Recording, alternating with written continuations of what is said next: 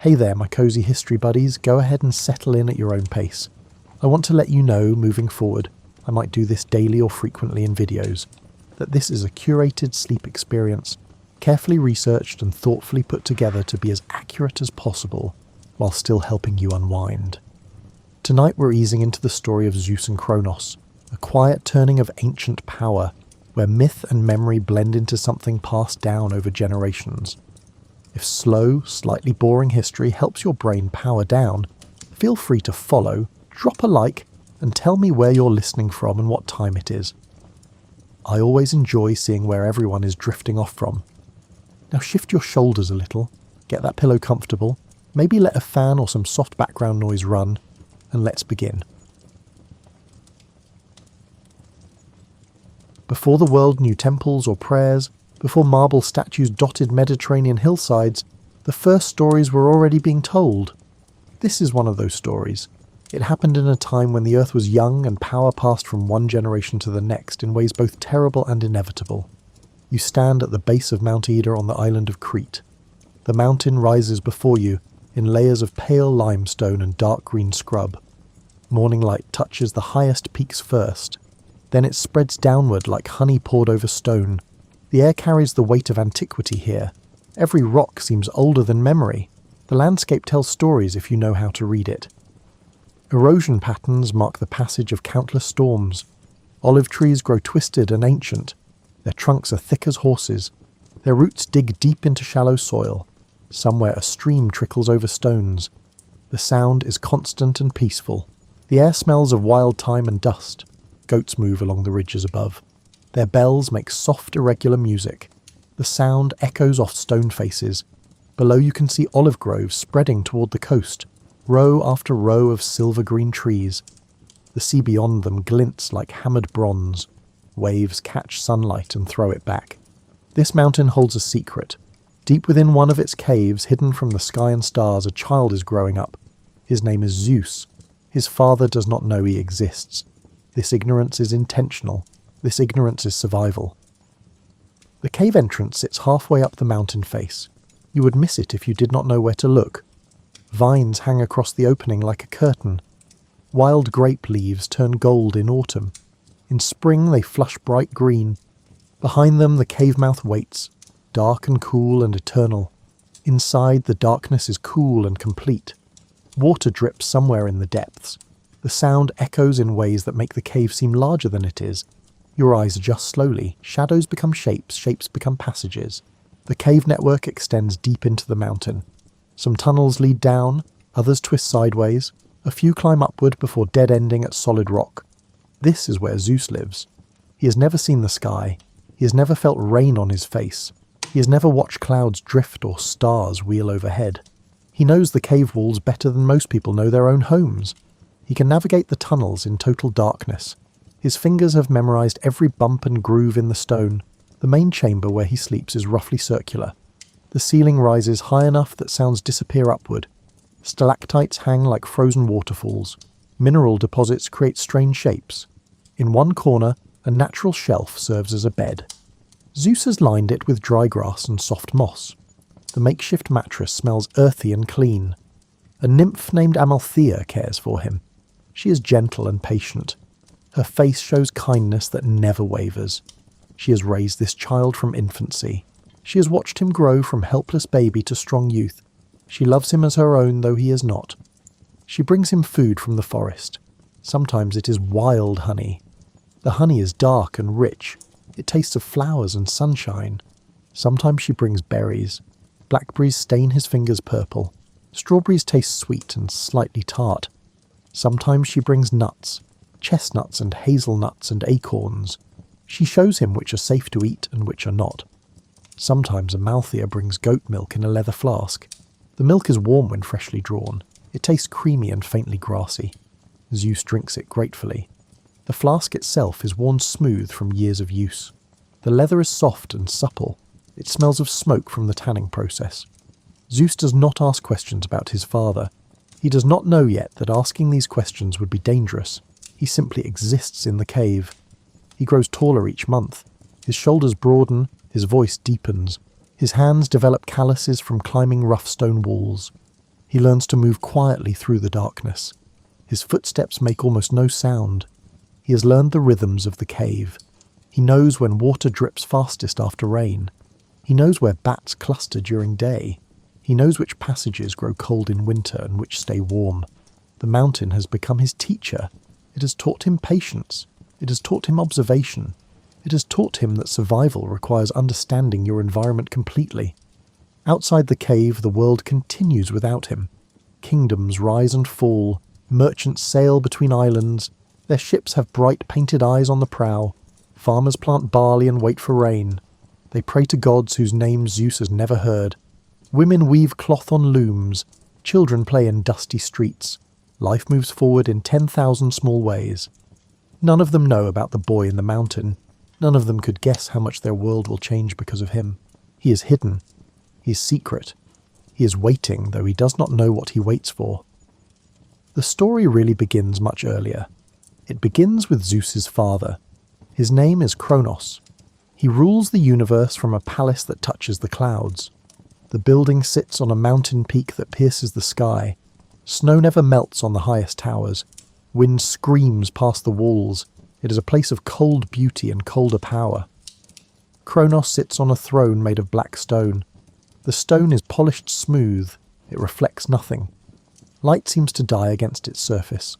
The throne has no decorations. No carvings soften its edges. It is purely functional. A seat of power without pretense. His face rarely shows emotion. Lines mark his forehead. They are not laugh lines. They are the marks of constant vigilance. His eyes are dark and watchful. They never rest. They evaluate everyone who enters his presence. They calculate threat levels. They measure loyalty. They never simply see. They always judge. Kronos won his throne through violence. He took it from his own father. The memory of that act follows him like a shadow. It colours everything he does. It shapes every decision he makes. It makes him suspicious. It makes him careful. It makes him afraid. His father had warned him. The words still echo in his memory decades later. A son will overthrow you just as you overthrew me. The prophecy hangs over Kronos like storm clouds that never break. It shapes his nightmares. It haunts his waking hours. It has become the central fact of his existence. So Kronos developed a solution. When his wife Rhea gives birth, he takes the infant. He does not hold the child tenderly. He does not look at the small face. He does not allow himself to feel connection. He simply lifts the baby and opens his mouth. He swallows the child whole. The baby disappears into darkness. Kronos feels the small body sliding down his throat. The sensation is terrible but necessary. Then he returns to his throne. Another threat has been eliminated. Another potential usurper has been neutralized. He tells himself it is worth it. He tells himself he has no choice. He tells himself this is what rulers must do. He has done this 5 times. 5 children have vanished into his stomach. Their names are Hestia, Demeter, Hera, Hades and Poseidon. They still live inside him. They have not aged. They have not grown. They exist in a strange suspended state. Time does not touch them. They are preserved. They are trapped. They are waiting. Inside Kronos they exist in darkness.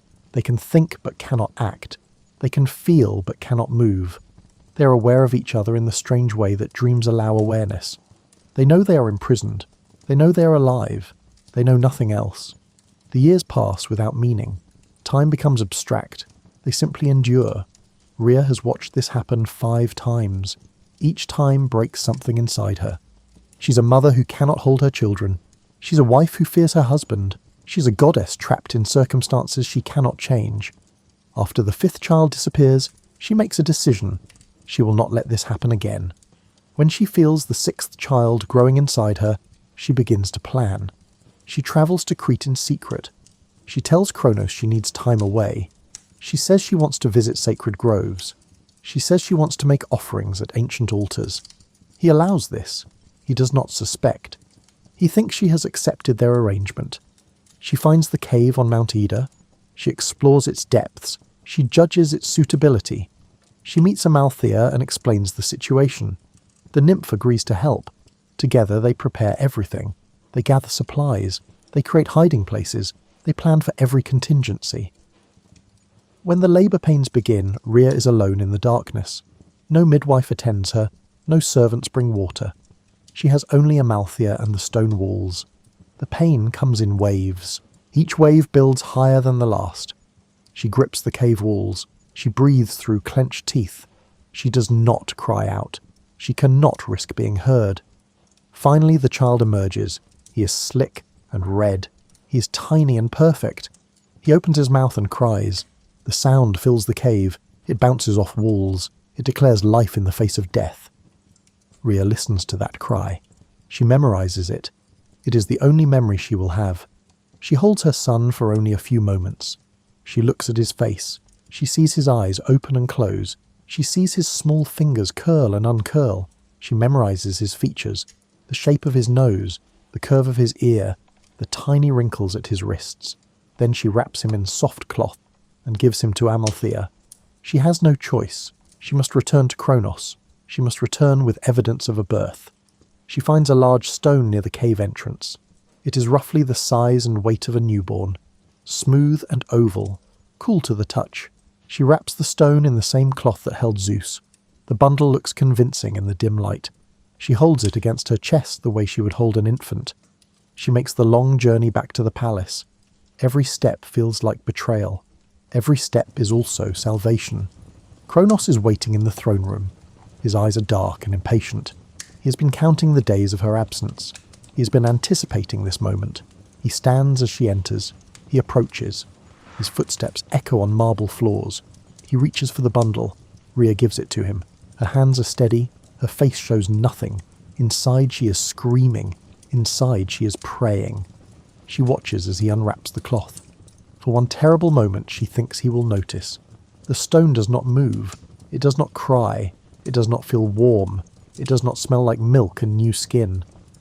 But Kronos is not paying attention to details. He is thinking about the prophecy. He is thinking about his throne. He is thinking about survival. He lifts the bundle to his mouth. He opens wide. He swallows. The stone slides down his throat. It is heavier than the children were. It is harder and colder. It settles in his stomach with the 5 children already there. Kronos feels relief. Another threat eliminated. Another future prevented. Rhea feels something like triumph. It is small and secret.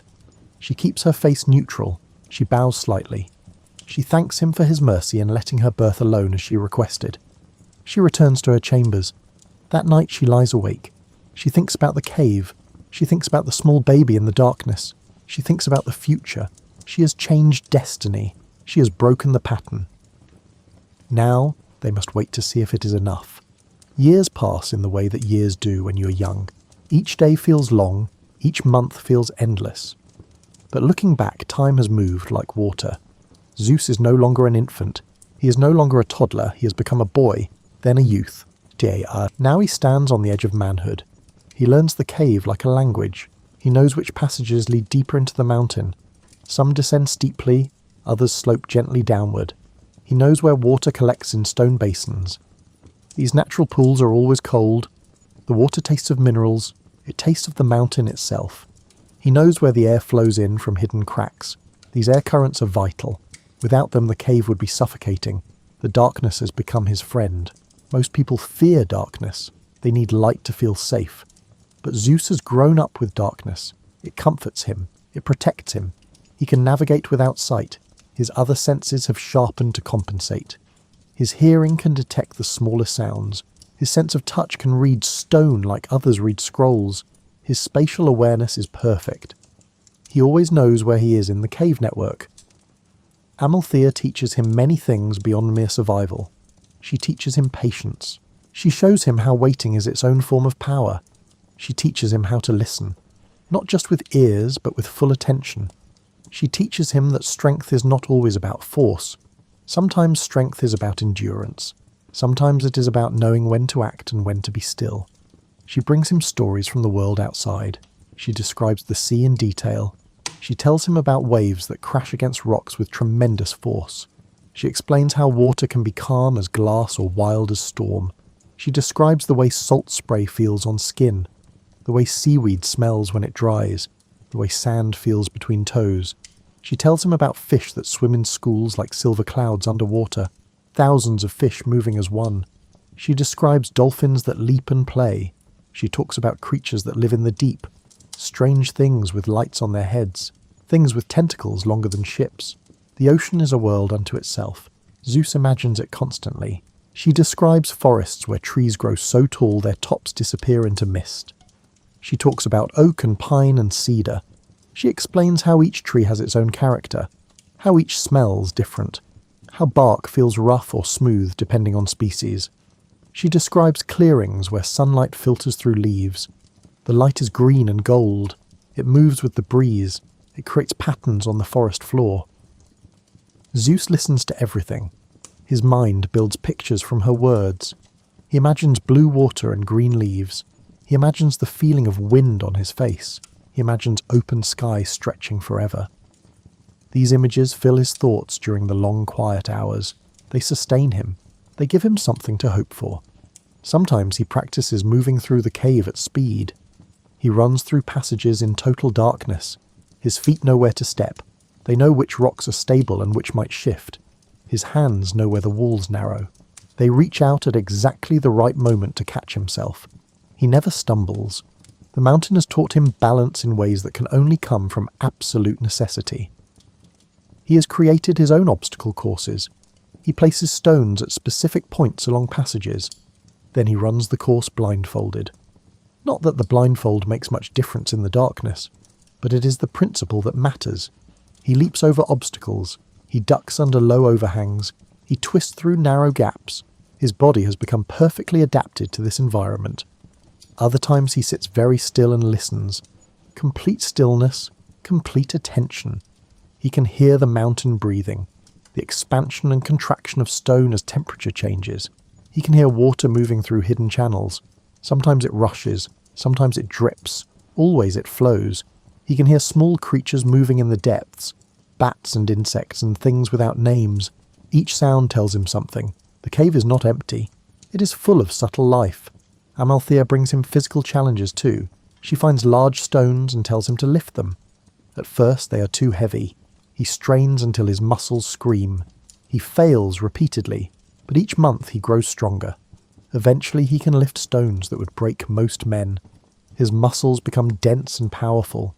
His back broadens. His arms grow thick. His hands develop a grip that could crush bone. She also teaches him about the world structure. She explains how Kronos rules from his palace in the clouds. She describes the throne room with its cold beauty. She tells him about the titans who serve his father. These are beings of immense power. They control aspects of reality. Some govern time. Some govern memory. Some govern law and order. They are ancient and proud. She tells him about his mother Rhea. She describes a woman caught between love and fear. A woman who made an impossible choice. A woman who thinks about her hidden son every day. Zeus learns to understand his mother through these stories. He learns to forgive her absence. She tells him about his 5 siblings. She names them: Hestia, Demeter, Hera, Hades, Poseidon. She explains their nature, their powers, their personalities. She tells him they are trapped inside Kronos, living but not living, waiting but not knowing they wait. This knowledge changes something in Zeus. He begins to understand why he lives in darkness. He begins to understand the prophecy. He begins to understand that his existence is dangerous, not just to himself, but to the order of everything. He asks Amalthea questions. What are my siblings like? She describes each one. Hestia is the calmest, the most grounded. She would represent stability. Demeter would love growing things. She would make gardens flourish. Hera would be intelligent and strategic. She would see patterns others miss. Hades would be comfortable with difficult truths. He would face what others avoid. Poseidon would be restless energy. He would need space and movement. What does my father look like? Amalthea describes Kronos carefully. She does not want to create hatred. She describes a being burdened by fear, a king who cannot enjoy his kingdom, a father who cannot love his children. She makes Zeus understand that Kronos is not purely evil. He is trapped by prophecy. He is a victim of his own paranoia. How big is the palace? She describes architecture on a divine scale. Rooms the size of valleys, hallways that stretch for miles, gardens with trees that touch clouds. Everything is vast. Everything is cold. Everything is designed to intimidate. Zeus listens and imagines. He adds these details to his mental picture of the world outside. Years continue to pass. Zeus is no longer a child. He has become a young man. His shoulders are broad as a doorway. His hands are strong enough to crush stone. His mind is sharp from years of careful thinking. He has never seen his own reflection. The cave has no still water. He does not know what he looks like. He only knows he has survived. He only knows he has grown strong. One day Amalthea brings him something different. It is a small jar of wine. The wine is dark red, almost black in the dim light. It smells of grapes and oak and thyme. She tells him to drink slowly. She tells him this is what people in the outside world enjoy. This is how they celebrate. This is how they ease their worries. Zeus takes a sip. The taste is complex in ways he has never experienced. It is sweet and bitter at the same time. It is smooth and harsh. It warms his throat. Heat spreads through his chest. He likes it. He takes another sip. The wine makes him feel slightly different. Not drunk, just more aware, more present, more real. Amalthea watches him. She sees him changing. The boy she raised is becoming something else. Something powerful. Something that will reshape the world. She feels pride. She feels worry. She feels the weight of responsibility. She has prepared him as well as she could. Now events will take their course. She tells him it is almost time. She does not explain what she means. But Zeus understands. He has always known this moment would come. He has always known the cave was temporary. He was being prepared for something, now that something is approaching. He can feel it in the air. He can sense it in the way Amalthea looks at him. Change is coming. He sleeps that night with new dreams. He dreams of light, bright, overwhelming light that makes his eyes water. He dreams of open spaces, fields that stretch to the horizon, sky that goes up forever. He dreams of faces he has never seen, his siblings, his mother, his father. When he wakes, the darkness feels different.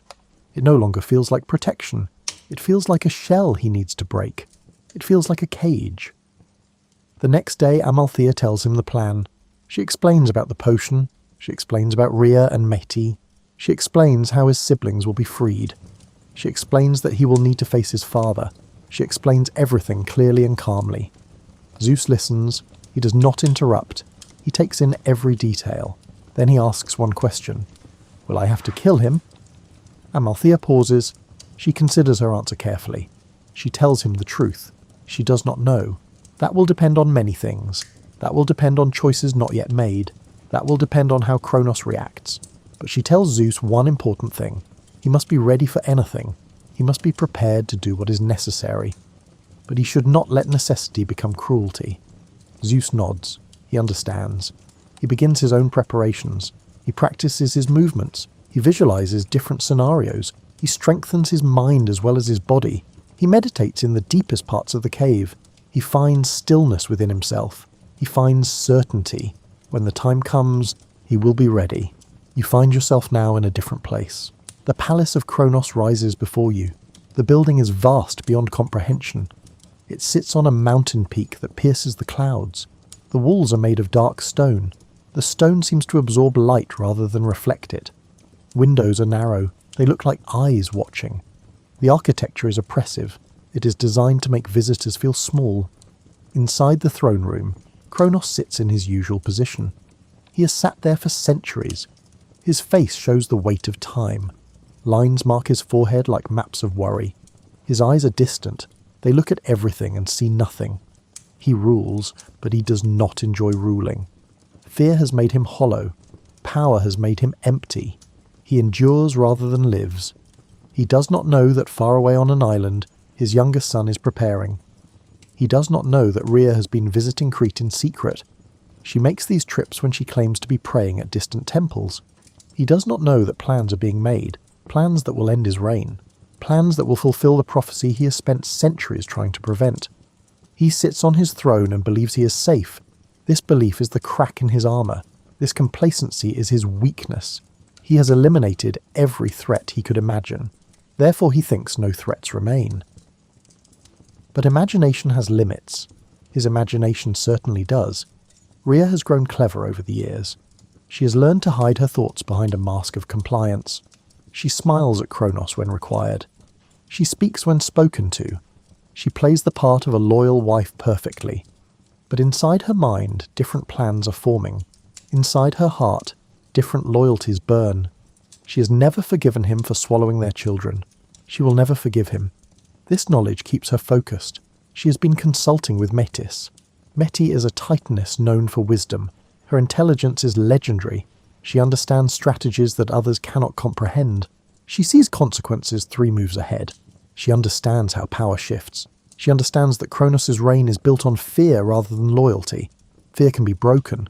Loyalty built on respect would be harder to shatter. But Kronos never learned that lesson. Together they devise a plan.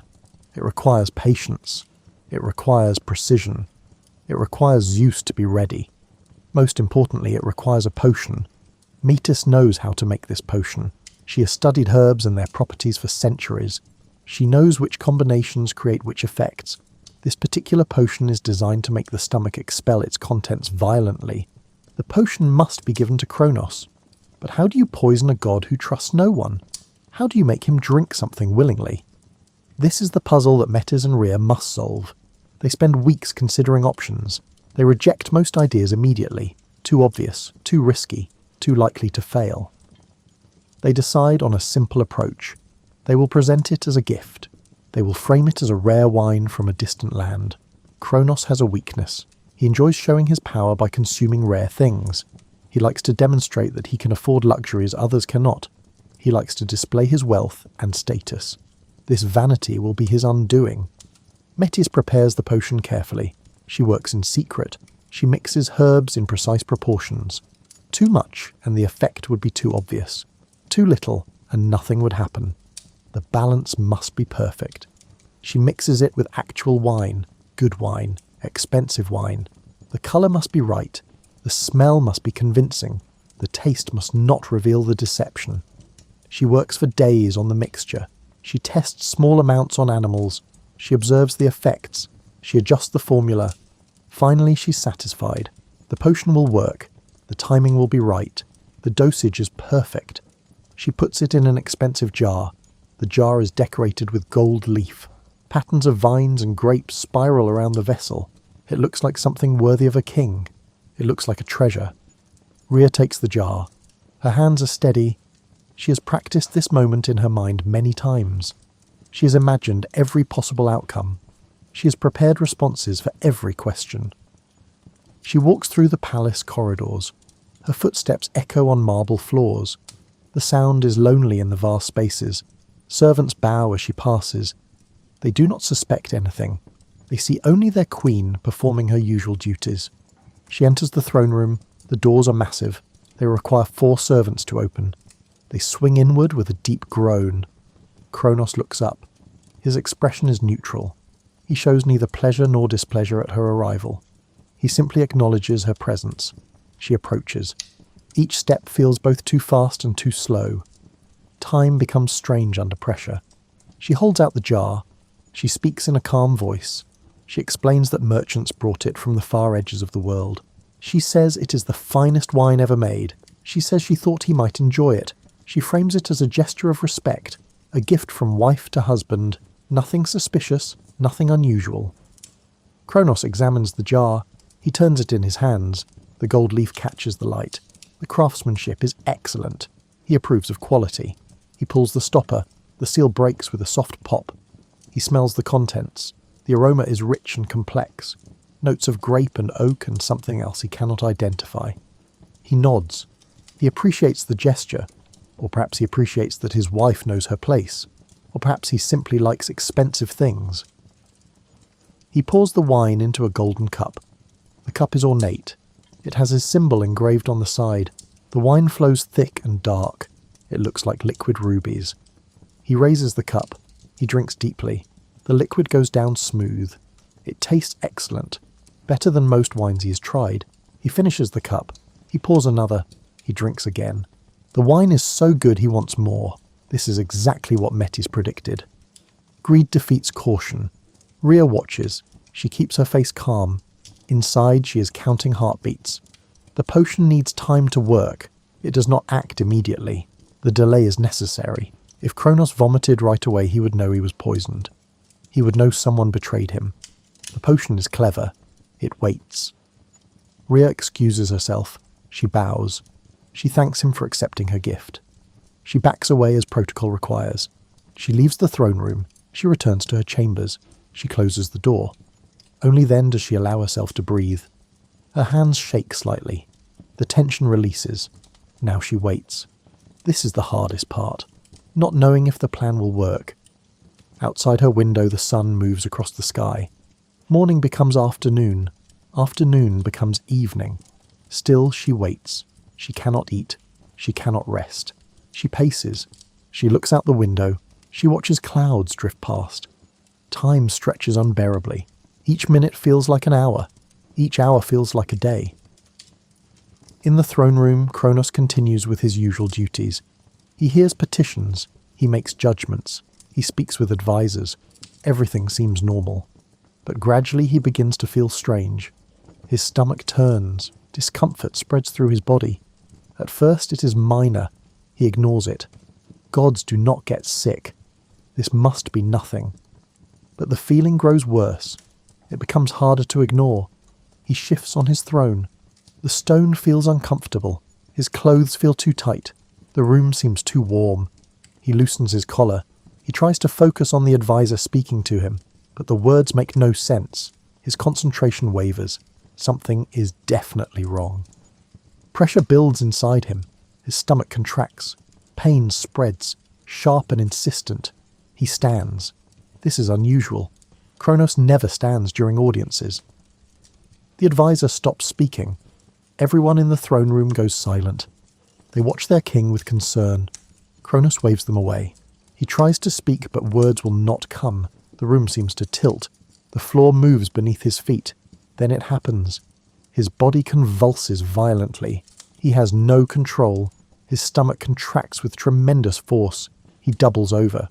The pain is intense. He cannot stop what comes next. He cannot control it. He vomits. But what comes out is not wine. First comes a stone. It hits the marble floor with a heavy thud. The sound echoes. Everyone stares. The stone is wrapped in old cloth. The cloth has rotted with age. What is this? Kronos stares at it. Confusion fills his mind. Then his stomach contracts again. This time more violently. A figure emerges. This is impossible. This cannot be happening. But it is. The figure is full-grown. Male. Powerful. He stands on the throne room floor looking around. His eyes are wide. This is Poseidon. He is exactly as he was when Kronos swallowed him years ago. He has not aged. He has not changed. But now he is free. Poseidon gulps air. He looks around wildly. Light blinds him. Space overwhelms him. He has been trapped in darkness for so long. Now suddenly everything has changed. He tries to orient himself. Where is he?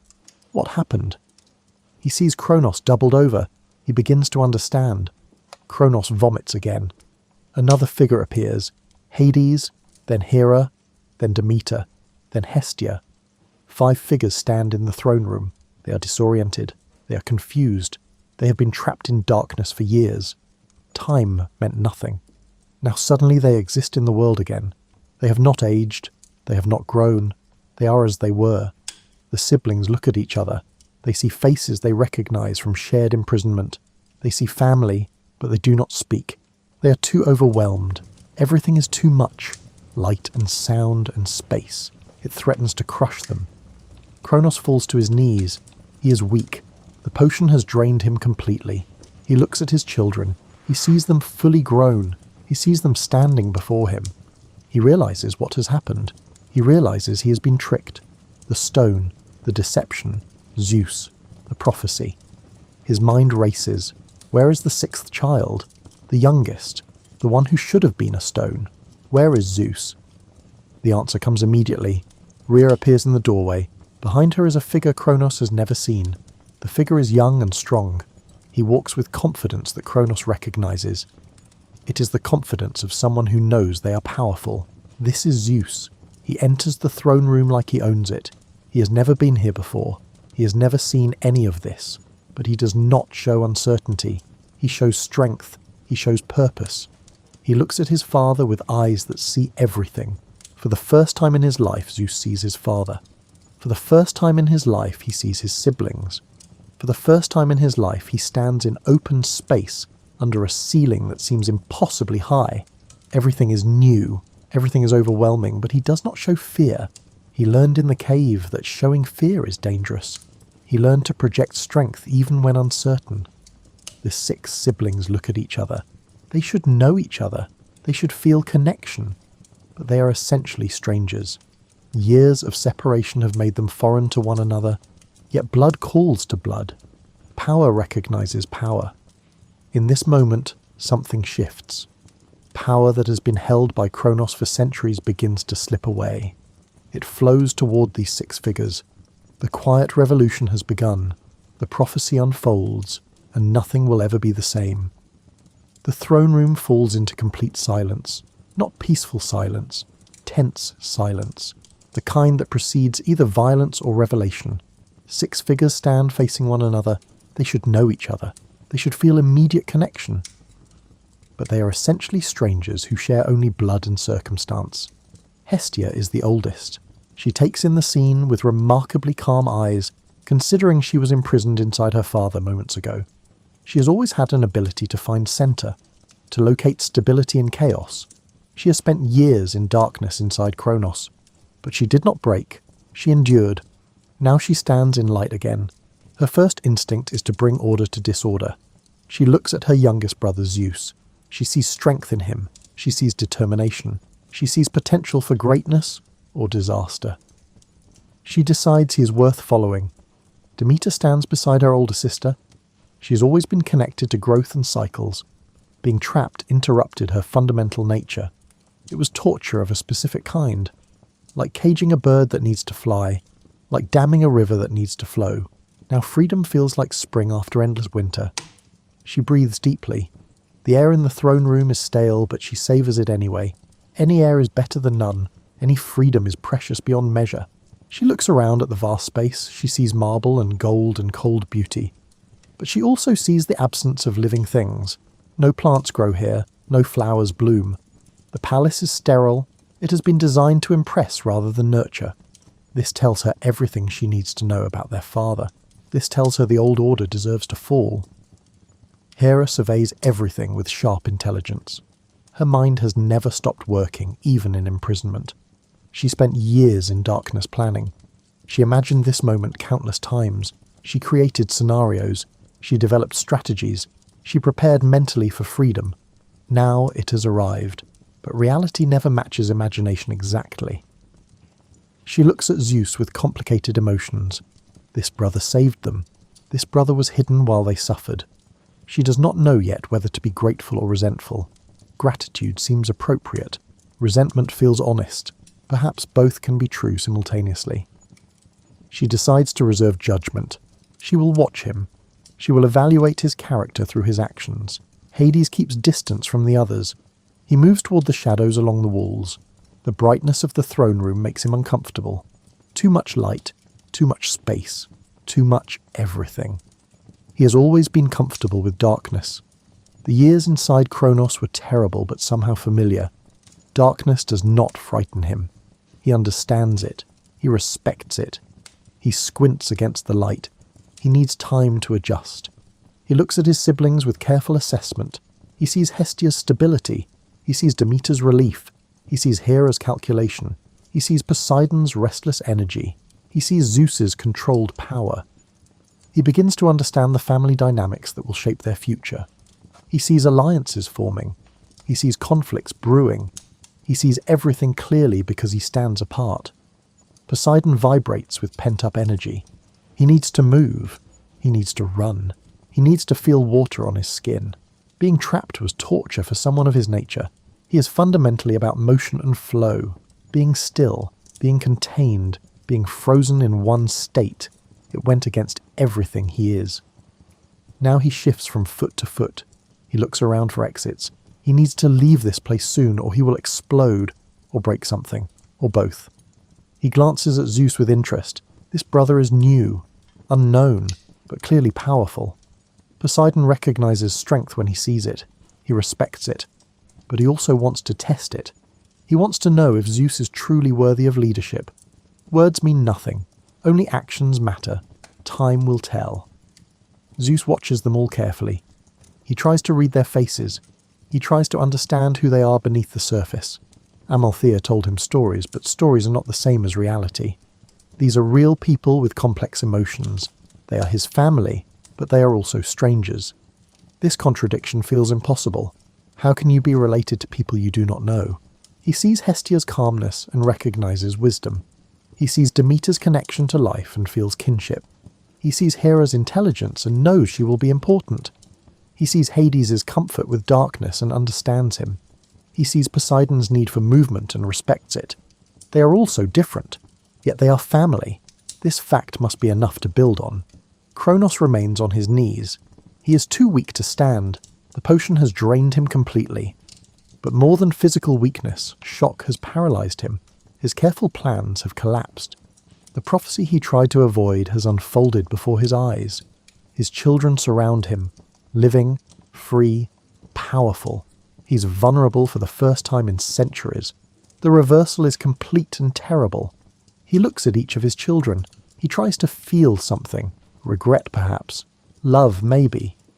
But fear has consumed everything else. He only feels threatened. He only sees danger. These beings will destroy him. The prophecy guaranteed it. He was right to swallow them. He was right to try to prevent this. But somehow he failed anyway. Prophecy cannot be avoided, only postponed. Rhea speaks first. Her voice is steady despite centuries of suppressed emotion.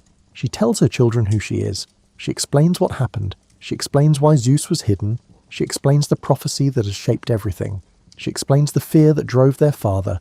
She explains everything with remarkable clarity. Her words are precise, efficient. They carry no excess emotion, just facts, just truth. The siblings listen.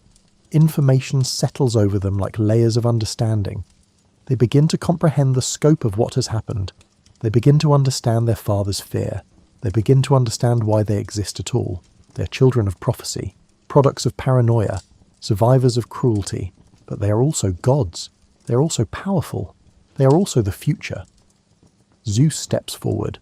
He moves with confidence born from years of preparing for exactly this moment. He looks down at Kronos. This is his father. This is the being he was raised to eventually face. But now that the moment has arrived, Zeus feels something unexpected. He feels pity. Kronos looks old. He looks tired. He looks defeated. He looks pathetic. But pity does not change necessity. Zeus knows what must happen next. The old order must end. A new order must begin. This is not about revenge. Revenge would be small and personal. This is about the natural progression of time. Every generation must make room for the next. Every parent must eventually yield to their children. This is how the world moves forward. This is how change happens. He speaks to Kronos. His voice is firm but not cruel, loud but not angry. He says the reign of the Titans is over. He says the Olympians will take their place. He says this is how things must be. He says fighting will only cause more suffering. He offers his father a choice. Accept the transition peacefully, or resist and face consequences. The choice is simple. The implications are vast. Kronos looks up at his youngest son. He sees determination in Zeus's eyes. He sees strength that matches his own. He sees inevitability staring back at him. He has always known this moment would come. The prophecy was clear from the beginning. He tried to prevent it, but prophecies cannot be prevented. They can only be delayed. Every action he took to avoid his fate led directly to it. This is the cruel irony of prophecy. This is why it cannot be escaped. He considers his options. He could fight. He could refuse. He could make Zeus destroy him violently. This would prove that Zeus is just like him. Just like Kronos was like his own father. The cycle would continue. Nothing would change except the name of the king. But this truth offers no comfort, only bitterness. Or he could accept. He could yield peacefully. He could break the pattern of violence. He could show that power can change hands without bloodshed. This option feels like weakness. But perhaps wisdom and weakness look similar from certain angles. Perhaps accepting inevitable change takes more strength than futile resistance. Other titans begin to enter the throne room. They have heard the commotion. They have felt the shift in power. They see Kronos on his knees. They see 6 unfamiliar figures standing over him. They see their king has been overthrown. Emotions run through the assembled titans. Some feel anger. Their loyalty to Kronos is genuine. Some feel confusion. They do not understand what happened. Some feel secret relief. Kronos has not been a good king. He has ruled through fear rather than respect. Perhaps change will bring improvement. Zeus addresses them directly. He projects his voice. He makes sure everyone hears clearly. He explains what has happened. He describes the prophecy. He describes his hidden childhood. He describes the potion that freed his siblings. He lays out the facts without embellishment. Then he offers them a choice. The same choice he gave his father. They can accept the new order peacefully. They can continue their roles under Olympian rule. Their positions need not change. Their domains need not shift. Only the king will be different. They can serve Zeus as they served Kronos. This is the path of wisdom. This is the path of survival. Or they can fight. They can resist. They can remain loyal to the old order, but if they fight, they will lose. Zeus says this without arrogance. He says it as simple fact. The Olympians are powerful. They are young. They are united. They will win any conflict. Fighting will only cause suffering. Fighting will only delay the inevitable. Fighting will only prove they learned nothing from Kronos' mistake. Most titans choose peace immediately. They are tired. They have served Kronos for centuries. They have watched him become increasingly paranoid and cruel. They have endured his suspicion and his fear. A new king might be an improvement, almost certainly will be an improvement. They bow to Zeus. They acknowledge his authority. They pledge their service. The transition happens smoothly, almost anticlimactically. But some titans refuse. They remain loyal to Kronos despite everything. They believe in the old ways. They believe change is inherently dangerous. They believe established order must be defended, or perhaps they simply cannot imagine serving someone new. Habit becomes identity. They gather together. They exchange glances. They prepare for war. Zeus watches them go. He knows conflict is coming. He knows blood will be spilled. But he also knows there is no other way. Some lessons can only be learned through violence. The siblings spend their first night together in the palace. They find chambers and settle in. Everything feels strange after years of imprisonment or cave dwelling. The beds are soft, too soft. They sink down endlessly. The rooms are large, vast empty spaces that echo. After confinement, space feels oppressive. Comfort feels dangerous. They are fish out of water. Hestia starts a fire in a great hearth. The fireplace is large enough to roast an ox. The flames bring warmth. They bring light that is not harsh like sun. They bring something that feels like home, even though none of them know what home means. The siblings gather round the fire. They sit on cushions and benches. They begin to talk hesitantly. They begin to share stories carefully. They begin to know each other slowly. Zeus tells them about the cave. He describes the darkness that became familiar. He describes Amalthea who raised him with patience and love. He describes learning to navigate by touch. He describes the patient years of waiting, years of not knowing why he was hidden, years of preparing for a future he could not imagine. His siblings listen. They realize his imprisonment was different but no less real. He was free to move, but he was still caged. They tell him about their experience. They describe the darkness inside Kronos. They describe the suspension between existence and non-existence. They describe being aware but unable to act, thinking but unable to speak, feeling but unable to move. They describe the fear that they would be trapped forever, the terror that existence would be eternal stasis, the desperate hope that somehow they would be freed. Zeus listens carefully. He realizes they all suffered. They all endured. They all survived impossible circumstances. Slowly, over hours of conversation, connection begins to form. They are not yet close.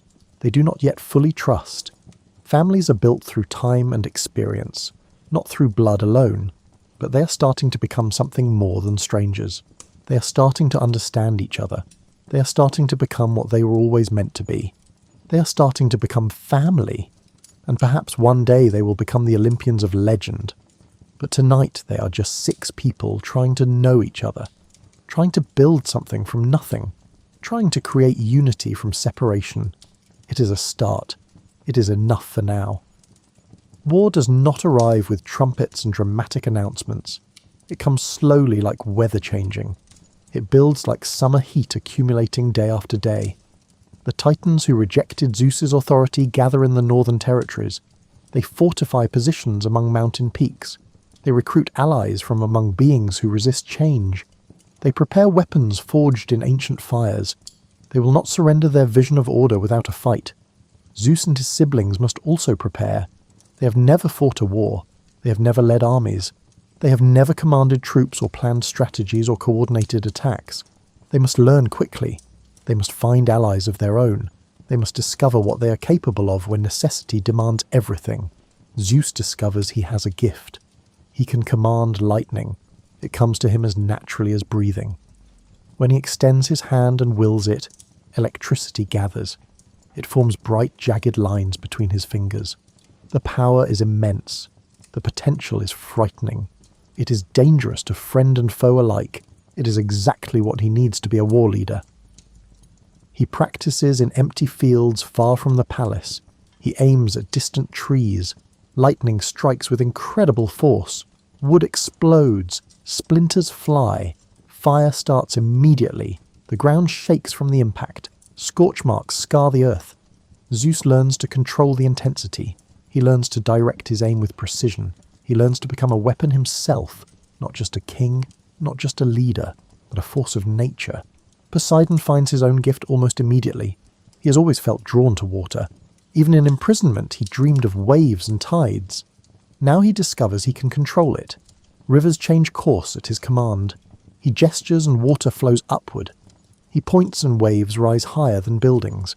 The ocean itself responds to him. This power makes him formidable.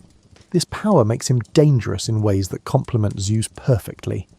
Hades discovers something different entirely. He has always been comfortable with darkness. He never feared the absence of light. Now he finds he can travel through shadows. He can step into darkness in one place and emerge from shadows elsewhere. Distance becomes meaningless. He can move unseen through enemy territory. He can appear and disappear without warning. This makes him valuable for reconnaissance. This makes him deadly in ways enemies cannot predict or defend against. The sisters develop their own strengths. Hera has strategic brilliance that emerges naturally. She can see patterns in chaos. She can predict enemy movements before they happen. She understands logistics and supply lines. She can organize defenses that seem impenetrable. Her mind is her weapon. Her intelligence is her power. Demeter has endurance beyond what seems possible. She can sustain troops in hostile territory. She can make barren ground suddenly fertile. She can ensure armies are fed even when surrounded. Her power is not flashy. It is not dramatic. But it is absolutely essential. Wars are won by fed soldiers. Armies march on their stomachs. Demeter makes victory possible. Hestia has stability as her gift. She can maintain morale when everything seems lost. She can create sanctuary in the midst of violence. She can make soldiers feel they have something worth protecting. She can remind warriors why they fight. Her power is psychological, emotional, but no less real for being invisible. Together the siblings are stronger than any individual. Together they form something new. They are not just gods. They are becoming the Olympians. They are becoming the next generation of divine power. They are becoming what prophecy always said they would be. The first battle happens on a broad plain between two mountain ranges. Titans gather on one side. Their armour glints in morning sun. Their weapons are ancient and terrible. They have fought before. They know war. They are confident. Olympians gather on the other side. Their equipment is newer, less tested. They are nervous beneath their brave faces. Between the two armies stretches empty ground. Grass waves in wind. The sky is cloudless and blue. Birds circle overhead unaware of what is about to happen. It is almost peaceful, beautiful even. Then someone moves forward, then someone else. Then suddenly everyone is running. The armies crash together. The sound is overwhelming. Metal against metal, voices shouting, screaming, dying. Dust rises in clouds. Visibility drops. Soldiers fight whoever appears in front of them. Friend or foe is hard to distinguish in chaos. Zeus throws lightning. It strikes Titan warriors. They fall smoking. Their armor melts. Their weapons fuse to their hands. Poseidon summons waves from nowhere. Water appears and sweeps soldiers away. They drown on dry land. The Olympians fight with desperate energy born from necessity, but the Titans have experience. They have fought wars before this. They know how to hold formations when everything is chaos. They know how to counter attacks they have never seen. They know how to adapt. They push back. The battle seesaws. Advantage shifts from one side to the other. The Olympians retreat. Not in panic, but in recognition that they are outmatched. The first engagement is a draw. Both sides pull back to regroup. Both sides tend their wounded. Both sides count their dead. Zeus meets with his siblings. They gather in a tent that night. Maps spread before them. They discuss what went wrong. They discuss what they learned. They discuss how to improve. Hera suggests different tactics. She draws diagrams. She shows flanking maneuvers. She explains how to use terrain. Poseidon suggests using geography to their advantage. Fight near water. Fight near cliffs. Fight where environment becomes weapon. Hades suggests infiltration. Sowing confusion. Sabotage. Assassination if necessary. They plan late into the night. They adapt. They improve. They become better at war than they want to be. The war continues for years, not constant battle. War is mostly waiting. Long periods of preparation interrupted by brief violence. Armies move across landscapes. They march. They camp. They train. They wait. Territories change hands. A valley today is controlled by Titans, tomorrow by Olympians, next week by Titans again. Alliances form between unlikely allies. Alliances break when circumstances change. The world itself seems tired of conflict. Mountains bear scars, forests burn, rivers run red, the earth bleeds. One significant advantage the Olympians develop is recruiting. They reach out to beings who have suffered under Titan rule. They reach out to the Cyclops who were imprisoned underground for centuries. They reach out to the hundred-handed giants who were forgotten and abandoned. They offer freedom in exchange for alliance. They offer dignity in exchange for service. They offer hope in exchange for loyalty. These beings join the Olympian cause. Their reasons are their own, but their power is undeniable. The Cyclops are master craftsmen. They can forge weapons beyond mortal imagination. They make a lightning bolt for Zeus, not just enhanced lightning, but a weapon he can hold, a spear of pure electricity. It is better than his natural lightning, more focused, more powerful, more controllable. They make a trident for Poseidon, 3 prongs of divine metal. It allows him to control earthquakes as well as waves. It gives him power over earth and sea. They make a helmet for Hades. When worn, it grants invisibility. True invisibility. Not just darkness or shadow. Complete absence from sight. The hundred-handed giants bring raw power beyond strategy or subtlety. Each one can throw boulders with multiple arms simultaneously. They rain destruction on enemy formations. They are devastating in open battle. They turn the tide of engagements that seemed lost. Slowly the Olympians gain ground. Slowly the Titans begin to lose. Momentum shifts. Victory becomes conceivable. But victory is not clean. Wars never are. There are casualties on both sides. There are losses that hurt. Some allies fall. Their names are remembered. Some enemies surrender. They are treated with surprising mercy. Some keep fighting even when defeat is certain. These warriors earn respect even from enemies. War reveals character in ways peace cannot. Some beings show courage beyond expectation. Some show cowardice that shocks. Some show unexpected nobility. Some show cruelty that makes you question everything. Zeus fights alongside his siblings. He does not command from safety. He is in the thick of battle. Lightning strikes around him constantly. Enemies fall. But he does not enjoy the violence. Each death weighs on him. He does it because it is necessary. He does it because the old order must fall for the new one to rise. He does it because prophecy demands it. But he finds no joy in killing, only grim necessity. During a lull in fighting, Zeus climbs a hill overlooking the battlefield. Bodies lie scattered across scorched earth. Some move weakly, most are still. Smoke rises from fires that burn without fuel. The ground is torn and muddy. Craters mark where lightning struck. This is the cost of change.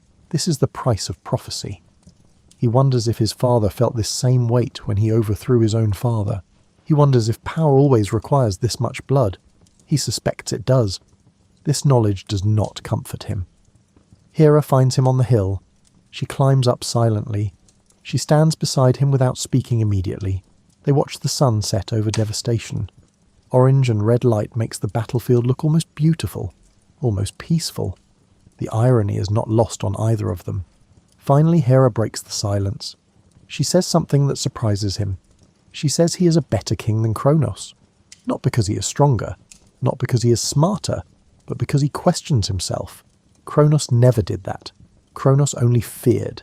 He never examined. He never doubted. Zeus at least thinks about what he is doing. This makes him different. This makes him better. Or at least potentially better. The words give Zeus small comfort. He knows the war is almost over. He can feel momentum shifting. He knows the Titans are losing. He knows soon he will sit on his father's throne. But he also knows ruling will bring new challenges. Defeating Kronos was one task. Building something better will be another, much harder task. Destruction is easy. Creation is hard. Anyone can tear down. Only the truly capable can build. The final battles come in rapid succession. The Olympians press their advantage. They do not let the Titans recover. They do not give them time to regroup. Attack after attack, day after day. The Titans break, not all at once, but gradually. Units surrender. Commanders yield. The great army fragments into smaller groups, then individuals, then nothing. The war ends not with climactic final battle, but with gradual exhaustion. Both sides simply run out of strength. Both sides need peace more than victory. The war ends not with dramatic climax, but with gradual quiet spreading like evening. Titan forces diminish daily. Leaders surrender in small private ceremonies. The fighting simply stops. One day there are skirmishes on 3 fronts. The next day there is only silence. Everyone is too exhausted to continue. Warriors on both sides look at each other across empty space and realize they have no energy left for violence. They lower weapons. They turn away. The war is over. Kronos is captured without resistance. He does not fight. He does not flee. He simply waits to be found. He stands alone in a remote valley. He looks old in a way gods should not look old. He stands before Zeus in chains. The chains are symbolic more than necessary. He has no strength left to resist. The reversal is complete and terrible. The father who swallowed his children now faces judgment from his youngest son. Kronos does not beg. He does not apologize. He does not explain or excuse. He simply waits to hear his fate. Dignity is all he has left. Zeus considers execution. It would be clean. It would be final. It would prevent any future problems. Dead kings do not return. Dead fathers do not haunt. But something stops him from giving the order. Perhaps it is memory of the cave. Perhaps it is knowledge that he is not so different from his father. Perhaps it is simple mercy.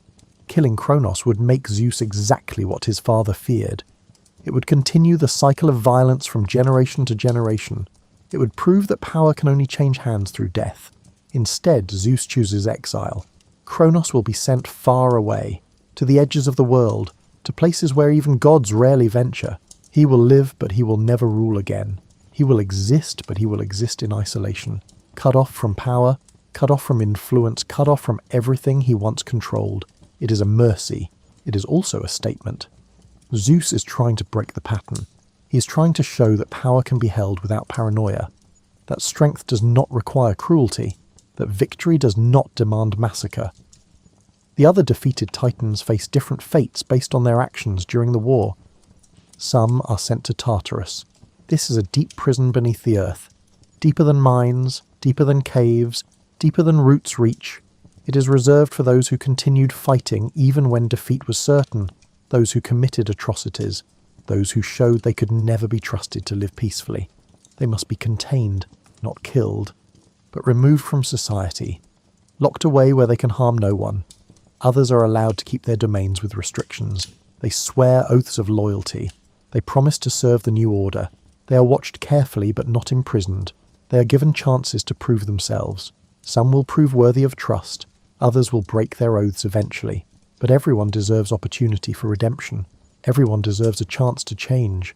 Atlas receives a unique punishment. He must hold up the sky. This is both practical and symbolic. Someone must perform this function. The sky must be separated from Earth. Atlas has the strength. But more than that, it shows that even in defeat, Titans can serve purpose.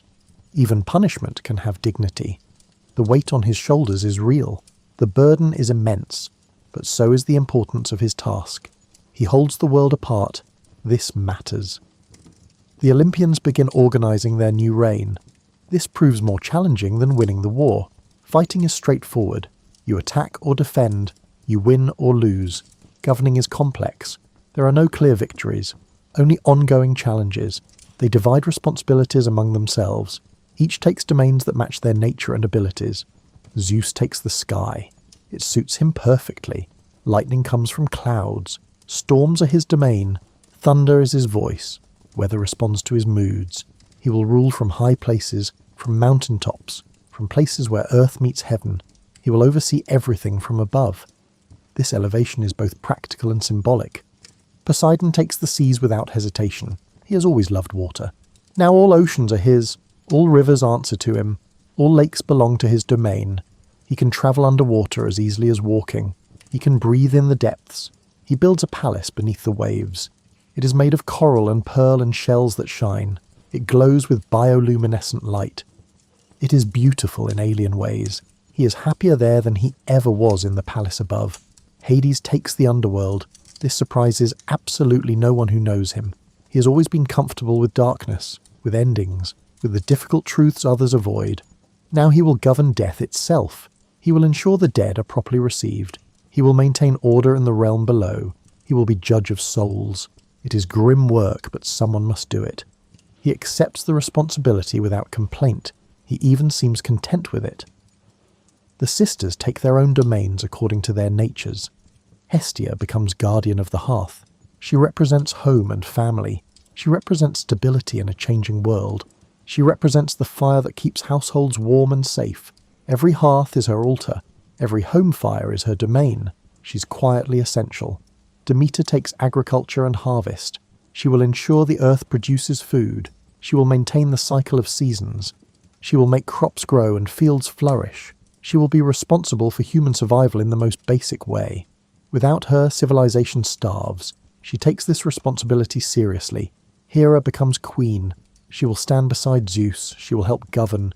She will be his partner in rule, not his subordinate, his equal in many ways. She will have her own authority, her own domains, her own power. Together they will attempt to rule justly, or at least better than those before them. They establish a new home. It is on Mount Olympus. The mountain is tall and isolated. Clouds hide the summit perpetually. Mortals cannot reach it. It is separate from the world while still being part of it. They build palaces of white stone, marble quarried from the mountain itself. Gardens surround the buildings. Fountains flow with clear water that never stops. It is beautiful. It is serene. It is meant to be better than what came before. Time will tell if they succeed. Zeus sits on his father's old throne. It has been moved to Olympus, cleaned and repaired. The black stone feels cold beneath him. It holds centuries of history, centuries of fear. He wonders if he should commission a new throne, start fresh. But perhaps keeping this one is important. Perhaps remembering where power came from prevents repeating mistakes. He looks out over the world from his high seat. He sees mountains and seas. He sees forests and deserts. He sees cities where mortals live their small lives. All of this is now his responsibility. All of this depends on his decisions. All of this can be helped or harmed by his actions. The weight is crushing. The burden is immense. But he accepted this. He fought for this. Now he must prove worthy of it. The first years are challenging in ways war never was. The Olympians must learn how to govern. They make mistakes. They have disagreements. Sometimes they argue loudly. Sometimes tensions rise to dangerous levels. Poseidon and Zeus clash over boundaries. Hades and Hera debate policies.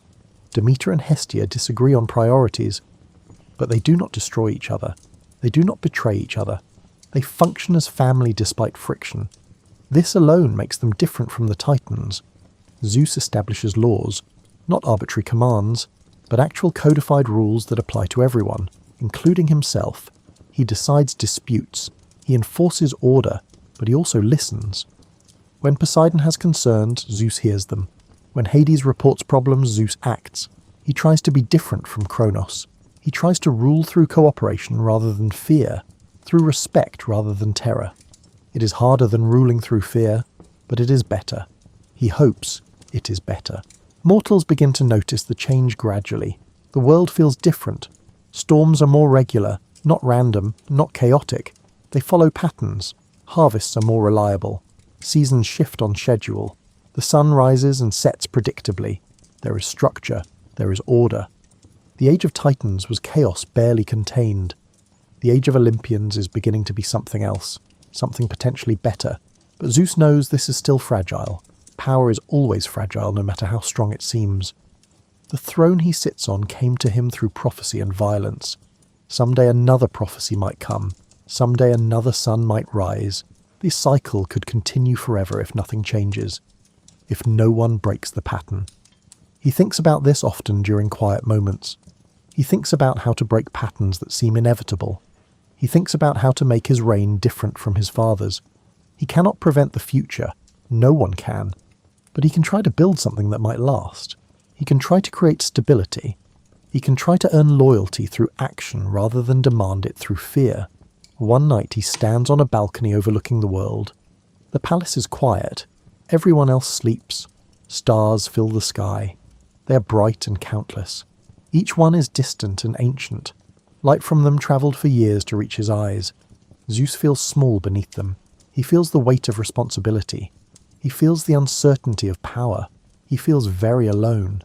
Hera joins him silently. She has become his closest advisor, his most trusted companion. She understands him better than anyone. She sees his doubts. She knows his fears. She says something simple. She says he is trying. That is more than Kronos ever did. Kronos only protected himself. He only thought about his own survival. Zeus is trying to protect everyone. Zeus is trying to build something larger than himself. That matters. That difference matters. The words help more than Hera probably realizes. Zeus returns to his chambers. He sleeps better than he has in months. Tomorrow will bring new challenges. Tomorrow will bring new decisions. Tomorrow will bring new problems that have no clear solutions.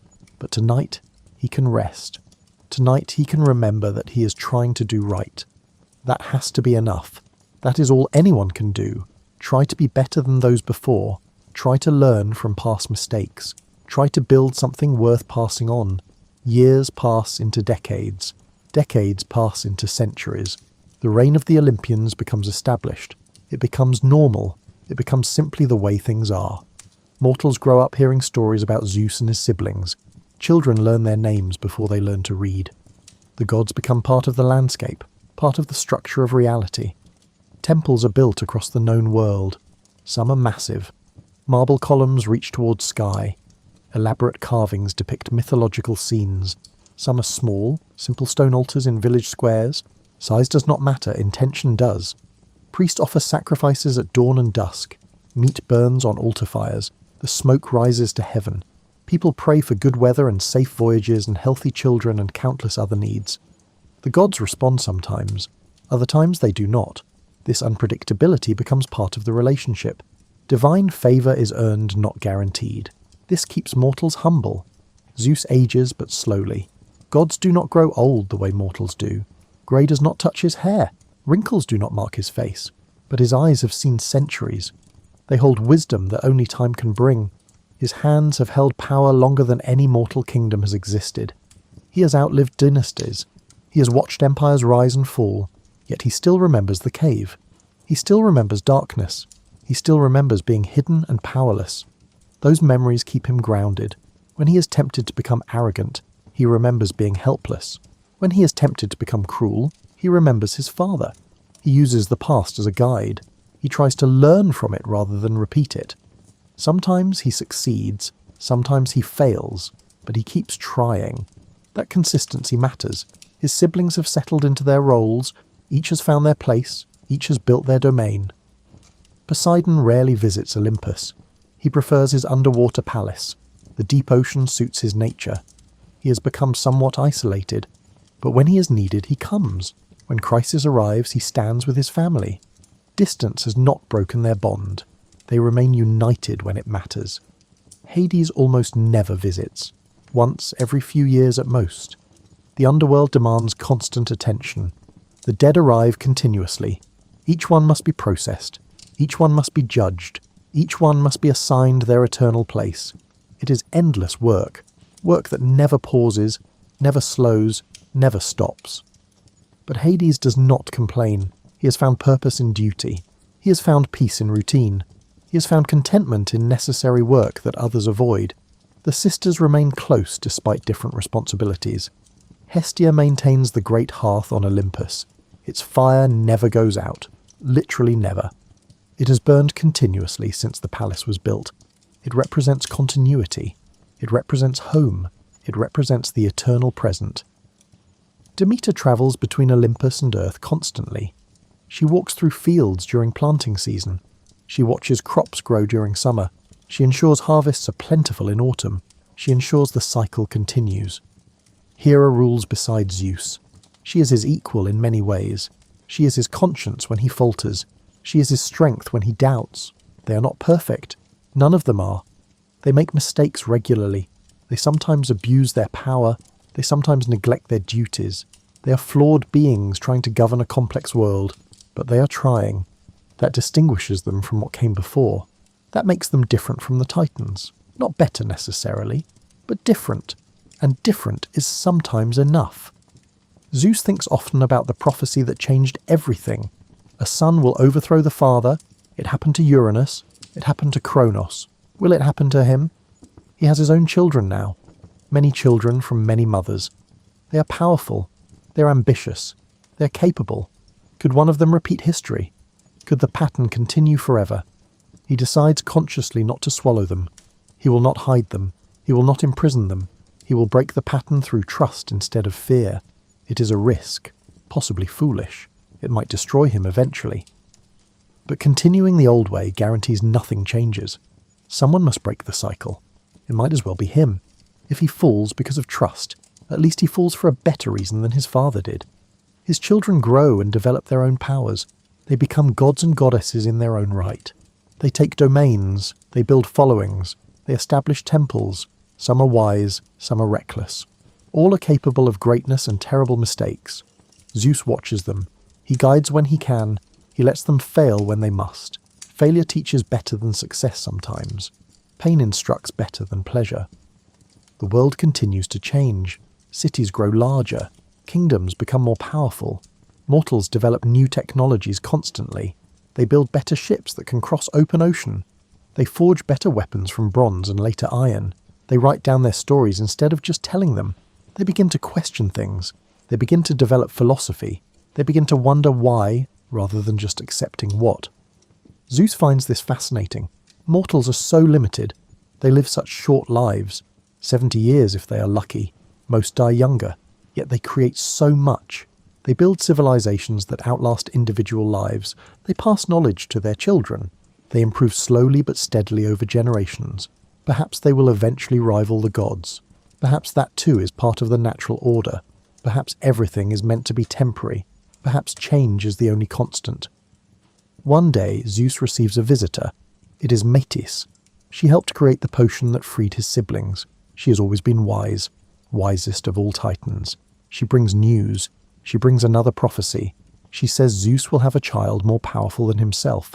This child will overthrow him just as he overthrew his father. The words hit Zeus like physical blows. History is repeating. The cycle continues. Nothing has changed. Zeus feels ice in his stomach. Terror that he thought he had conquered returns. He thinks about Kronos. He understands now why his father acted as he did. Fear drives terrible choices. Prophecy creates its own fulfillment. If you know something bad will happen, your attempts to prevent it often cause it. This paradox has destroyed kings and kingdoms. Now it threatens to destroy him. But Zeus makes a different choice than expected. He does not try to kill the child. He does not try to prevent the prophecy through violence. Instead, he does something unexpected. Something that echoes his father, but with different intent. He swallows Metis herself. She's already pregnant, the child is already forming. By consuming Metis, Zeus takes the child into himself. But this is different from what Kronos did. Zeus does not want to destroy.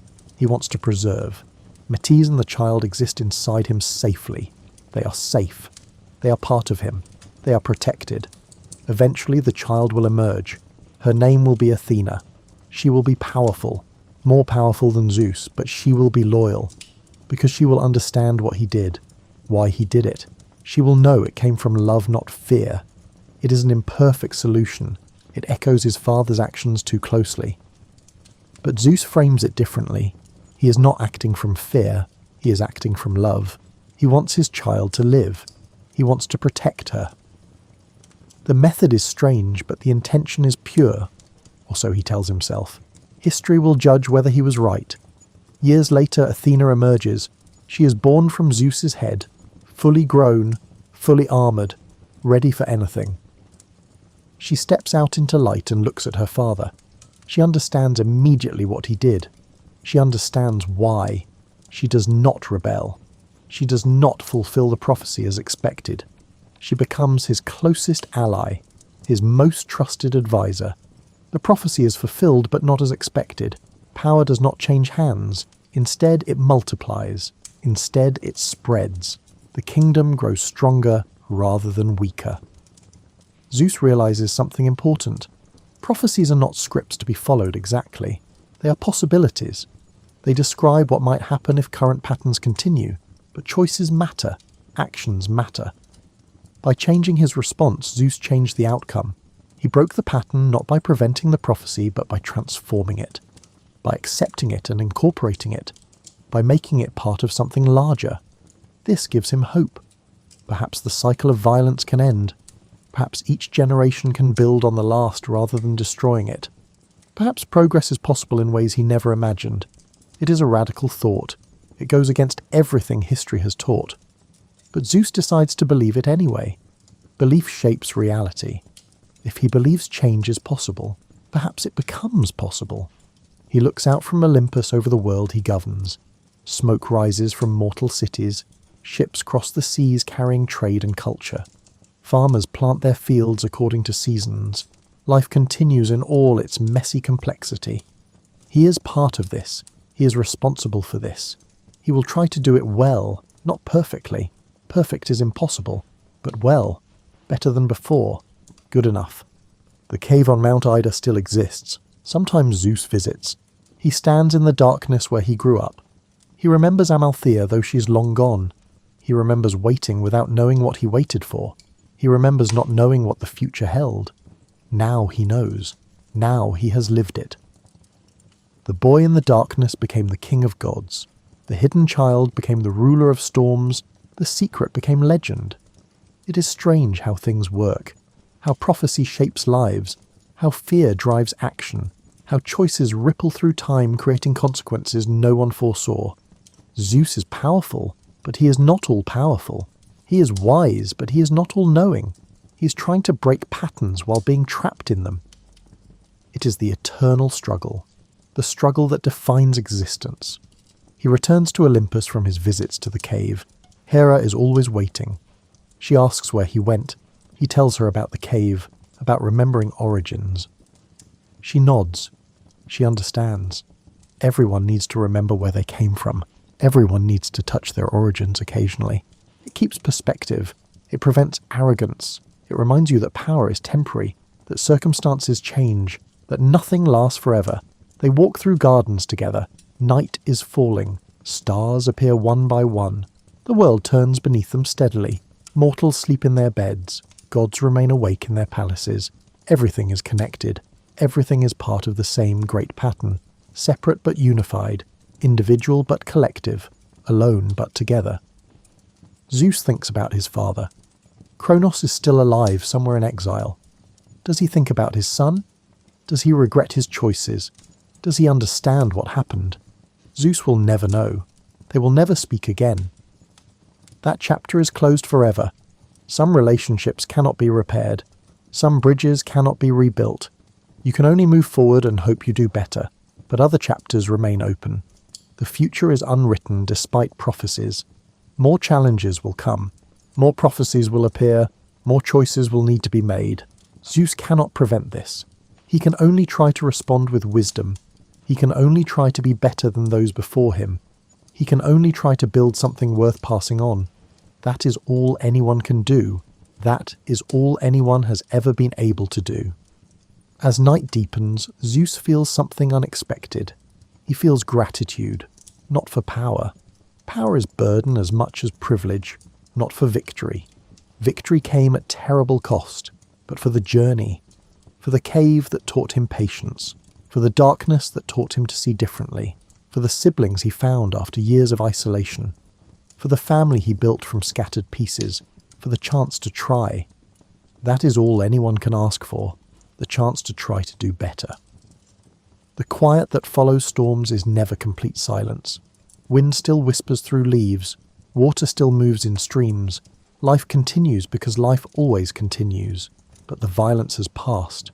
The thunder has faded.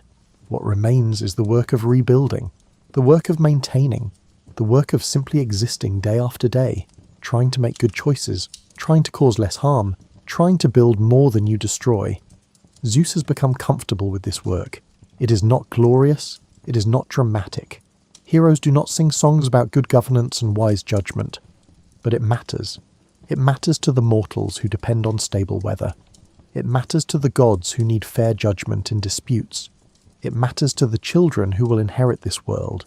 They deserve better than what came before. They deserve a chance to build on what was built rather than starting from ashes. He thinks about the title of his story, the quiet turning of ancient power. That is exactly what happened. Power turned from Titans to Olympians, from Kronos to Zeus. But it was quieter than legend suggests, more gradual. It involved more conversation and less violence than the previous transition. That is progress. That is improvement. Not perfection, just better. Better is enough. The lesson is simple. Change is inevitable. Power always shifts eventually. Nothing stays static. Nothing remains forever. But how it shifts matters. The method matters. The intentions matter. Zeus tried to make his transition different. He succeeded partially. He failed partially. But he tried. That is what separates him from his father. Kronos never tried to be different. He only tried to survive. Zeus tries to build, to improve, to create something lasting. As you stand on Olympus beside Zeus, you see the world spread out below. You see the history that has unfolded. You see the boy who grew up in darkness become the god who commands light. You see the family that was scattered become united. You see the old age end and the new age begin. You see all of it in the quiet evening light. It is not a simple story of good defeating evil. It is a complex story of generations struggling with power. It is a story of prophecy and choice. It is a story of fear and courage. It is a story that continues because every ending is also a beginning. Every throne that is won must eventually be passed on. Every king must one day face what they created. Every generation must decide what to keep and what to discard. Zeus knows this. He accepts it. He will rule as well as he can for as long as he can. Then another will take his place. That is the nature of time. That is the quiet turning of ancient power. It never stops. It never rests. It simply continues forward into whatever comes next. Into futures no one can predict. Into changes no one can prevent. And in that continuation, there is something beautiful. There is the promise that tomorrow might be better than today. There is the hope that each generation learns from the last. There is the possibility that patterns can be broken, that prophecies can be transformed, that power can change hands without destroying everything, that civilization can progress, that we can become better versions of ourselves. You leave Zeus on his balcony. You walk back down from Olympus. You return to the world of mortals, but you carry the story with you. You carry the knowledge that even gods struggle with the same questions mortals face. How to use power wisely, how to break destructive patterns, how to build something that lasts, how to be better than those before you, how to try despite uncertainty. The cave on Mount Ida still exists. Vines still hang over the entrance like nature's curtain. Water still drips in the darkness, creating its eternal music. But no child hides there now. That time has passed. That story has been told. What remains is memory. What remains is lesson. What remains is the quiet understanding that every beginning happens in darkness. Every powerful thing starts small and hidden. Every change begins with patient waiting. You think about this as you drift towards sleep. You think about Zeus in his cave. You think about prophecies and choices. You think about fathers and sons. You think about the long, slow turning of power through generations. Your breathing slows naturally. Your thoughts soften like wax melting. The story settles into your mind like dust settling after a storm, like leaves falling after wind passes, like stillness returning after motion ceases. The world turns as it always has. Night deepens toward its darkest point before dawn.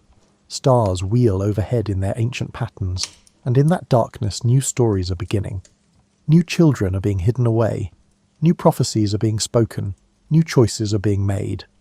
The cycle continues, but each time it turns, there is a chance for something different, a chance for something better, a chance for the quiet turning to become a gentle evolution rather than violent revolution. That chance is enough. That possibility is worth holding as you slip into dreams. That hope is what Zeus himself holds as he governs his difficult realm. That faith in gradual improvement is what separates wisdom from fear. And that is where the story ends. Not with thunder and lightning, not with dramatic battles or glorious victories, but with quiet understanding, with acceptance of what is, with commitment to try to make tomorrow better, with the simple dignity of effort in the face of inevitable change. Sleep well. The storms have passed. The power has turned. The age of Olympus has begun. And in the morning, the world will still be there. Different but recognizable. Changed but continuous. Exactly as it should be. Ready for whatever comes next. Ready for the next turning.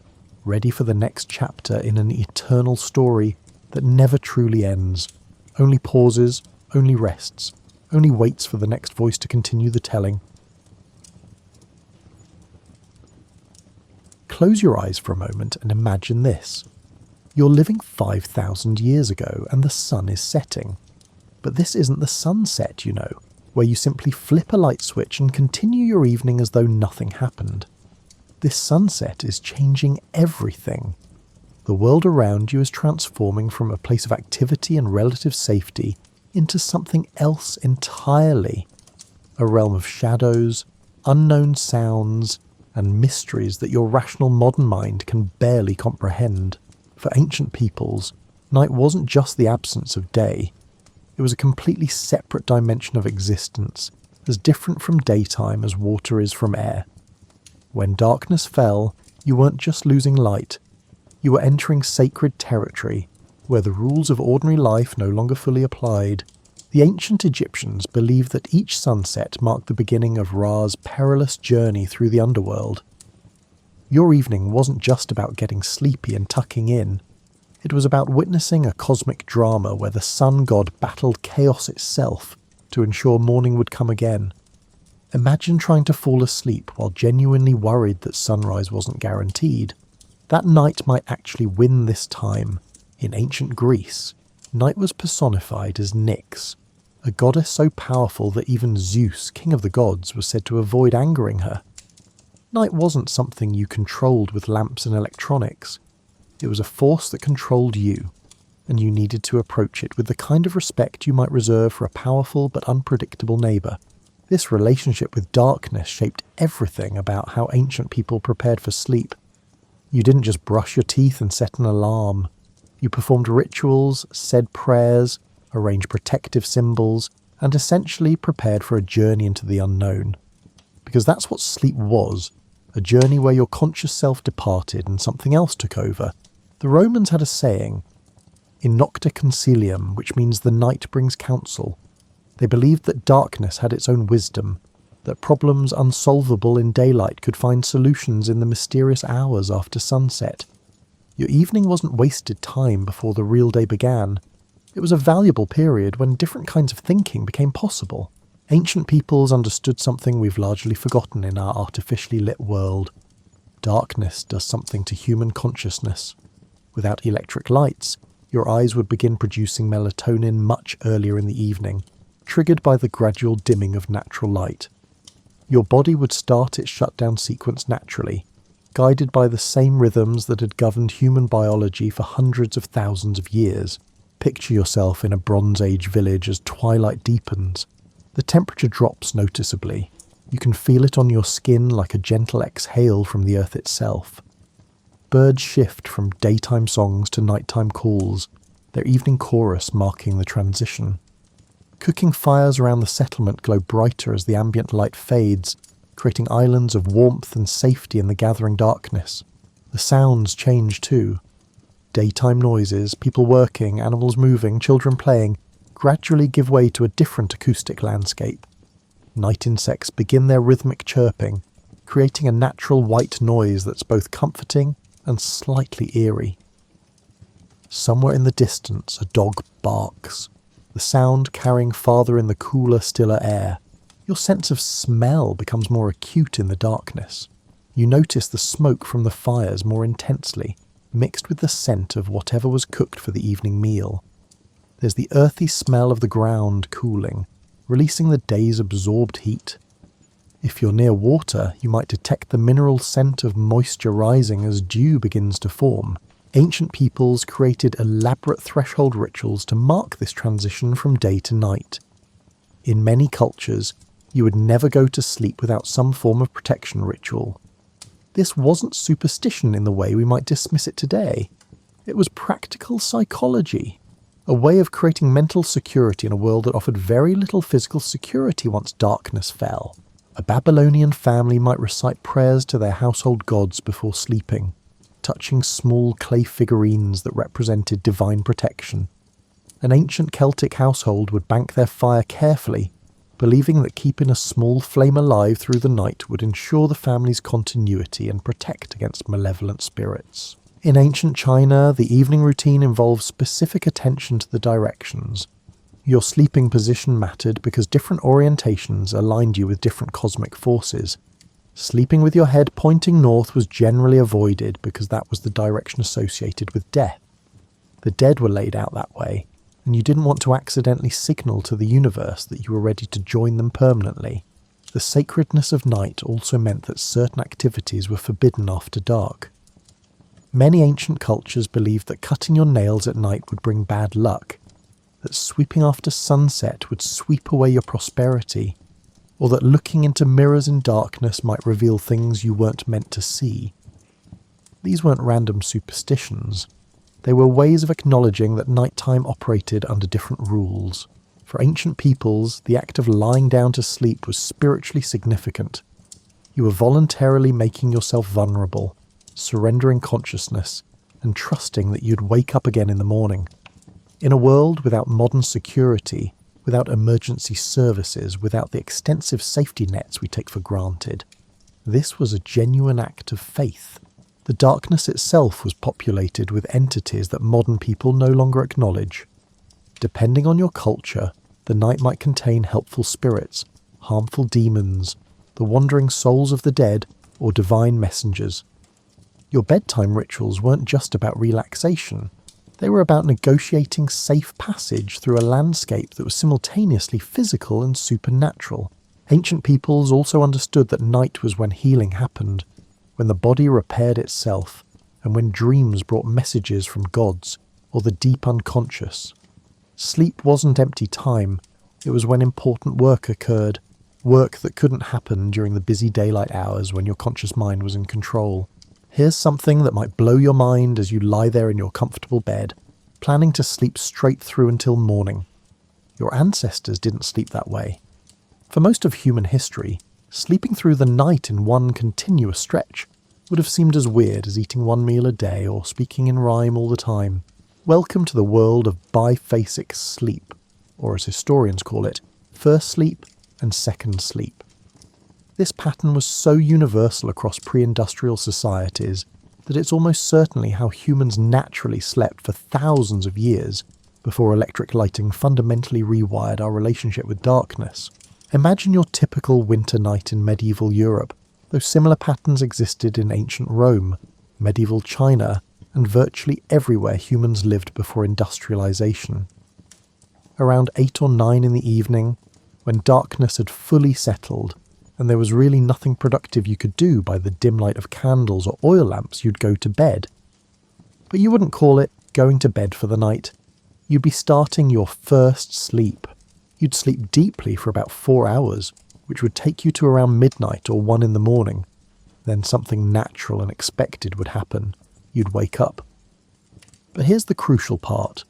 This wasn't insomnia. This wasn't a sleep disorder. This wasn't you doing something wrong.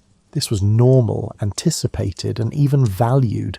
The hours between first sleep and second sleep, usually lasting 1 to 2 hours, were considered special. These midnight hours had a particular quality, a liminal feeling that made them different from any other time of day. The world was at its quietest, its darkest, its most intimate. And ancient peoples used this time in ways that might surprise you. Some people would lie quietly in bed, thinking and reflecting. Historical records suggest this was considered an excellent time for contemplation, for processing the day's events, and for working through problems. Your mind was rested from the first sleep, but hadn't yet been pulled into the busyness of daytime consciousness. Medieval prayer books actually specified prayers meant to be said during these wakeful midnight hours. Others would engage in quiet activities. You might tend the fire, check on children, have a small snack, or visit the privy. Some people would use this time for intimate relations with their partners. Medical texts from the medieval period suggest this timing was considered particularly good for conception, as the body was rested but not yet depleted by a full night's sleep. In communities where people lived in close quarters, and that was most communities throughout history, these midnight hours might involve quiet conversations. Historical documents mention people visiting neighbours during these wakeful hours, knowing that others would also be awake between their two sleeps. It was like a secret society of night wakeful people, all observing a rhythm that felt as natural as breathing. The ancient Romans had a term, concubia nocte, which referred to the time when people go to bed, acknowledging that this was an extended process rather than a single moment. Their sleeping arrangements and social patterns suggest they, too, experienced this divided sleep, though they left fewer specific records about it than medieval Europeans did. What's fascinating is that when you look at descriptions of sleep from ancient and medieval sources, they almost always talk about sleeps, plural. After the first sleep appears in everything from Homer to medieval court documents. It wasn't a figure of speech. It was simply describing how sleep actually worked.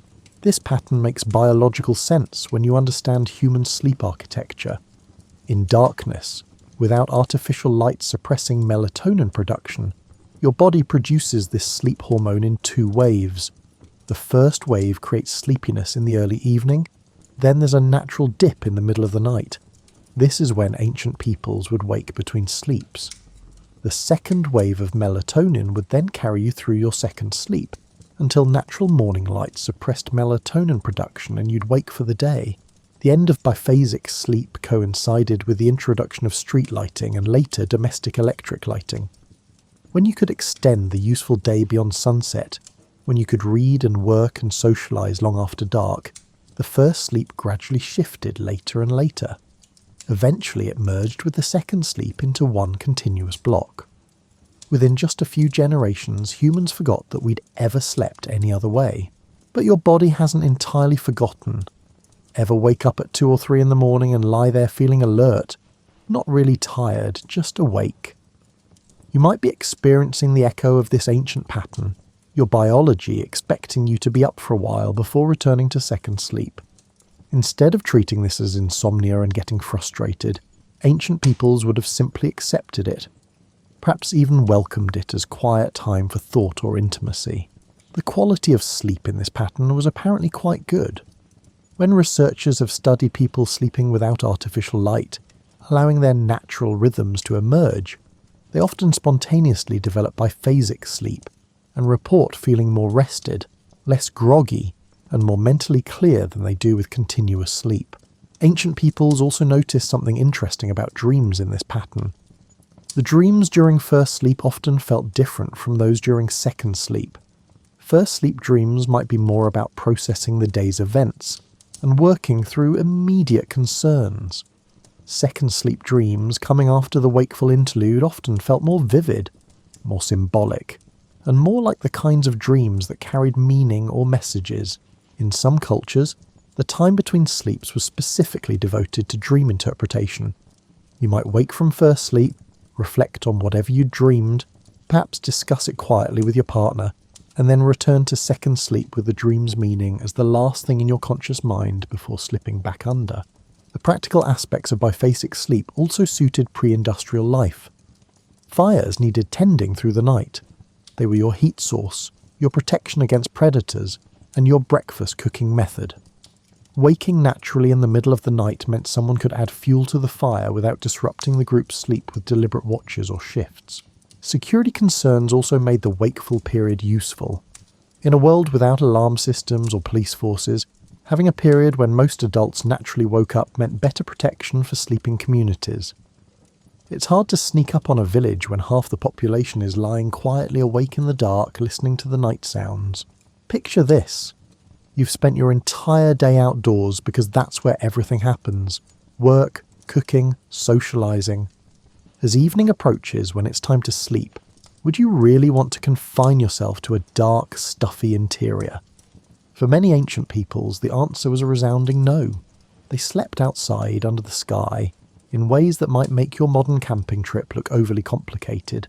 In ancient Mesopotamia, during the brutal summer heat when temperatures could easily exceed 110 degrees Fahrenheit, wealthy city dwellers would carry their beds up to their flat rooftops as evening fell. This wasn't roughing it. This was practical climate control combined with cosmic entertainment. You'd lie there on your reed mat or wooden bed frame, looking up at stars so bright and numerous they seemed close enough to touch, while the day's heat gradually radiated from the rooftop beneath you, and whatever breeze existed could reach your cooling skin. The rooftop bedroom was a feature of urban design across the ancient Near East. Houses were specifically built with flat roofs strong enough to support sleeping families. These weren't emergency measures for unusually hot nights. They were primary sleeping locations for months at a time. You'd carry up your bedding at sunset, sleep through the relatively cooler night hours, and bring everything back down at dawn before the sun turned your rooftop into a skillet. Ancient Egyptians took outdoor sleeping even further. The wealthy might have sleeping porches or pavilions designed to catch the evening breeze from the Nile. These structures were essentially architectural solutions to the climate, with open sides allowing air circulation while protecting sleepers from the more intense sun during daytime hours when someone might want to nap. But even ordinary Egyptians often slept outdoors during warmer months. Your typical farmer or labourer might simply spread a mat on the ground outside their small home, using the house itself as a windbreak if needed. The earth beneath you would still be warm from the day's sun, creating a natural heated pad, while the open sky allowed body heat to dissipate. The sensory experience of sleeping outdoors in ancient times was entirely different from modern camping. There was no distant hum of highways, no airplane contrails overhead, and no light pollution washing out the stars. The darkness was profound, textured, and alive. Your ears would attune to night sounds, wind moving through crops or palm fronds, the distant calls of night birds or jackals, and the close rustling of small nocturnal creatures going about their business. Ancient peoples developed sophisticated knowledge of how to sleep safely outdoors. Location mattered enormously. You'd avoid low spots where cold air settled and morning dew would be heaviest. You'd position yourself to catch any breeze, but also avoid being too exposed to wind that might chill you before dawn. You'd sleep on slightly elevated ground where water wouldn't pool if unexpected rain came. In ancient Greece and Rome, summer sleeping arrangements often involved the garden or courtyard. Wealthy Romans would have slaves set up couches in their peristyle gardens, those lovely colonnaded spaces that were half indoors and half outdoors. You'd fall asleep to the sound of a fountain, surrounded by night-blooming flowers and herbs whose scents became more intense in the cooler evening air. The Greek philosopher Diogenes famously slept in a large ceramic jar in the marketplace of Athens, taking the outdoor sleeping concept to an extreme that probably seemed eccentric even then. But his choice reflected a widespread understanding that sleeping outdoors wasn't a hardship. It was often more comfortable than being inside. Ancient Chinese culture developed the concept of sleeping porches and pavilions in gardens, particularly for summer months. These structures were carefully positioned to maximize evening breezes and morning light, while providing some protection from sudden rain. The philosophy behind them wasn't just practical, it included ideas about connecting with natural energy flows during sleep's vulnerable hours. In ancient India, sleeping outdoors under mosquito nets was common practice. These nets were marvels of practical engineering, light enough to allow air circulation, fine enough to keep out insects, and often beautiful enough to serve as decorative elements during the day. You'd sleep under a canopy of cotton or silk, the fabric moving gently with any breeze, creating a private cocoon under the open sky. The Aboriginal peoples of Australia had perhaps the most sophisticated outdoor sleeping practices, refined over tens of thousands of years. They understood how to read the land for the best sleeping spots, how to position themselves relative to fires for warmth without smoke inhalation, how to use windbreaks effectively, and how to stay comfortable in climates ranging from tropical to desert. Australian Aboriginal sleeping positions even had a temperature unit named after them, the 3-dog night. On cold nights you'd sleep with dogs, dingoes in their case, for warmth. A 1-dog night was chilly but manageable. A 3-dog night meant it was seriously cold, requiring 3 dogs to maintain a comfortable sleeping temperature. These weren't pets in the modern sense. They were living, breathing sleeping bags. For nomadic peoples across the ancient world, sleeping under the stars wasn't a choice but a way of life. Bedouin tribes in the Arabian desert perfected the art of sleeping outdoors in extremely challenging conditions. They understood how to find ground that would radiate warmth through the cold desert night, how to position camps to avoid flash floods in wadis, and how to create efficient shelter from the intense sun while maintaining ventilation. The Bedouin knew that sleeping directly on sand was usually uncomfortable. It provided no insulation and lost heat rapidly after sunset. Instead, they'd use multiple layers of woven goat hair blankets, creating a system that insulated from below while providing warmth above. The goat hair naturally repelled some moisture and provided better insulation than plant fibre textiles. Ancient peoples sleeping outdoors developed intimate knowledge of the night sky that served both practical and spiritual purposes. You'd mark time by constellations' positions, predict weather by the appearance of the sky and the behaviour of animals, and navigate by stars when necessary. The sky wasn't just scenery, it was your clock, calendar, and weather forecast combined. Seasonal changes determined sleeping arrangements in most ancient cultures. Summer meant sleeping outdoors or in the most ventilated spaces possible. Winter meant retreating to whatever interior spaces existed, often shared with animals whose body heat contributed to warming small dwellings. But even in winter, many ancient peoples preferred sleeping near open doorways or windows when weather permitted, valuing fresh air over sealed warmth. The spiritual dimension of sleeping under the open sky was significant for many cultures. Some believed that sleeping outdoors made you more accessible to divine messages in dreams, that the unobstructed connection between your sleeping mind and the cosmos allowed for clearer communication with whatever gods or spirits you recognized. Native American tribes across North America often preferred sleeping under the stars even when other options existed. The practice wasn't just about comfort, it reflected a philosophical position about humanity's place in the natural world. Being enclosed in solid structures for sleeping seemed almost insulting to the earth and sky. A rejection of the world that provided everything you needed. Get ready for this one. Privacy while sleeping is a modern luxury that your ancestors would have found bizarre and possibly even disturbing. For most of human history, sleeping alone wasn't just unusual. It was actually considered unhealthy, potentially dangerous, and maybe even a sign of social failure. Picture a typical medieval English household, though similar arrangements existed in ancient Rome, Tang Dynasty China, and indigenous cultures worldwide. The entire family, parents, children, possibly grandparents, maybe apprentices or servants, would sleep in the same room, not because they had no other choice, but because sleeping together was the expected, normal, healthy way to do it. This communal sleeping wasn't just about body heat conservation, though in drafty ancient buildings that was certainly a practical benefit. It was about security, social bonding, and a fundamental understanding of human nature that we've largely abandoned in modern Western culture. In ancient Japan, the concept of separate bedrooms didn't really exist in most households until remarkably recently. Families would spread futons across their main living space each evening, and sleep together in the same room. The act of laying out sleeping mats and tucking them away in the morning was part of the daily rhythm, a ritual that marked the transition between waking and sleeping life. Ancient Roman sleeping arrangements varied by class but shared this communal aspect. A wealthy Roman household might have sleeping cubicles, cubicular, off the atrium, but these small rooms often contained multiple beds. Parents and young children would share space, while older children and household servants might sleep in other grouped arrangements. Sleeping alone was so unusual that when it happened, writers mentioned it specifically as noteworthy. The ancient Greeks had a similar approach. Their homes were designed around a central courtyard with sleeping rooms radiating off it.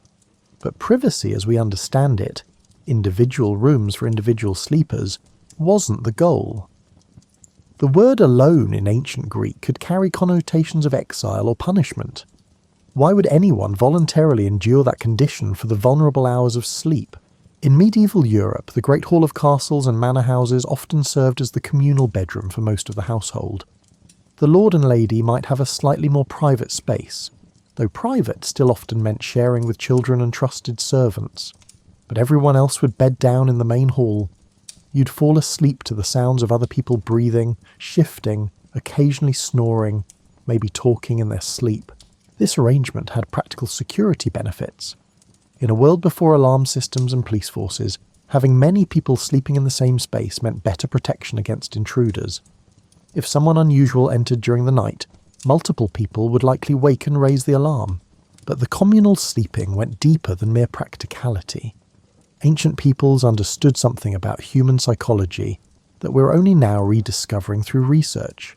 Humans regulate their nervous systems through proximity to other humans. Sleeping near people you trust actually helps you achieve deeper, more restful sleep because your subconscious doesn't need to maintain high alert levels. Babies and young children slept with their parents as a matter of course in virtually all ancient cultures. The modern Western practice of putting infants in separate rooms would have struck ancient peoples as negligent, potentially cruel, and dangerous. How could you protect your child, respond to their needs, or ensure they survived the night if they were in another room? The ancient practice of communal sleeping included elaborate social rules about positioning and hierarchy. In a Roman household, where you slept relative to others reflected your status. In a Japanese household, the specific location of each person's futon followed careful protocols. These weren't arbitrary rules, they were ways of maintaining social harmony even during the vulnerable hours of sleep. Medieval inns took communal sleeping to levels that would horrify modern travellers. You didn't rent a room, you rented a space in a bed, and that bed would likely contain several other travellers, complete strangers who had also paid for their spot. The large beds at inns weren't romantic. They were an efficient use of space, allowing innkeepers to accommodate many travellers in limited rooms. These shared inn beds had their own etiquette. You'd sleep in your day clothes, though perhaps removing outer layers. You'd position yourself carefully to minimise disturbing your bed partners. You'd accept that someone else's cold feet might touch your leg during the night, and that was just part of travelling. Complaints about sharing beds with strangers don't appear in historical records. It was simply how inns worked. Ancient peoples also understood that sleeping near others provided warmth in ways that made survival possible in cold climates without modern heating. In Norse longhouses, the entire extended family clan might sleep in one large communal space, with the warmth from many bodies and the central fire making the structure habitable through brutal winters. The social bonding that occurred through communal sleeping was significant. You developed deep familiarity with your household's rhythms, who snored, who rose for the privy multiple times, who talked in their sleep, and whose babies woke for feeding. This intimate knowledge of each other's patterns created social cohesion that's hard to replicate when everyone sleeps in isolation. In ancient China, the kang, a heated platform bed large enough for entire families, served as the centre of household life during winter months. The family would sleep together on this warm surface, and during waking hours, it might serve as a workspace or dining surface. The kang wasn't just furniture, it was the heart of the household, and sleeping on it together reinforced family bonds. Monastic communities took communal sleeping to an institutional level. Medieval monks would sleep in dormitories, rows of simple beds or sleeping platforms in one large room. This arrangement served religious purposes. It promoted humility, discouraged private vice, and created an atmosphere of communal spiritual discipline. But it also reflected the same deep human preference for sleeping in groups that existed in secular life. You might have a glass of water on your nightstand, maybe your phone charging, perhaps a book. Now imagine if your bedside was crowded with amulets, talismans, herbs, magical symbols, and various objects designed to protect you from the very specific dangers that lurked in the dark. Welcome to bedtime rituals across ancient cultures, where going to sleep was as much spiritual preparation as physical settling. Ancient Egyptians took nighttime protection seriously. A typical household might have small figurines of protective deities positioned around sleeping areas. Bes, a dwarf god with a lion's mane and a rather comical appearance, was particularly popular for bedroom protection. He looked fierce enough to scare off harmful spirits, but friendly enough that you wouldn't mind having him watch over you all night. These protective figures weren't mere decoration. Families would address them directly during evening rituals, essentially asking for security through the vulnerable night hours. You might touch the amulet while reciting a brief prayer or formula, creating a small ceremony that marked the transition from waking concern to sleeping trust. The ancient Romans had their lares, household protective spirits that watched over the family's well-being. Before sleep, you might leave a small offering at the lararium, the household shrine, perhaps a bit of food or a pinch of incense. This wasn't superstition. It was relationship maintenance with the supernatural forces that shared your home. Many ancient cultures believed that specific plants had nighttime protective properties. Medieval Europeans might stuff pillows or mattresses with herbs like mugwort, believed to prevent nightmares and promote prophetic dreams. The strong, slightly bitter scent would be the last thing you smelled before sleep, and possibly the first thing you noticed if you woke during the night.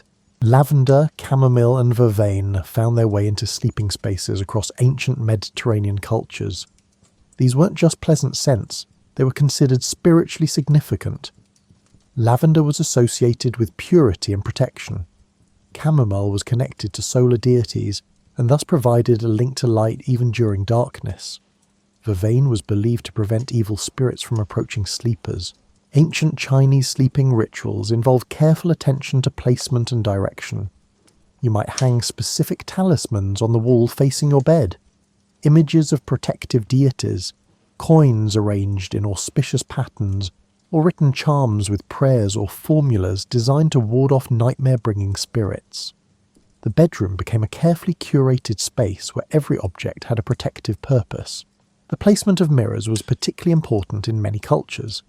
Ancient peoples generally avoided having mirrors in sleeping areas, or if mirrors were present, they'd be covered at night. The reasoning varied. Some believed mirrors could trap souls, others thought they provided portways for spirits to enter the physical world, and still others worried that catching your reflection while in the vulnerable state between sleeping and waking could bring bad luck. In ancient India, the practice of placing sacred items near sleeping spaces was highly developed. You might have a small oil lamp burning through the night, not just for light, but as a symbolic presence of divine awareness. The flickering flame represented the eternal, unchanging reality, beyond the illusions of both waking and sleeping consciousness. Many ancient cultures prescribed specific prayers or recitations to be performed while lying down to sleep. These weren't quick mumbles, they were substantial verbal formulas that served multiple purposes. They calmed the mind, marked the transition to sleep, invoked protection, and sometimes asked for specific kinds of dreams or messages during the night. Ancient Mesopotamians used clay tablets inscribed with protective spells, positioned around sleeping areas to create a perimeter of safety. These tablets contained elaborate formulas addressing various nighttime dangers, demons of disease, spirits of chaos, and the ghosts of those who died untimely deaths and might be angry about it. Reading these tablets today, you realize how many specific threats ancient peoples worried about during sleep's vulnerability. The concept of the nightmare has much older roots than you might imagine, and the word itself reflects ancient belief systems. The mare part comes from a Proto-Germanic word for a spirit that sits on sleepers' chests, causing bad dreams and breathing difficulties. Various cultures had their own versions: the incubus in medieval European tradition, the liderk in Hungarian folklore, and the shaitan Layla in Arabic tradition. Protection against these nightmare spirits involved physical talismans worn during sleep. Ancient peoples might wear amulets strung on cords around their necks, special rings that featured protective symbols, or small bags of herbs and stones tucked under pillows or mattresses. These weren't just comforting superstitions, they were technologies of consciousness, tools that helped the sleeping mind feel secure enough to release into deep rest. The practice of placing iron near the bed was common across many ancient cultures, from Celtic Britain to ancient China. Iron was believed to repel or confuse malevolent spirits. You might find an iron horseshoe nailed above the bedroom entrance, iron nails driven into the bed frame, or small iron objects positioned at the corners of sleeping spaces. The metal itself was considered magically potent, its strength and durability translating into spiritual protective power. Ancient peoples also used sound for nighttime protection. Bells were particularly popular. Their clear tone was believed to disperse harmful entities. You might have small bells sewn into the hangings around your bed, positioned so that any movement of the fabric would create gentle chiming. The sound wouldn't necessarily wake you, but it would create an acoustic environment believed to be inhospitable to nightmare spirits. Salt appeared frequently in ancient sleeping rituals. A line of salt across the threshold of the sleeping room, salt scattered in the corners, or small bags of salt under the pillow. All these practices existed across diverse cultures. Salt's preservative properties made it symbolically powerful against decay and corruption, and this power extended to spiritual protection during sleep's vulnerability. Dreams themselves were so important to ancient cultures that inducing specific kinds of dreams became a major focus of bedtime rituals. If you wanted prophetic dreams, you might sleep with a piece of paper under your pillow on which you'd written a question for the gods. In ancient Greece, sick people would sleep in temples dedicated to Asclepius, the god of healing, hoping to receive cure instructions in their dreams. The practice of incubation, deliberately sleeping in sacred spaces to receive divine dreams, was formalized in many ancient cultures. You'd undergo purification rituals, make offerings, recite specific prayers, and then sleep in the temple precincts. The expectation was that the deity associated with that space would visit your dreams with messages, healing, or guidance. Imagine walking into a furniture store where the bed options include a pile of leather straps stretched across a wooden frame, a woven reed mat that gets rolled up each morning, a sand-filled pit lined with animal hides, or a raised platform designed primarily to keep you away from floor-dwelling scorpions. Welcome to ancient bedroom furniture, where comfort was defined very differently than it is in your mattress store catalogue. The ancient Egyptians actually had fairly sophisticated beds, at least by pre-modern standards. If you were wealthy, you might own a wooden bed frame elevated on legs carved to look like animal paws, usually lion or bull feet, because nothing says restful sleep like thinking about powerful animals. These frames held a sleeping surface made of woven rope or leather straps, creating a slightly yielding platform that distributed weight reasonably well. But here's the part that might make you squirm. Egyptian beds had a peculiar feature called a headrest, which was nothing like your plump pillow. Instead, it was a curved piece of wood, stone, or ceramic positioned to support your neck while your head hung off the bed's edge. Your skull would be suspended in air while your neck rested on this hard curved surface. Egyptians apparently found this comfortable, or at least preferable to alternatives. These headrests served multiple purposes beyond neck support. They elevated your head away from crawling insects that might traverse the sleeping surface during the night. They kept your elaborate hairstyles from getting crushed. Hair maintenance was serious business in ancient Egypt, and they were believed to have protective properties. Some were decorated with images of gods or protective symbols, positioned right at the vulnerable passage between the skull and body. The ancient Romans elevated bed design to an art form, at least for the wealthy. A well-off Roman might sleep on a lectus, essentially a couch that served double duty for reclining during meals and sleeping at night. These featured wooden frames, often beautifully decorated with inlays and carvings, with the sleeping surface created by a lattice of rope or leather straps topped with cushions stuffed with wool, straw, or, if you were truly wealthy, down feathers. But most Romans, like most ancient peoples, slept on much simpler surfaces. A straw-filled mattress on the floor, a simple wooden platform, or even just blankets spread directly on the ground were far more common than elaborate bed frames. Straw had the advantage of being cheap and readily renewable, and providing some insulation from cold floors. Its disadvantages included attracting various insects and needing frequent replacement when it became compressed, and frankly, unpleasant. Ancient Greek beds were similar to Roman ones, featuring the same basic design of wooden frames with rope sleeping surfaces. But the Greeks added an interesting innovation: the klein, a type of couch bed that featured raised edges on 3 sides, creating a semi-enclosed sleeping space. These raised edges weren't just decorative. They helped keep bedding and sleepers from rolling off during the night, functioned as backrests during waking hours, and created a psychological sense of protected space. In ancient China, the kang, that heated platform bed mentioned earlier, represented sophisticated engineering applied to sleeping comfort. The kang was essentially a brick or clay platform built over a system of flues that carried warm smoke from the kitchen or heating fire. The surface would be warm, sometimes almost hot, providing radiant heat from below. Families would cover this platform with mats and cushions, creating a sleeping surface that remained comfortably warm even during bitter winters. The thermal mass of the kang meant it would stay warm for hours after the fire went out, providing consistent warmth through the night. But it also meant you needed to be careful about the temperature.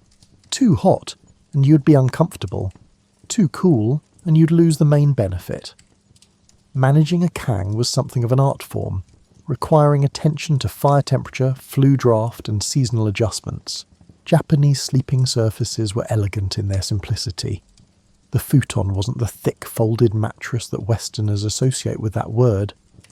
Traditional futons were relatively thin cotton batting mattresses laid directly onto tatami mats, those woven rush grass floor coverings that have slight cushioning and natural humidity regulating properties. You'd sleep on a surface that was barely an inch or 2 thick, yet millions of people found this comfortable for centuries. The practice of laying out and putting away futons daily had practical benefits beyond space saving.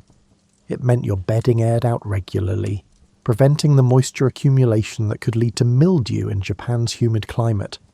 It meant examining your sleeping surface regularly for any issues, and it meant that sleeping wasn't something that happened in a separate dedicated room. It was an activity that temporarily transformed your living space. Viking sleeping arrangements combined practicality with communal living. In Norse longhouses, platforms along the walls served as multi-purpose surfaces, seating during the day and sleeping spots at night. These platforms were typically covered with furs and woven blankets. You'd burrow into layers of wool and animal hide, creating an insulated cocoon against the cold, while the central fire burned through the night. The quality of your sleeping furs reflected your status in Viking society. A wealthy chieftain might have bear furs or luxurious seal skins, while ordinary farmers may do with sheepskin or cowhide. But everyone understood the principle. Layers of material that trapped air provided insulation, and animal furs with their natural oils repelled some moisture while retaining warmth. Hammocks, developed by indigenous peoples in Central and South America, represent perhaps the most innovative sleeping surface in the ancient world. Woven from plant fibres or cotton, hammocks conformed to your body's shape, distributed weight evenly, kept you off the ground away from snakes and insects, and allowed air circulation that made them comfortable even in hot, humid climates. The hammock wasn't just a portable bed, it was a sophisticated understanding of ergonomics and climate adaptation. When European explorers encountered hammocks, they were impressed enough to adopt them for use on ships, where they proved ideal for cramped quarters and moving vessels. The gentle swaying motion that might seem disorienting to modern hammock novices was apparently something ancient peoples adapted to easily.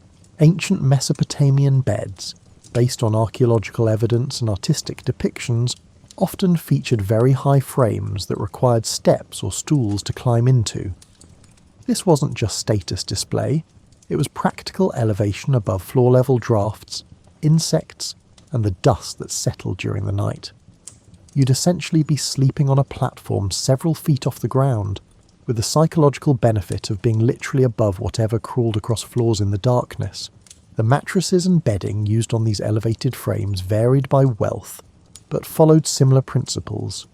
Layers of textiles, wool, linen or cotton, depending on what was locally available, would be stacked to create cushioning. These layers could be adjusted seasonally, more layers for winter warmth, fewer for summer comfort. Ancient Indian beds, mentioned in texts like the Kama Sutra, could be quite elaborate affairs. A proper bed might have a wooden frame with ivory inlays, posts supporting a canopy to keep insects away, and mattresses stuffed with various materials depending on the season, cotton for summer, wool for winter. The canopy wasn't just practical, it created an intimate space within the larger room, a private realm where the outside world was temporarily suspended. In ancient Persia, the concept of sleeping in comfort reached remarkable heights among the wealthy. Beds might feature silk cushions, fine linen sheets, and elaborate hangings. But even ordinary Persians understood the basics. Sleeping surfaces should be slightly yielding, should provide insulation from ground cold, and should be high enough to discourage casual insect traffic. Bedding materials across ancient cultures reflected sophisticated understanding of textile properties. Linen was prized in hot climates for its coolness and moisture-wicking abilities. Wool was valued in colder regions for its insulating properties even when damp. Silk, where available, was treasured for its smooth texture and temperature-regulating qualities. The ancient practice of stuffing mattresses and cushions with various plant materials demonstrates remarkable knowledge of natural resources. Beyond obvious choices like straw and wool, ancient peoples used materials like dried grass, moss, leaves, and even seaweed. Each material had specific properties. Some lasted longer, some smelled better, some were softer, and some repelled insects more effectively. Flax, the plant used to make linen, also produced seeds that could be used as mattress stuffing. Flax seeds in a cloth sack created a rustling, shifting surface that conformed to body shape. Some ancient peoples believed sleeping on flaxseed promoted good health, though whether this had any basis beyond the placebo effect is unclear. Ancient peoples also understood the importance of bedding cleanliness. Though their standards and methods differed from ours, bedding would be aired regularly in sunlight, which naturally killed some bacteria and parasites. Textile coverings would be washed when possible. Though laundering large items like mattress covers was labour-intensive and couldn't be done frequently, the presence of bedbugs, fleas and other parasites was largely accepted as inevitable. Ancient peoples developed various strategies to minimise these pests. Certain herbs scattered in bedding supposedly repelled insects, regular replacement of organic stuffing materials, and occasionally more drastic measures like burning and replacing infested materials entirely. Bed frames themselves often incorporated design features meant to deter pests. Smooth surfaces gave insects fewer places to hide. Some ancient peoples would place the legs of beds in small dishes of water or oil, creating moats that crawling insects couldn't cross. Others used materials or finishes that insects supposedly disliked, though the effectiveness of these methods was probably limited. The concept of separate beds for married couples, now common in some cultures, would have seemed strange to most ancient peoples.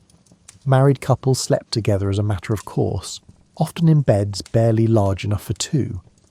This wasn't just about intimacy, it was about the fundamental understanding that sleeping together was normal, that sharing warmth and space was how humans naturally rested. Imagine a world without alarm clocks, not just turning off your phone's alarm. Imagine a world where the very concept of an artificial wake-up signal doesn't exist. Your internal clock, synchronized with natural light cycles, would be your alarm. The sun rising, birds beginning their morning chorus, the temperature shift as darkness gave way to day. These would be your wake-up call, and they'd be far more gradual and gentle than the jarring electronic beep you probably experienced this morning. Ancient peoples woke with the dawn, not because they were particularly virtuous or ambitious, but because that's when melatonin production shut off in response to increasing light, and their bodies naturally transitioned from sleep to wakefulness. Without artificial lighting to extend the evening, they'd go to sleep much earlier than you do, so waking at dawn meant getting adequate sleep, not shortening it. The process of waking was itself quite different. Instead of an abrupt transition from unconsciousness to alarm-induced panic, ancient peoples would experience a gradual emergence into consciousness. The pre-dawn light would start registering through closed eyelids. The temperature would shift as the sun's first rays began warming the air. The sound environment would change as daytime animals and insects became active. This gradual awakening meant that people often drifted in and out of consciousness for a period before fully waking. You might become semi-aware of your surroundings, shift position, perhaps register the presence of other people stirring nearby, then drift back into light sleep before finally opening your eyes to the day. Ancient Romans had a specific term for the pre-dawn hours, diluculum, meaning when day begins to light up. This wasn't clock time, it was experiential time, the period when darkness hadn't fully lifted, but enough light existed to begin daily activities. For early risers, and most Romans were early risers by modern standards, this was when the day actually started. The morning rituals that followed waking were as elaborate as the evening ones, though with different purposes. Where evening rituals focused on protection and preparation for vulnerability, morning rituals emphasize purification, gratitude, and preparation for the day's activities.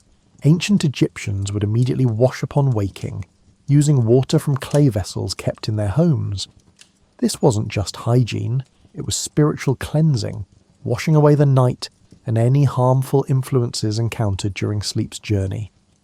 The water for morning washing might have been scented with oils or herbs, turning a practical activity into a sensory ritual that marked the transition to waking consciousness. Morning prayers or acknowledgements to household gods came next in many cultures. Having been protected through the night, you'd express gratitude and perhaps request guidance or good fortune for the day ahead. These weren't lengthy ceremonies, just brief recognitions that you'd survived another night and were beginning another day. The ancient practice of dream interpretation often occurred during these early morning hours. If you'd had a particularly vivid or disturbing dream, you might discuss it with family members while the dream was still fresh. Some cultures kept dream journals or consulted dream interpreters who maintained elaborate systems for understanding dream symbolism. Ancient Chinese culture developed sophisticated dream interpretation systems, with different types of dreams believed to carry different meanings. A dream during first sleep might be treated differently than a dream during second sleep. Dreams that occurred just before waking were considered particularly significant, as though the messages being conveyed needed to be immediately available to waking consciousness. Breakfast as we know it, a substantial meal eaten shortly after waking, didn't exist in many ancient cultures. Romans generally skipped morning food, or had only a small bite of bread. Their main meal came in the afternoon. This pattern makes sense when you consider that ancient peoples might have had a light snack during the wakeful period between first and second sleep, meaning they weren't waking from as long a fast as modern breakfast suggests. However, morning drinks were important across many cultures. Ancient peoples would drink water, sometimes flavoured with herbs or diluted wine. These morning beverages served practical purposes, rehydration after the night, but also ritual purposes, a first taste that marked the transition from sleeping to waking state. The social aspects of morning in communal living situations meant that waking up involved immediately re-engaging with your household. There was no private morning routine in a separate bedroom, no time to gradually caffeinate in isolation. You'd wake to find others already stirring, and you'd all navigate the transition from sleep to wakefulness as a group. Children waking in ancient households would be integrated into the morning routine immediately. There was no concept of letting children sleep in, or shielding them from early morning activities. From young ages, children participated in morning chores and rituals, learning the rhythms of daily life through immersion. Ancient peoples also had to deal with the practical consequences of sleep. Bedding needed to be aired or put away, sleeping spaces needed to be converted to daytime use, and night soil needed to be disposed of. These morning chores weren't optional extras. They were essential parts of daily life that everyone participated in. The morning light itself had significance beyond mere visibility. Ancient cultures generally believed that morning light carried special properties, that the first rays of sun held power that dissipated as the day progressed. Some people made a point of exposing themselves to early morning sunlight, standing in doorways or windows to let the dawnlight fall on their skin. This practice had biological validity that ancient peoples couldn't have understood in modern terms. Morning light exposure helps reset your circadian rhythm, suppresses lingering melatonin, and triggers cortisol production that helps you feel alert.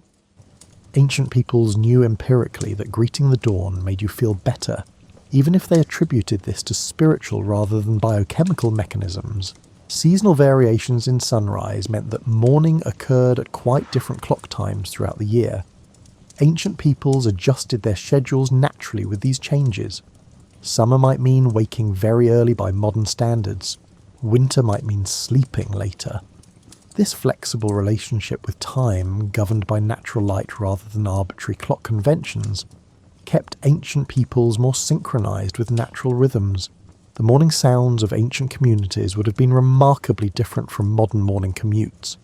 Instead of traffic and alarm clocks, you'd hear roosters crowing, animals being let out of nighttime enclosures, the first sounds of cooking fires being kindled, water being drawn from wells, and people greeting neighbours as they emerged into the new day. Morning was also when dreams would fade from memory in most people, though particularly vivid dreams might linger. Ancient peoples who wanted to remember their dreams would speak them aloud immediately upon waking, telling them to companions or repeating them to themselves. This practice of dream-telling helped preserve the dream content and also serve social functions, as dream sharing was often a way of maintaining intimate bonds. The physical sensation of waking in ancient sleeping arrangements, on surfaces harder than modern mattresses, in rooms without climate control, possibly with morning dew on your face if you'd slept outdoors, would have been quite different from modern waking. Your body would be stiff from the night's rest, needing movement and stretching to limber up. This morning stiffness would motivate people to begin physical activity fairly quickly after waking, which probably contributed to overall fitness levels. Ancient peoples understood that how you began the day influenced everything that followed. Morning wasn't just a time to mechanically prepare for work, it was when you set your mental and spiritual orientation for the hours ahead. The rituals, prayers, greetings, and small ceremonies that marked the transition from sleep to wakefulness were investments in having a good day, creating positive momentum that would carry through until evening when the cycle began again. As you lie there tonight in your controlled environment, with your white noise machine and your sleep tracking app, consider this. Ancient peoples understood something about sleep that our modern obsession with optimization sometimes misses. They knew that sleep wasn't something to be conquered, controlled, or perfected. It was something to be surrendered to, a natural process that worked best when you stopped trying to manage it. The ancient relationship with sleep was fundamentally different from ours. Sleep wasn't a problem to solve or a resource to optimize. It was simply part of the natural cycle of life, as inevitable and necessary as breathing. You didn't worry about whether you were getting the right kind of sleep or achieving optimal REM percentages. You slept when darkness fell, woke when light returned, and trusted that your body knew what it needed. This trust in natural processes extended to dealing with sleep difficulties. If you couldn't sleep, you didn't panic about it. You'd lie quietly, thinking, perhaps doing the contemplative work that the period between first and second sleep was meant for. The understanding was that your body would eventually sleep when it truly needed to, and forcing it was counterproductive. Ancient peoples also recognized that sleep needs varied by season. Winter sleep was longer and deeper, matching the extended darkness. Summer sleep was lighter and shorter, aligning with brief nights. This seasonal variation in sleep patterns is something modern society largely ignores, expecting consistent sleep duration year-round, despite living at latitudes where day length varies dramatically. The quality of darkness also affected ancient sleep in ways we rarely experience. True darkness, the kind that exists miles from any artificial light source, produces a depth of visual blackness that most modern people never encounter. In this profound darkness, your eyes would fully adapt, your pupils dilating to their maximum, and you'd perceive subtle variations in darkness that would be invisible in light-polluted modern environments. This quality of darkness did something to human consciousness. Without any light stimuli, your brain would fully commit to nighttime neurochemistry. Melatonin production would be robust and sustained. The transition between waking and sleeping consciousness would be smoother, less jarring. Sleep itself would be deeper in its deep phases and more complete in its cycles. Ancient peoples experienced weather during sleep in ways modern people don't. Rain on a thatched roof, wind moving through the sleeping space, temperature drops during the night. All these would register in sleeping consciousness, creating a continuous thread of awareness connecting sleeper to environment. You were never completely isolated from the natural world, even during sleep's deepest phases. This ongoing connection to the environment meant that ancient peoples developed sophisticated unconscious awareness of nighttime conditions. You'd wake if wind shifted to a direction that might bring rain into your sleeping space. You'd stir if the temperature dropped enough to require pulling up additional covering. You'd register unusual sounds that might signal danger without fully waking. This vigilance was the price of sleeping in less protected environments, but it also kept you integrated with natural rhythms. The social dimension of sleep also created different patterns of consciousness. Sleeping near other people meant your sleeping mind was tracking their presence, their breathing rhythms and their movements. This wasn't exactly awareness. You weren't conscious of it, but it created a baseline of social connection that continued through sleep. Humans are social animals, and having that social presence during vulnerability may have been deeply comforting at levels below conscious recognition. Ancient peoples had elaborate folklore about sleep and its liminal states.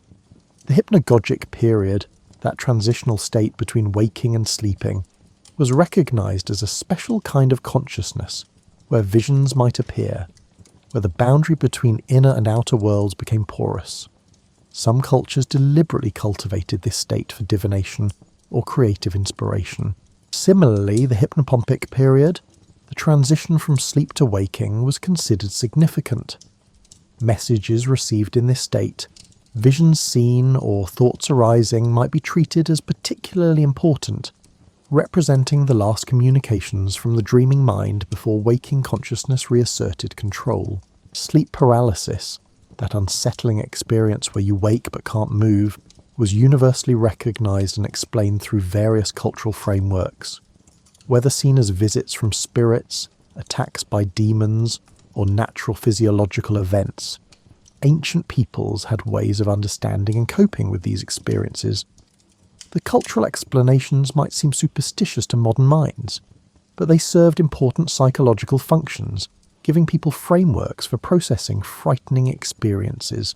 The ancient understanding of sleep also included recognition that some people naturally needed more sleep than others, that sleep patterns varied across life stages, and that temporary sleep disruptions usually resolved themselves without intervention. This wisdom, that sleep is inherently variable and self-regulating, is something modern sleep science has essentially rediscovered. Ancient peoples also recognized the connection between physical activity and sleep quality. Their daily lives involved far more physical labor than most modern occupations require. This natural exhaustion produced good sleep as a simple consequence of bodies needing recovery. The modern epidemic of sleep problems correlates with sedentary lifestyles in ways that ancient peoples never experienced, because their lives demanded physical engagement. The absence of caffeine in most ancient cultures, tea and coffee came later, meant that people's natural sleep-wake rhythms weren't disrupted by stimulants. You'd feel sleepy when your body said it was time to sleep, without artificial alertness from afternoon coffee interfering with natural drowsiness. Your circadian rhythm would operate cleanly, undisturbed by chemical interventions. Ancient peoples also benefited from the absence of blue light exposure in the hours before sleep. Every light source they used, fires, oil lamps, candles, emitted warm, reddish light that didn't suppress melatonin production the way modern screens do. The evening hours would see the natural ramping up of sleep hormones, uninterrupted by the biological alarm signals that blue light sends to the brain. As you prepare to sleep tonight, surrounded by modern conveniences that would have seemed miraculous to ancient peoples, you might wonder which approach to sleep is actually better. The honest answer is complicated. Modern life has brought enormous benefits. Climate control, protection from predators and disease vectors, comfortable mattresses, and the ability to sleep securely even when living alone. These aren't trivial advantages, but ancient sleep patterns also offered benefits we've lost. The synchronization with natural light cycles, the social bonding of communal sleeping, the biphasic sleep pattern that included built-in contemplation time, the integration with seasonal rhythms, all these represented a kind of wisdom we've traded away for our modern sleep arrangements.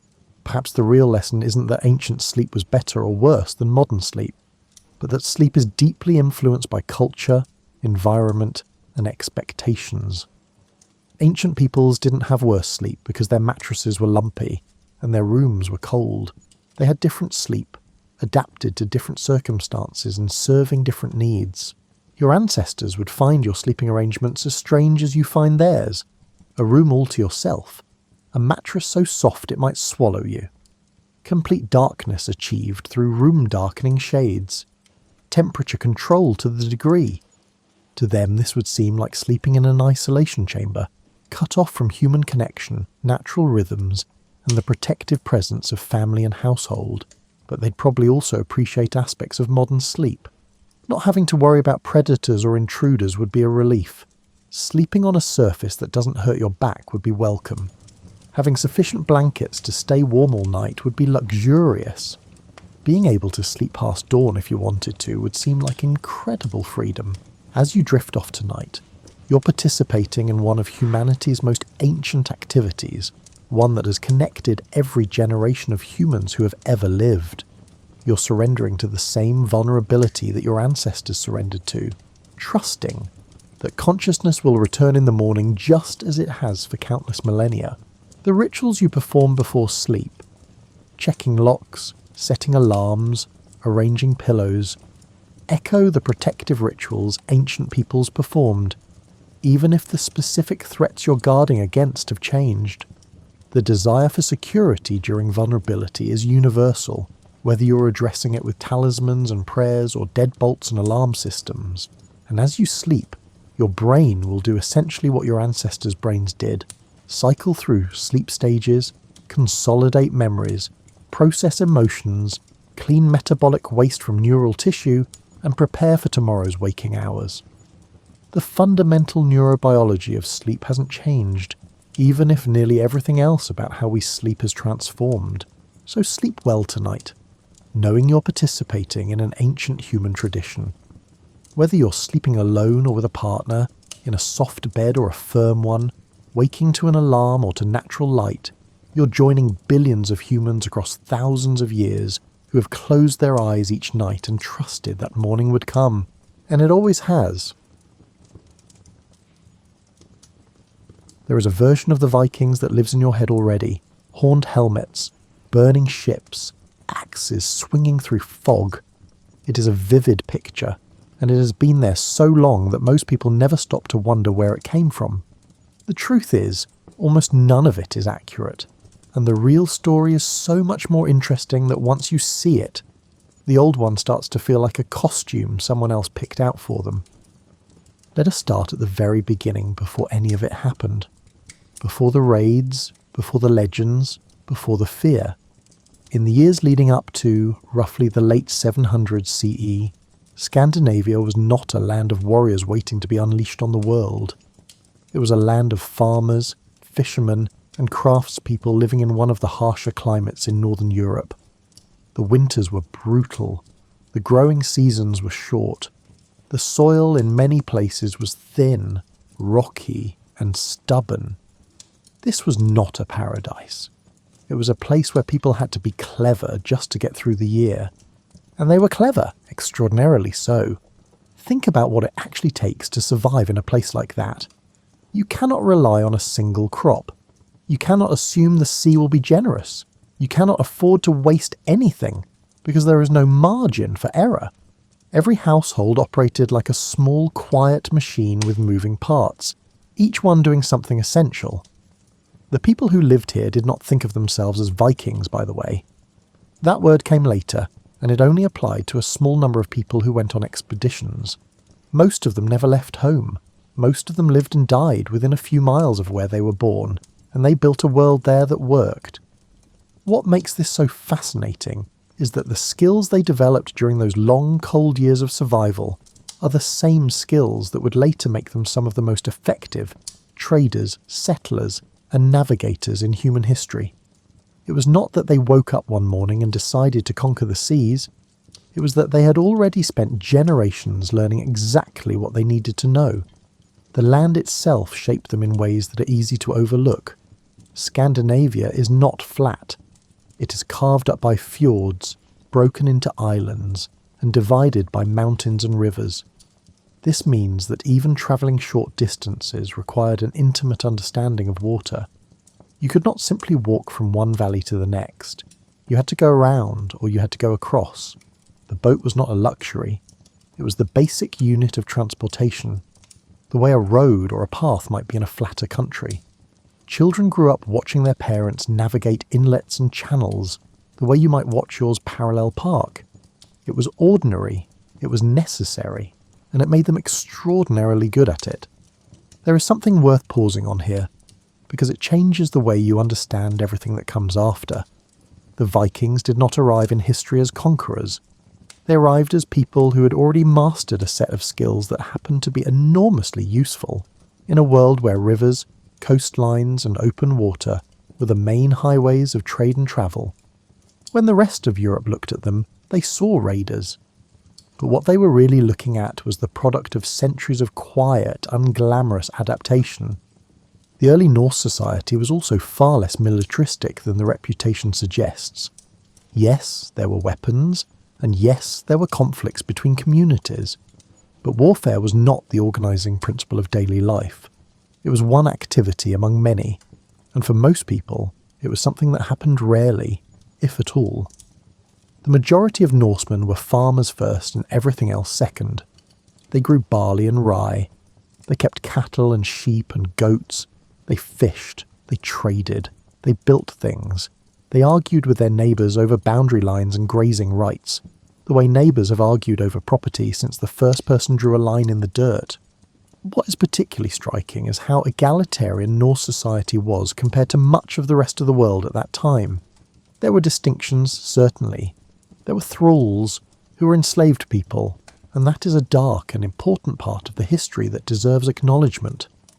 There were also jarls, who were something like local lords, and carls, who were free farmers, and thralls, who occupied various positions in between. But the gap between the top and the bottom was not nearly as vast as it was in, say, feudal France or Anglo-Saxon England. A successful farmer could accumulate enough wealth and influence to stand in a longhouse and speak with genuine authority. The system was stratified, but it was not rigid in the way that many other European societies were at the time. This matters because it meant that a wider range of people had a stake in making things work. You did not need royal permission to build a boat or sail to a new fishing ground. You did not need a king's blessing to trade with a neighbouring community. Initiative was not punished. Ingenuity was rewarded. And in a landscape that demanded both, this created a culture of people who were used to figuring things out on their own. So before you picture the Viking in battle, picture the Viking in a workshop shaping a piece of walrus ivory into a game piece. Picture the Viking on a rooftop, patching a sod roof before the first hard frost. Picture the Viking knee-deep in a river, checking a fishing line. These are the images that should come first, because they are the ones that are true most of the time, and they are the foundation everything else was built on. The reputation came later, the skills came first, and the skills are the story. There is one more thing worth noting about life before the reputation took hold. The Norse were not isolated.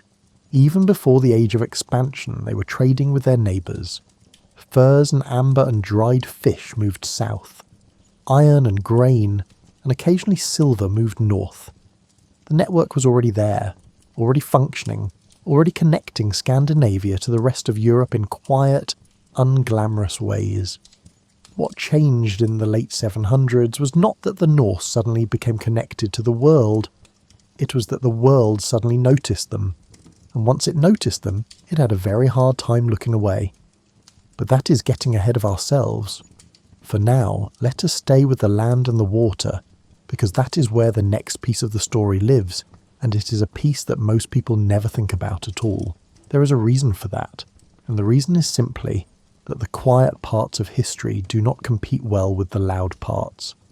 A farmer mending a fence does not make for the kind of story that gets retold around a fire, but the fence still needed mending and someone still did it, and the farm still stood because of it. Most of Norse history is like that fence, unglamorous, necessary, and holding everything else up. If you have ever lived near the ocean, you know that it changes the way you think about distance. A town that is 40 miles away by road might feel closer than one that is 10 miles away on the other side of a hill because the water offers a straight, unobstructed path. The Norse understood this better than almost anyone in the medieval world. Water was not an obstacle to them, it was an invitation. The coastline of Norway alone is staggering in its complexity. If you straightened every fjord, inlet, island and peninsula, the coastline would be tens of thousands of miles long. This is not a place where the land meets the sea in a clean line. It is a place where they are tangled together, interwoven, and almost impossible to separate. And the people who lived along that coastline did not experience it as chaos. They experienced it as home. They knew which channels were navigable in which seasons. They knew where the currents ran fast and where they slowed. They knew the rocks by feel, the way you might know the layout of your own kitchen in the dark. This intimacy with water shaped everything about Norse daily life. Fishing was not a weekend activity or a hobby. It was a fundamental source of food and income. The waters off Scandinavia were rich, teeming with cod, herring and salmon among other species. Cod in particular became enormously important, not just as a food source but as a trade good. Dried cod could last for months, even years, and it could be carried long distances without spoiling. It was lightweight, calorie-dense, and portable. In many ways, dried cod was to the Norse what grain was to agricultural civilizations elsewhere in Europe. A storable, tradable foundation upon which everything else could be built. The fishing itself required a level of skill and knowledge that is hard to overstate. You had to know the tides. You had to know the weather, not just today's weather, but the way the atmosphere behaved in your particular stretch of coast, which could be entirely different from what was happening just a few miles away. You had to know where the fish were at different times of year, which meant understanding the water temperature, the currents, and the behaviour of the species you were after. This was not knowledge you could read in a book. It was knowledge passed down through practice, observation, and years of quiet attention. And it extended far beyond fishing. The Norse relationship with water also shaped how they thought about community. Settlements tended to cluster along coastlines and river mouths, not because the land there was necessarily the best for farming, but because the water provided access to everything else. A village at the mouth of a river could send goods upstream and receive goods from the interior. A settlement on a sheltered bay could launch boats in calm weather and haul them up on shore when storms came. The water was the reason people lived where they lived, and it determined who they could trade with, who they could reach, and how quickly they could move when they needed to. Rivers were just as important as the sea, and in some ways more so for the interior of Scandinavia. Rivers were highways, and they were used as such. Goods moved along them constantly, carried by small boats and rafts. The Norse were skilled at reading rivers the way a sailor reads the open ocean, understanding where the water moved fast, where it pooled, where it was shallow enough to wade, and where it dropped suddenly into depth. This knowledge of river systems would prove enormously valuable later, when Norse traders and settlers began pushing into the interior of what is now Russia and Eastern Europe. But that is a story for another segment. For now, the point is simply this. The Norse did not stumble into their relationship with water. They cultivated it, generation after generation, until it became as natural as breathing. There is also something worth considering about this psychological effect of living in a landscape like this. When the water is always there, always visible, always part of your daily routine, it becomes part of the way you see the world. The Norse did not think of travel as something extraordinary. They thought of it as something you did when you needed to get somewhere. The idea of staying in one place your entire life, never venturing beyond the next valley, would have struck many of them as unusual, perhaps even a little sad. Movement was normal. Exploration was not an act of heroism. It was simply what you did when the water offered you a way forward and you had a reason to take it. This is one of the things that makes the Norse so different from many of the other cultures you read about in medieval European history. In a world where most people's lives were bounded by the nearest market town, the Norse were already thinking in terms of coastlines and river networks that stretched across hundreds of miles. Not because they were braver, but because their geography made it possible and their skills made it practical. The boats themselves deserve a mention here, even though we are not focusing on shipbuilding as a separate topic. The Norse longship is one of the most celebrated pieces of engineering in history, and for good reason. It was shallow enough to navigate rivers and coastal shallows. It was flexible enough to ride over waves rather than fighting them. It was light enough to be carried overland when necessary, and it was fast, remarkably fast for its size. But the thing that is often overlooked is how much of that design was the product of practical necessity rather than ambition. The Norse did not build those boats because they wanted to sail across the Atlantic. They built them because they needed to get from one fjord to the next, to haul fish to market, and to visit a trading partner on the other side of an island. The ocean crossings came later. The daily usefulness came first. There is a quiet satisfaction in thinking about this. The most impressive feats of Norse seafaring were not planned centuries in advance. They were the natural extension of skills that had been honed for generations in the service of ordinary life. The Norse did not set out to change the world. They set out to fish, to trade, and to move goods and people from one place to another. And in doing so, they ended up touching almost every corner of the known world. The water gave them access. Their skills gave them the ability to use it. And the combination of the two created something that no single generation could have planned or predicted. It simply grew, the way a river grows when tributaries feed into it, each one adding a little more until the whole thing is something much larger than any of its parts. Tonight, as you drift towards sleep, it is worth holding that image for a moment. The image is not of a Viking on the prow of a warship, but rather of a Norse fisherman checking his lines at dawn, a trader loading dried cod onto a small boat, and a mother instructing her child on which channel to take when the tide is running out. These are the people who built the world the Vikings are remembered for, one quiet trip across the water at a time. There is one more detail about water-oriented living that is worth mentioning before we move on, and it has to do with the way the Norse thought about seasons. In a land where the days shrink to almost nothing in winter, and then expand to almost continuous daylight in summer, the rhythm of the year is not subtle, it is dramatic, and it demands a kind of flexibility that people in more temperate climates rarely have to develop. The Norse fished differently in summer than in winter. They travelled differently. They worked differently. They even thought about time differently, measuring it not by clocks or calendars, but by the behaviour of the land and the water around them.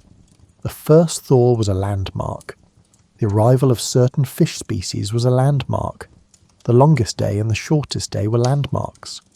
Life moved in cycles, and the Norse moved with them, not fighting the rhythm but riding it, the way a boat rides a wave rather than trying to cut through it. This attentiveness to seasonal change made the Norse remarkably adaptable. When conditions shifted, whether due to a bad winter, an unusual storm, or a change in the local ecosystem, they could adjust. They were not locked into a single strategy for survival. They had dozens of them, and they switched between them as the situation required. This flexibility was one of the reasons Norse communities were so durable. They did not thrive only in good years. They survived in bad ones too, bending rather than breaking, the way the longship bent with the waves rather than resisting them.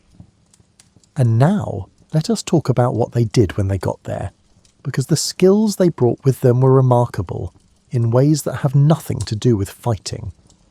There is a particular kind of competence that does not make for exciting headlines. It does not involve swords or fire or dramatic last stands. It is the competence of people who know how to make things, fix things, and keep things running in a climate that does not forgive mistakes. The Norse had this competence in abundance, and it is one of the least celebrated parts of their story. Woodworking is a good place to start because wood was everywhere in Scandinavia, and the Norse used it for almost everything. The Norse used wood for building structures, boats, furniture, tools, sled runners, fence posts, cooking implements, and children's toys. The forests of northern Scandinavia were vast and dense, filled with pine, birch, and spruce, and the Norse knew how to read a tree the way a butcher knows how to read a cut of meat. They understood which wood was best for which purpose: oak for structural timbers, where strength mattered most; pine for boat planking, where flexibility and lightweight were more important; birch for smaller items, where the wood needed to be easy to shape and quick to work. The actual craft of woodworking was passed down through apprenticeship, through watching and doing, and through years of handling tools and learning the feel of the grain beneath your fingers. A skilled Norse carpenter could shape a hull plank so precisely that it fit against its neighbour with almost no gap, relying not on nails or caulking but on the accuracy of the cut itself. This was not magic. It was practice and patience and a deep familiarity with the material. It was the kind of skill that took a lifetime to fully develop, and it showed in everything the Norse built. Textile work was equally important, and it occupied a significant portion of daily life for women in Norse households. Spinning and weaving were not minor tasks squeezed into the margins of the day. They were central activities, and the cloth they produced was both a practical necessity and a source of genuine pride. Norse wool cloth was known for its quality. It was warm, durable, and well made, and it travelled well as a trade good. The process of producing it, from shearing the sheep to carding the wool to spinning it into thread to weaving it into fabric, was long and labour-intensive. It required skill at every stage, and the women who did it were not performing a lesser role in the household. They were producing one of the most valuable things the household had. Metalwork was another area where the Norse showed remarkable ability. Iron smelting and forging were practiced throughout Scandinavia, and Norse smiths were capable of producing tools and weapons of high quality. A good smith was a valued member of any community, and the work required both technical knowledge and a kind of intuitive feel for the material. You had to know how to heat, strike, and quench the iron so it held an edge without becoming brittle. These were not skills you could learn from a written guide. They were learned at the forge through repetition and failure and gradual mastery. But here is what is worth noticing about all of these skills. They were not specialised in the way that skills tend to be in modern life. A Norse farmer might also be a passable carpenter, a competent woodworker, and someone who could mend a tool or patch a roof without needing to hire anyone. Women managed complex households that involved cooking, preserving food, producing cloth, raising children, and keeping the domestic economy running. There was overlap everywhere. People wore multiple hats, not because they were trying to impress anyone, but because the scale of life demanded it. This generalist quality made Norse communities remarkably resilient. If one person got sick or was injured, or simply had a bad season, others could step in and cover the gap. There were no single points of failure, no irreplaceable specialists without whom the whole system would collapse. Everyone knew enough to keep things moving, and that shared competence created a kind of quiet stability that outsiders rarely noticed, but that was essential to survival. Cooking and food preservation deserve special attention here, because they reveal a great deal about how the Norse actually lived. The diet was practical and varied, built around what the land and water could provide.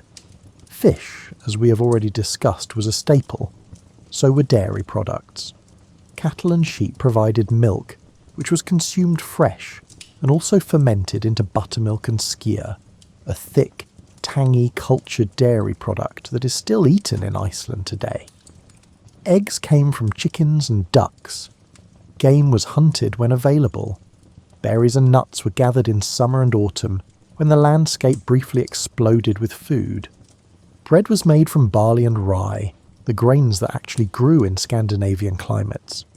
It was dense and heavy, nothing like the soft white bread that would become common in warmer parts of Europe. But it was nutritious and filling, and it kept well, which mattered enormously in a place where winter could last for months. The preservation of food was a critical skill, and the Norse were good at it. Drying, smoking, and fermenting were the main methods, and they used each one with care and precision. Dried fish could last for years. Fermented dairy products provided nutrition through the long winter. Smoked meat and fish added variety, and could be carried on long journeys without spoiling. The Norse did not waste food. In a climate where a single bad harvest could mean genuine hardship, every scrap was accounted for. There is something almost meditative about the rhythm of Norse daily life when you think about it in these terms. Wake up, tend the animals, work the land or the water, craft something, preserve something, feed the household, repair what needs repairing, do it again the next day. It was not glamorous, but it was purposeful, and it worked. And it produced a people who were capable of extraordinary things precisely because they had spent so long mastering the ordinary ones. Animal husbandry was another cornerstone of Norse daily life, and it deserves a moment of attention. Cattle were prized possessions, symbols of wealth and stability, and caring for them was a serious responsibility. Norse cattle were smaller than modern breeds, hardy, and well adapted to the cold, but they still required constant attention. They had to be fed through the winter, which meant that enough hay had to be harvested and stored during the brief growing season to sustain the herd until spring.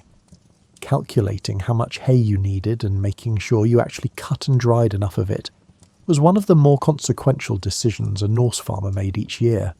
Get it wrong, and animals died. Get it right, and the household survived. Sheep were equally important, and in some ways more so, because they provided not only meat and milk but also wool, the raw material for the textile production that kept Norse households clothed and that generated one of their most valuable trade goods. Norse sheep were tough, scrappy animals, well suited to the harsh grazing conditions of Scandinavia, and they required less intensive care than cattle. But they still had to be watched, sheared, and fed, and the knowledge of how to manage a flock well was passed down through generations of careful observation and practice. One more skill deserves mention before we move on, and that is navigation. We touched on this earlier in the context of water-oriented living, but it bears repeating because it was so central to everything the Norse did and eventually became. Norse navigation was not dependent on a single tool or technique. There was no compass in Scandinavia until centuries later. Instead, Norse navigators relied on a combination of knowledge that was almost staggeringly broad. They read the stars, tracking their positions across the sky, with a precision that allowed them to determine their latitude even on clear nights far from shore. They read the sun using devices called sunstones, which could locate the sun's position even on overcast days by detecting the polarization of light. They read the waves, understanding how ocean swells behave differently depending on their relationship to the wind and the land. They read the birds, knowing that certain species flew toward land in the evening and away from it in the morning. They read the colour of the water, the temperature, the clouds, and the wind.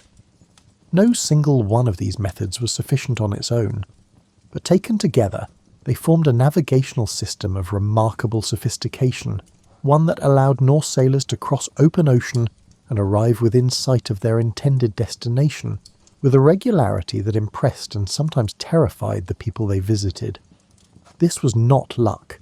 It was knowledge accumulated over generations and refined through constant use. And it is worth remembering that all of these skills, the woodworking, the textile work, the metalwork, the cooking and the navigation, were not the province of a warrior class. They were the province of ordinary people doing ordinary things. The Norse did not become remarkable because they were born remarkable. They became remarkable because they spent centuries getting very, very good at the things that mattered. Now, all of that competence had to go somewhere, and in the centuries after the Norse began expanding their reach, it went into one of the most impressive feats of peaceful human activity in the medieval world: trade and settlement. Let us follow that thread, because it leads somewhere surprising. The image of the Viking as a raider is so deeply embedded in the popular imagination that it can be genuinely difficult to see past it. But here is a fact worth sitting with for a moment. The Norse were, first and foremost, traders. Raiding was one activity among many, and for a large portion of the Norse population, it was not something they ever participated in. What drew the Norse outward into the wider world was not primarily a desire to plunder. It was a desire to trade, to find new land, and to build something in places where the old land could no longer support everyone who needed it. The Norse trading network, at its height, stretched from the frozen shores of what is now Canada all the way to the Byzantine Empire and the markets of the Islamic world. This is an almost absurd distance when you think about it. Constantinople and Baghdad were not exactly neighbours of Scandinavia, and yet Norse traders made it there, not once, but regularly, over a period of several centuries. They carried furs, ivory, amber and dried fish south and east. They brought back silver, silk, spices and occasionally exotic curiosities. The exchange was substantial enough that Norse silver from Islamic mints has been found in archaeological sites across northern Europe, a testament to just how far the money flowed. The trading routes through what is now Russia and Eastern Europe are particularly fascinating, because they reveal a side of Norse activity that is almost entirely absent from the popular narrative. Norse traders, known in the Byzantine and Islamic sources as the Varangians or the Rus, travelled south along the massive river systems of Eastern Europe, the Volga, the Dnieper, and the Western Dvina, among others. These rivers connected the Baltic Sea to the Caspian and Black Seas, and the Norse used them as highways, portaging their boats overland between river systems where necessary. The settlements they established along these routes were not conquests in the traditional sense. These settlements served as trading posts, waypoints, and hubs for the exchange, storage, and subsequent movement of goods. The Norse who settled in what is now Kiev and Novgorod and other cities did not simply impose their culture on the people already living there. They blended with them. They learned local languages. They married local women. They adopted local customs alongside their own. The result was something genuinely new, a hybrid culture that drew on both Norse and Slavic traditions, and it became the foundation of what would eventually become the state of Kievan Rus, one of the most important political entities in medieval Eastern Europe. This is not a story of conquest. It is a story of integration, and it is one of the most underappreciated aspects of Norse history. Closer to home, the Norse also settled Iceland, Greenland, and, briefly, a settlement in what is now North America, hundreds of years before Columbus made his famous voyage across the Atlantic. The settlement of Iceland is particularly instructive because it illustrates how Norse expansion actually worked in practice. Iceland was uninhabited when the Norse arrived in the late 800s, which meant there was no one to conquer and no one to displace. The settlers simply showed up, divided the land among themselves according to a system that was remarkably fair by the standards of the time, and set about building a society from scratch. They brought their livestock, their tools, their language, and their legal traditions with them. They built long houses, they farmed sheep and cattle, they fished the rich waters around the island, and they created something that would become one of the most culturally productive societies in medieval Europe. But that is a story for a later segment. For now, the point is simply that the Norse did not need to take land from someone else in order to expand. When uninhabited land was available, they took it, settled it, and made it work. Greenland followed a similar pattern, though the conditions there were far harsher. Norse settlers arrived in the late 900s and established two main communities on the western and eastern coasts. They raised sheep and cattle, hunted marine mammals, and traded with the Inuit people they encountered. The settlements survived for roughly 500 years before disappearing, likely due to a combination of climate change, shifting trade routes, and a failure to adapt to increasingly harsh conditions. It is a sobering story, a reminder that Norse expansion was not always successful, and that even a skilled and resilient people could be defeated by circumstances beyond their control. But the trading itself, the movement of goods and ideas across vast distances, is what deserves the most attention here. The Norse were not the only traders in the medieval world, of course. The Vikings were operating in a network that included Arab merchants, Byzantine traders, and many others. But the Norse brought something distinctive to this network: their ability to navigate rivers and coastlines that other traders found difficult or impossible. They could reach places that were simply not accessible to people without their seafaring skills, and this gave them a natural advantage in the exchange of goods. The goods themselves tell an interesting story. Furs were enormously valuable in the medieval world, and Scandinavia and northern Russia were among the richest sources of high-quality furs in Europe. Beaver pelts, fox skins, ermine and sable all moved through Norse trading networks in large quantities. Walrus ivory was another important Norse export, used to make everything from chess pieces to religious carvings in the churches of Western Europe. And dried cod, as we have already discussed, was a trade good of remarkable durability and portability, one that could sustain long voyages and survive months in a cargo hold without spoiling. In return, the Norse brought back goods that enriched their own societies and connected them to distant cultures. Silver from Islamic mints tells us that Norse traders reached the markets of the Middle East. Silk from Byzantine or Chinese sources tells us that luxury goods travelled all the way north to Scandinavia. And the coins, beads and small objects found in Norse archaeological sites paint a picture of a people who are far more cosmopolitan than their reputation suggests. There is a quietness to trade that makes it easy to overlook in the sweep of history. It does not produce the dramatic moments that fill textbooks and movies. No one writes epic poems about a successful negotiation at a market fair, or about a cargo of dried cod arriving safely in Constantinople. But trade is how civilizations actually grow. It is how ideas spread, how technologies move from one culture to another, and how economies develop enough surplus to support art, law and learning. And the Norse, for all their fame as raiders, were among the most effective traders in the medieval world. The economics of Norse trade were not simple barter, though barter certainly played a role in smaller, local exchanges. For larger transactions, particularly those involving distant trading partners, the Norse used silver as a medium of exchange. Norse silver coins have been found across an enormous geographic range, from Scandinavia to the British Isles, to the Baltic states, to the heart of Russia. Many of these coins were not minted in Scandinavia at all. They were Islamic silver dirhams, minted in cities across the Middle East and Central Asia, and they made their way north through the trading networks that connected the Norse world to the rest of the known world. The sheer volume of Islamic silver found in Scandinavian archaeological sites is striking. It tells us that the Norse trading networks were not occasional or opportunistic. They were sustained, systematic, and enormously profitable. Norse merchants made repeated trips along the same routes, building relationships with trading partners over years and decades, developing the trust and the reputation that long-distance trade required.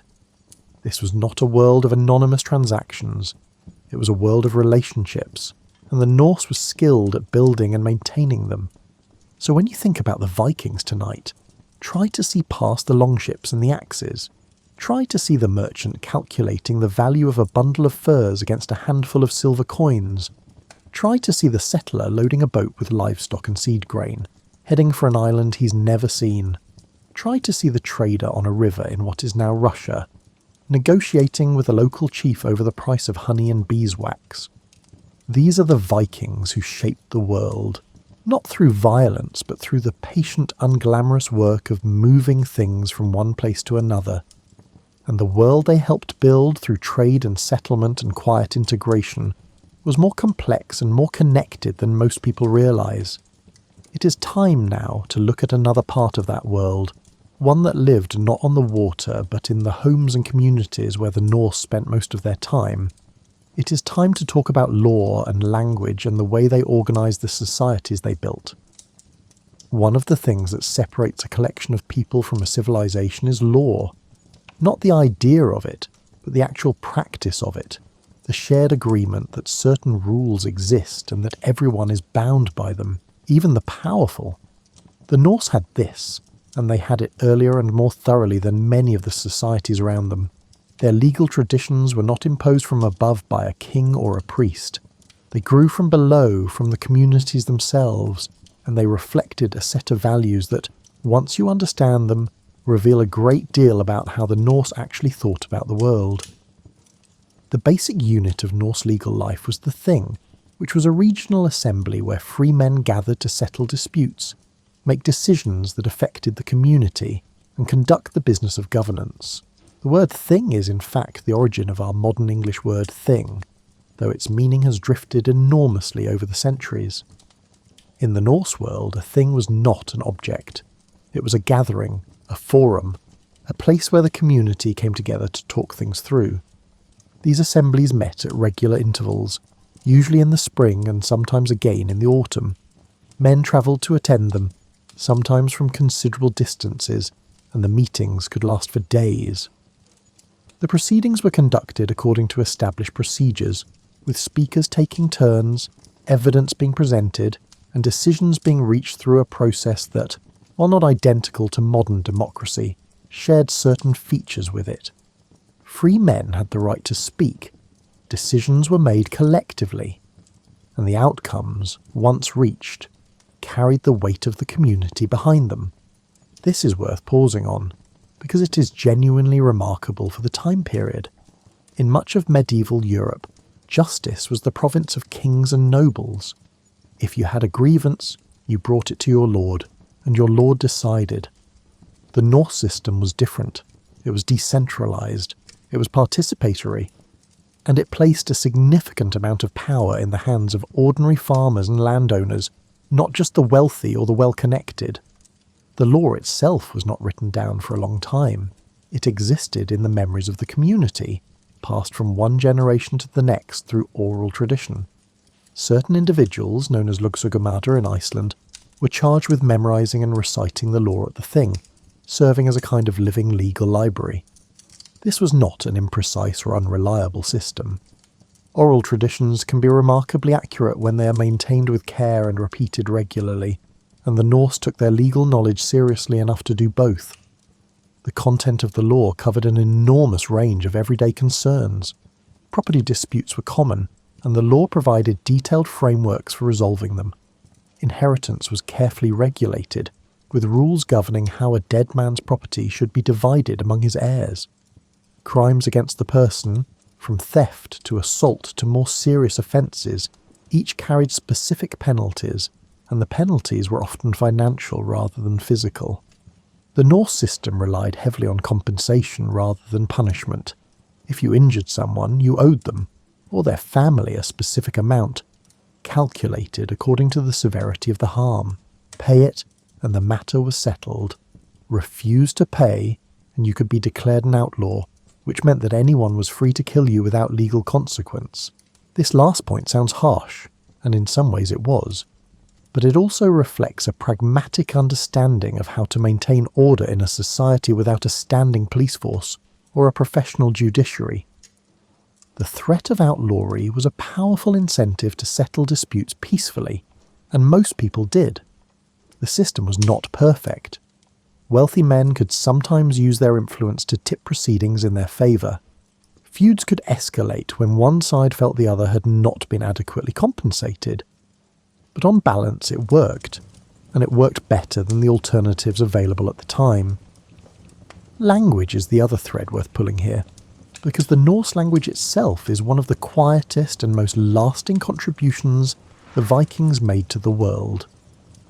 Old Norse, the language spoken across Scandinavia and Iceland during the Viking Age, was a North Germanic language, related to but distinct from the languages spoken by the Saxons and the Angles in England. And when the Norse settled in England, Ireland, Scotland and other parts of the British Isles, they brought their language with them. The result was not the replacement of one language by another, it was something more interesting than that. Old Norse and Old English were similar enough that speakers of each could, with some effort, understand the other. They were not identical, but they shared enough common ground that communication was possible without a translator. And in the areas where Norse settlers lived alongside English-speaking populations, the two languages began to blend together in ways that shaped the English we speak today. The number of words in modern English that come directly from Old Norse is staggering, and many of them are so fundamental that you use them without ever thinking about their origins. The words sky, egg, give, take, they, them, their, want, wrong, ugly, and hundreds of others all entered English through Norse influence. But the contribution goes beyond individual words. Norse settlers also influenced the grammar and syntax of English in ways that linguists are still studying.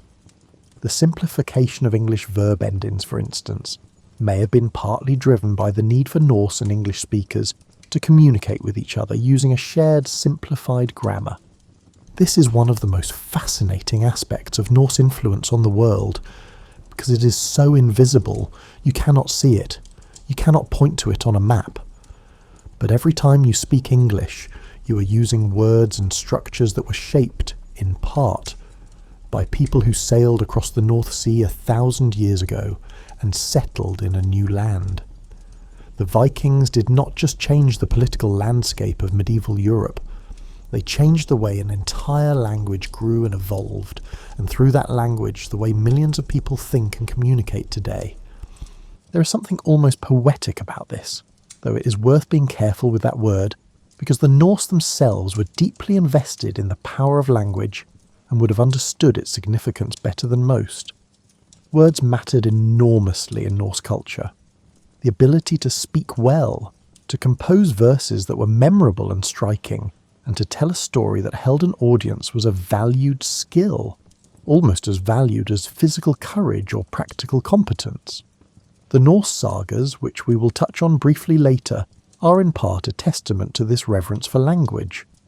They are among the finest works of narrative prose produced anywhere in the medieval world, and they were written in Old Norse, the language the Vikings spoke at home. The lore and the language taken together reveal a people who are far more sophisticated than the popular image suggests. They were not simply warriors who happened to sail. They were a society with a functioning legal system, a rich literary tradition, and a language that would go on to shape one of the most widely spoken tongues in the world. These are not the accomplishments of barbarians.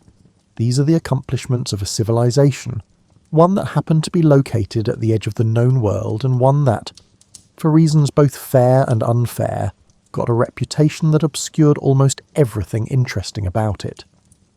The thing assemblies, the oral legal traditions, the blending of Norse and English into something new, and the words you use every single day without knowing where they came from. These are the quiet legacies, the ones that do not make for dramatic television, but that have lasted 1,000 years and show no sign of fading. Now let us step inside, literally, and talk about the homes the Norse built and the lives they lived within them, because the domestic world of the Vikings is one of the most underexplored parts of their story, and it is full of details that are both surprising and oddly comforting. There is a warmth to thinking about how people actually lived their daily lives, as opposed to how they fought, or conquered, or explored. The Norse longhouse is one of the best windows we have into that warmth, and it is worth spending some time inside it, because the picture it reveals is one of a people who care deeply about comfort, family, and the small pleasures that make a hard life bearable. The longhouse was the basic unit of Norse domestic architecture, and it came in many sizes and variations depending on the region, the wealth of the family, and the local climate. In its simplest form, it was a large rectangular building, sometimes remarkably large, with thick walls made of wood, stone, or turf, depending on what was available locally. In Iceland, where trees were scarce, longhouses were often built primarily of stone and turf. In Norway, where timber was plentiful, wood was the dominant material. The roof was typically covered with sod, which provided excellent insulation, keeping the interior surprisingly warm even in the coldest months. Inside, the longhouse was organised around a central fire pit or hearth, which served as the source of both heat and light. There was no chimney. The smoke drifted upward and escaped through a hole or gap in the roof, which also let in a shaft of daylight. This meant that the interior of a longhouse was often hazy with smoke, and the walls and ceiling were perpetually darkened by it. But it also meant that the fire could be kept burning almost continuously through the long winter, and the smoke itself served a practical purpose. It helped preserve the dried fish and meat that hung from the rafters above. The sleeping arrangements were along the walls, on raised platforms or benches that ran the length of the building on either side of the hearth. These were not beds in the modern sense. They were wooden platforms covered with furs and woven blankets, and they served as both sleeping surfaces during the night and seating during the day. The family slept together, close to the fire, wrapped in layers of wool and animal skin. In the coldest months, this communal warmth was not a matter of preference, it was a matter of survival. The centre of the longhouse, the area around the fire, was where the family spent most of its waking hours. This was where meals were prepared and eaten. The cooking was done over the open fire or in a pit beside it, using iron pots that held stews and soups made from whatever was available. A typical Norse meal might include fish, dairy, bread, and perhaps some greens or berries in season.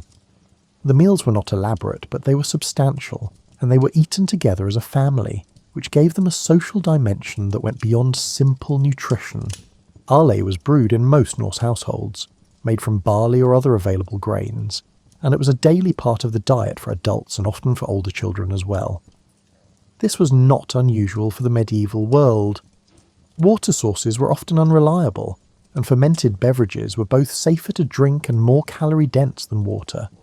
Norse ale was not particularly strong by modern standards, but it was a staple, and brewing it was another of the many domestic skills that women in Norse households managed alongside everything else. The longhouse was also a workspace.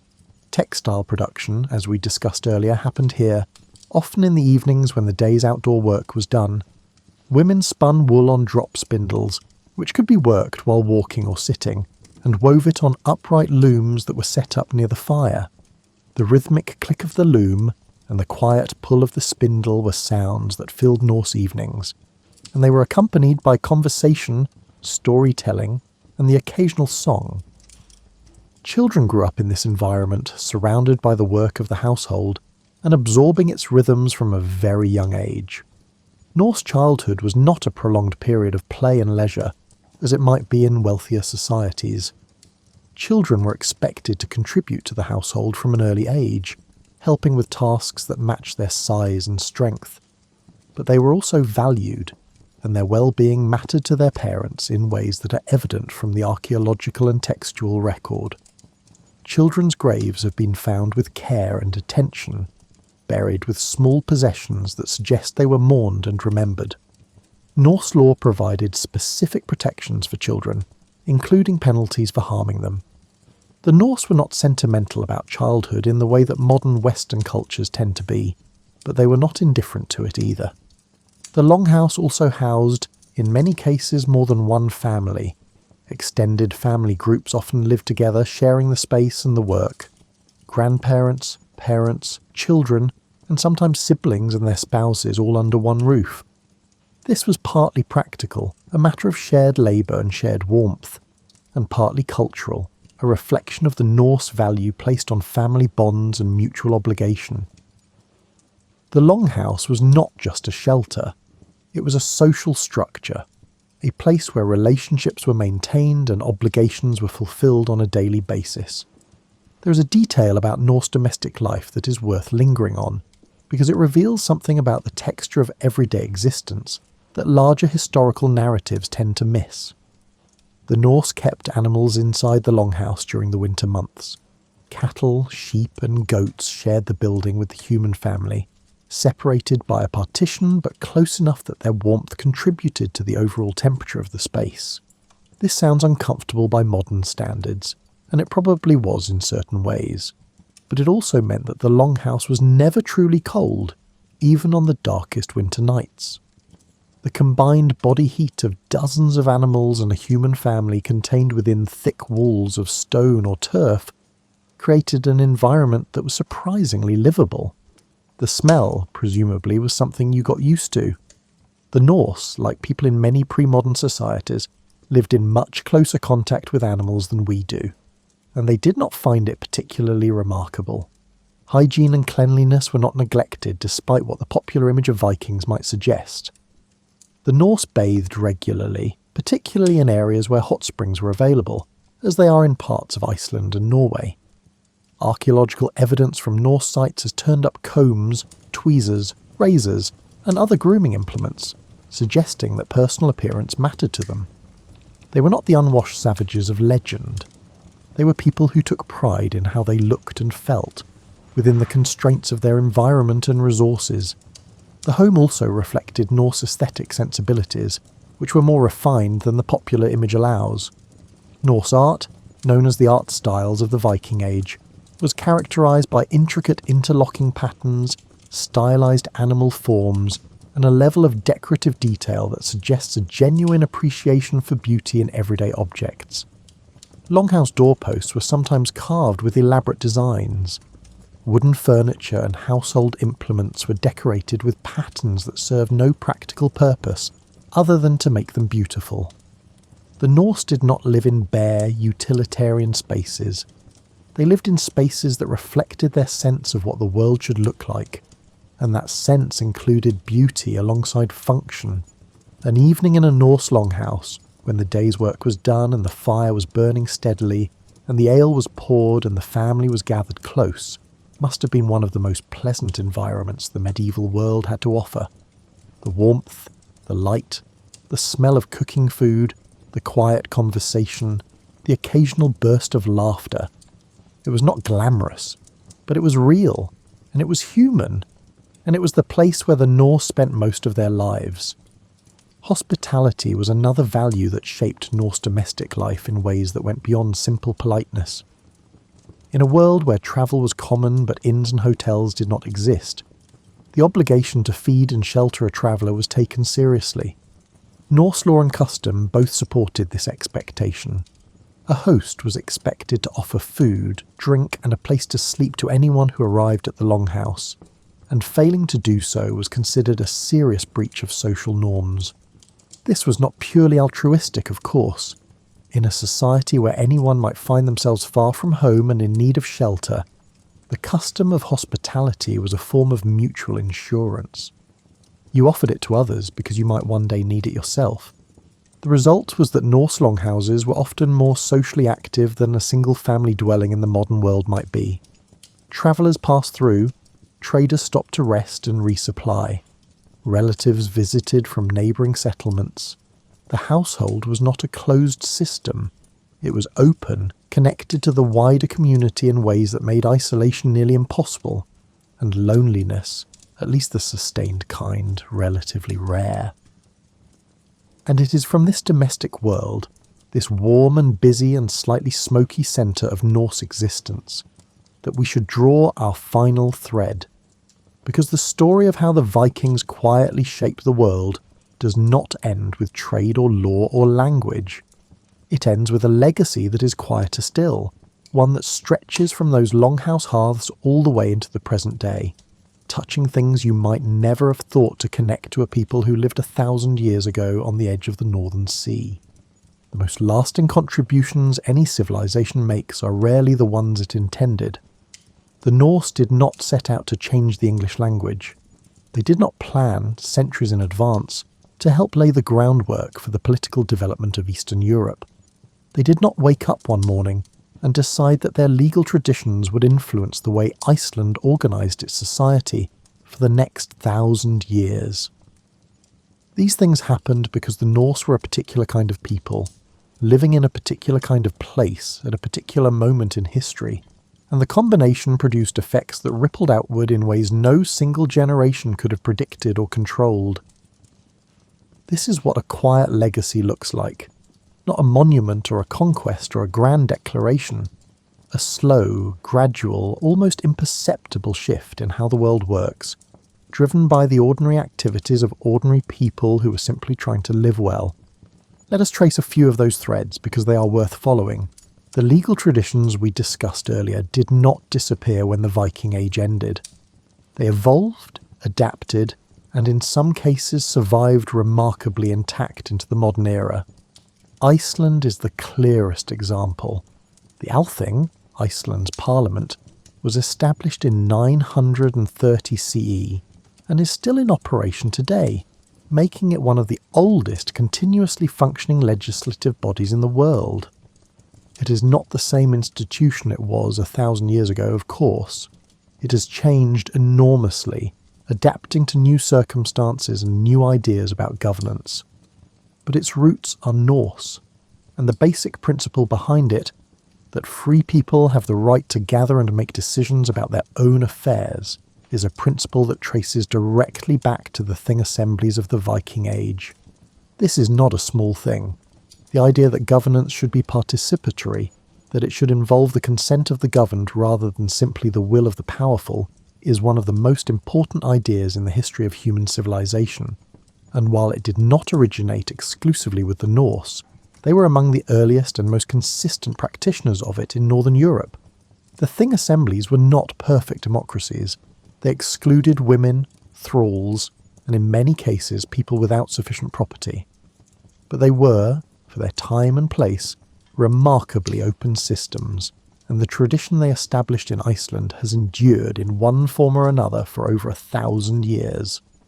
The Norse sagas are another legacy worth considering, because they represent something genuinely unusual in the medieval literary landscape.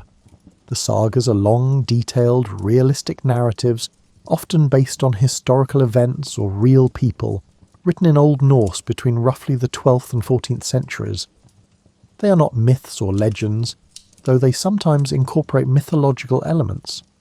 They are, in many ways, closer to what we would now call novels or historical fiction, and they are remarkable for their psychological depth, their attention to character, and their unflinching willingness to portray human beings in all their complexity. The Icelandic sagas in particular are considered masterpieces of world literature by scholars who have studied them carefully, and they deserve that reputation. They portray Norse society with a frankness and a nuance that is rare in any era of literary history. Characters are not heroes or villains. They are people, flawed and complicated and sometimes surprising, navigating a world that does not always make sense. The sagas are funny, occasionally very funny, in a dry and understated way that feels remarkably modern. They're also sad and violent and tender, sometimes all within the same paragraph. What makes them relevant to a discussion of Norse legacy is that they represent a tradition of storytelling and record-keeping that shaped how subsequent generations understood the Norse world.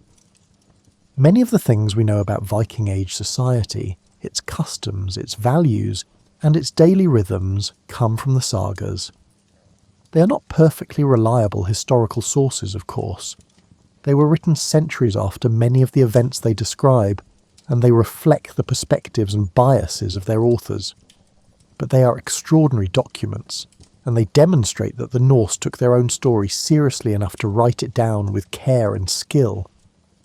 The cultural legacy extends into art and design as well. Norse decorative art, with its intricate interlocking patterns and stylized animal forms, influenced the art of every culture the Norse touched. You can see Norse influence in the illuminated manuscripts of Irish and English monks, in the carved doorways of Scandinavian churches, and in the metalwork and jewellery of medieval Europe more broadly. The style travelled with the Norse wherever they went, and it left traces that persisted long after the Norse themselves had blended into the populations around them.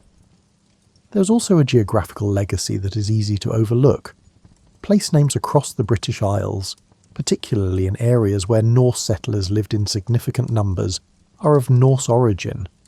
In the north of England, in Scotland, in Ireland, and of course in Iceland and the other Norse settled lands, the landscape itself carries the imprint of Norse presence in the names of towns, rivers, hills and farms.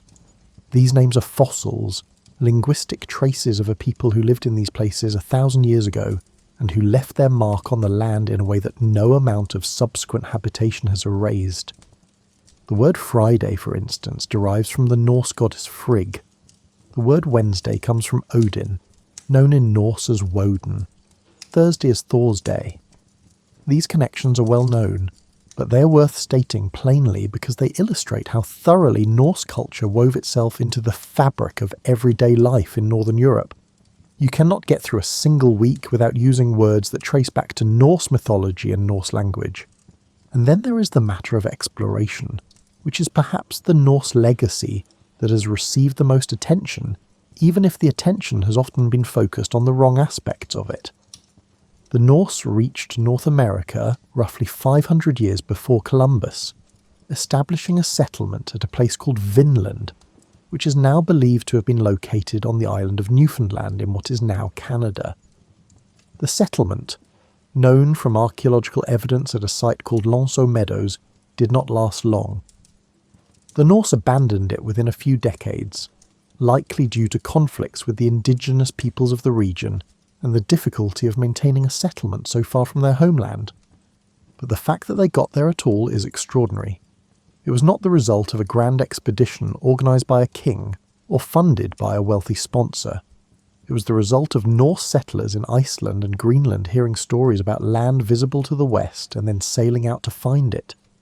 The Norse reached North America not through heroic determination, but through the same quiet habit of following the water that had driven their expansion for centuries. They saw an opportunity. They had the skills to take it, and they did. The settlement at Vinland did not change the course of world history in the way that Columbus's voyages did. The Norse did not establish a permanent presence in North America, and their contact with the continent did not lead to sustained exchange between the Old World and the New.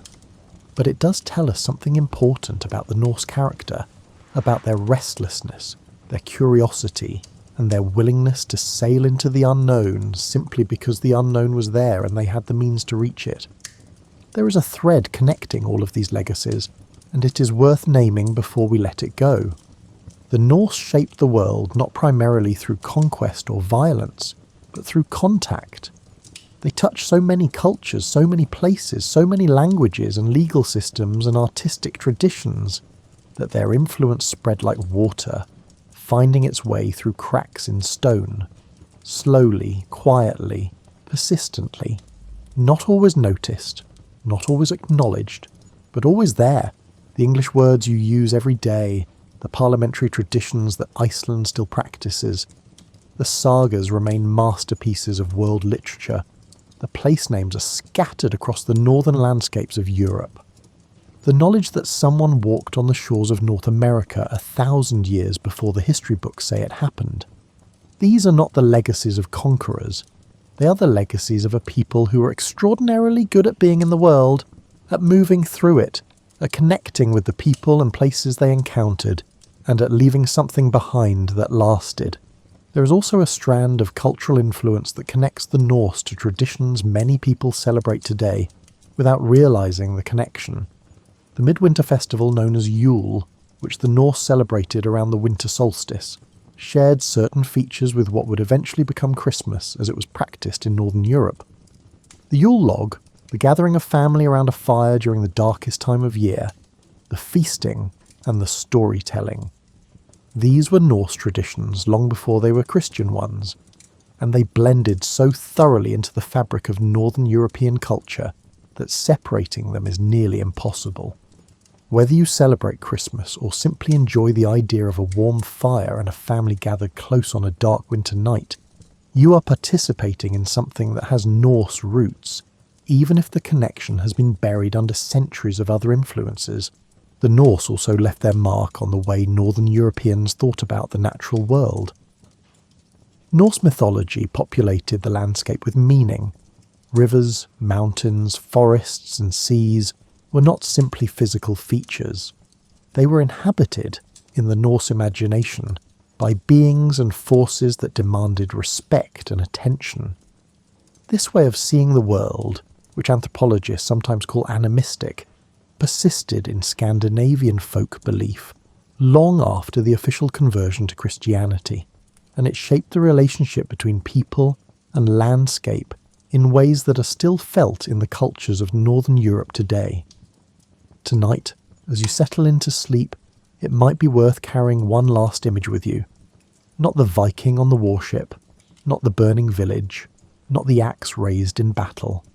Instead, picture a Norse trader on a river somewhere in what is now Russia, sitting in a small boat at dusk, watching the water catch the last of the light.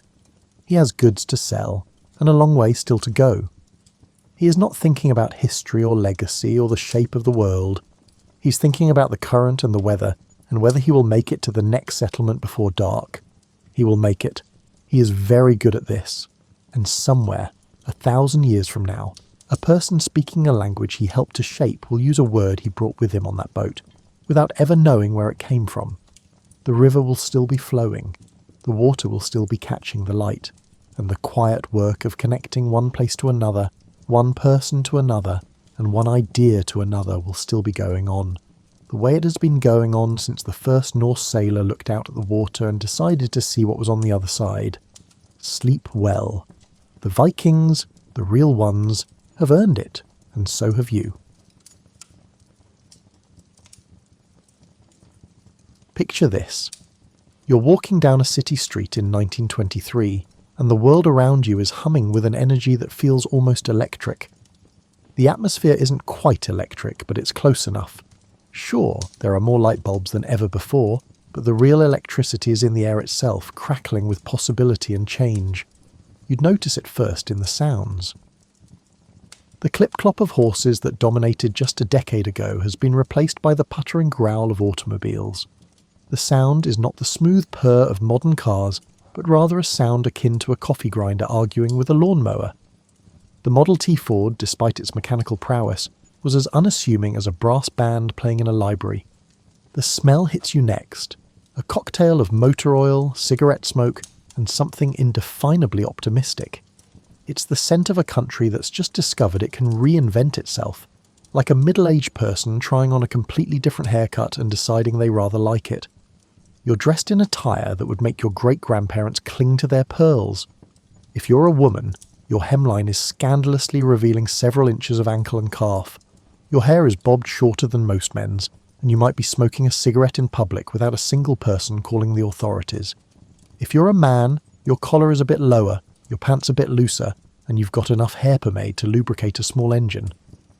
The funny thing about the 1920s is that everyone calls them roaring, but they didn't start out that way. The decade began with people suffering from severe hangovers from World War I. The country was like someone who'd been to a really intense party and was now standing in their kitchen at 2 a.m, eating cold pizza and wondering what on earth had just happened. However, the Americans, with their unwavering optimism, gazed at the chaos and expressed, "That was quite unpleasant. Let's try something completely different." And boy, did they ever.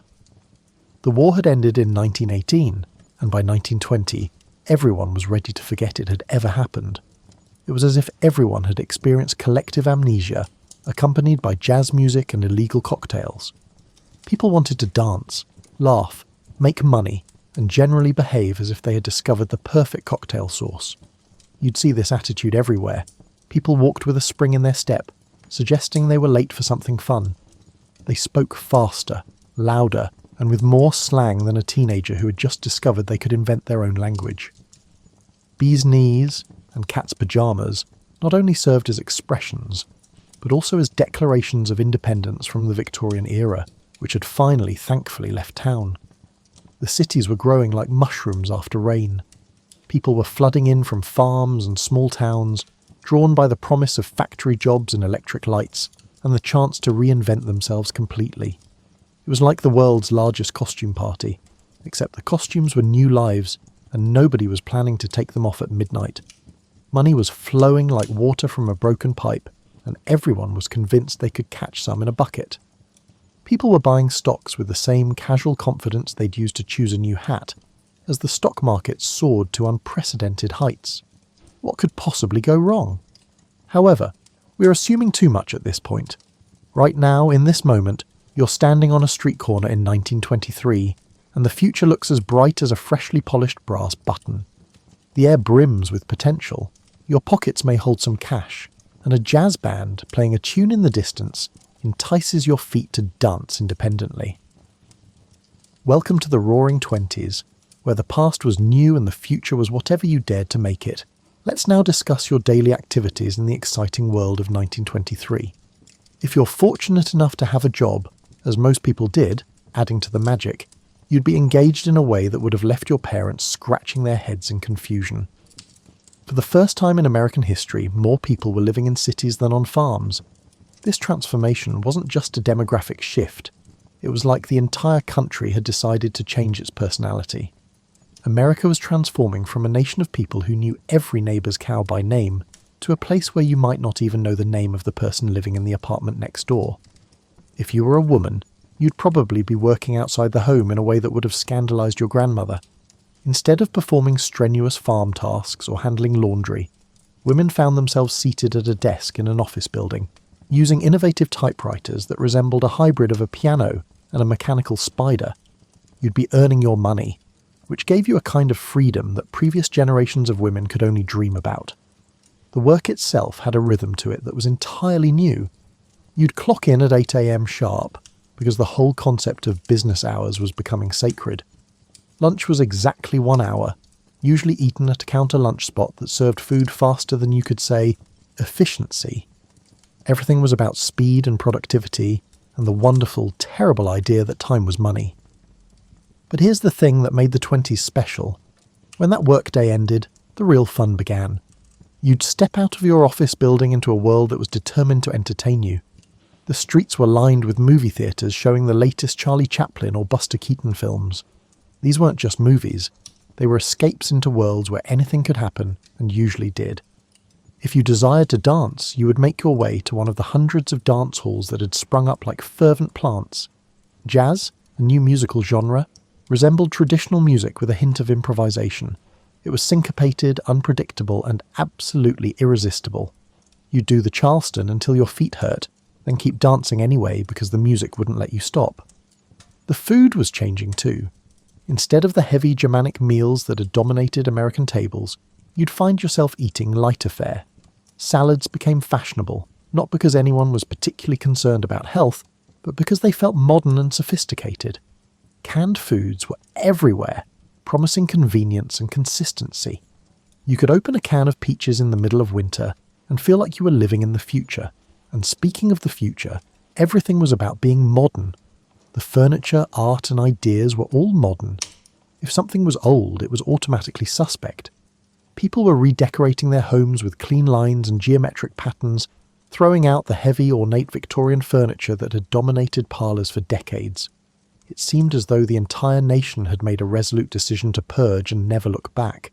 Your evening entertainment might include listening to the radio, which was still magical enough to make you shake your head in wonder.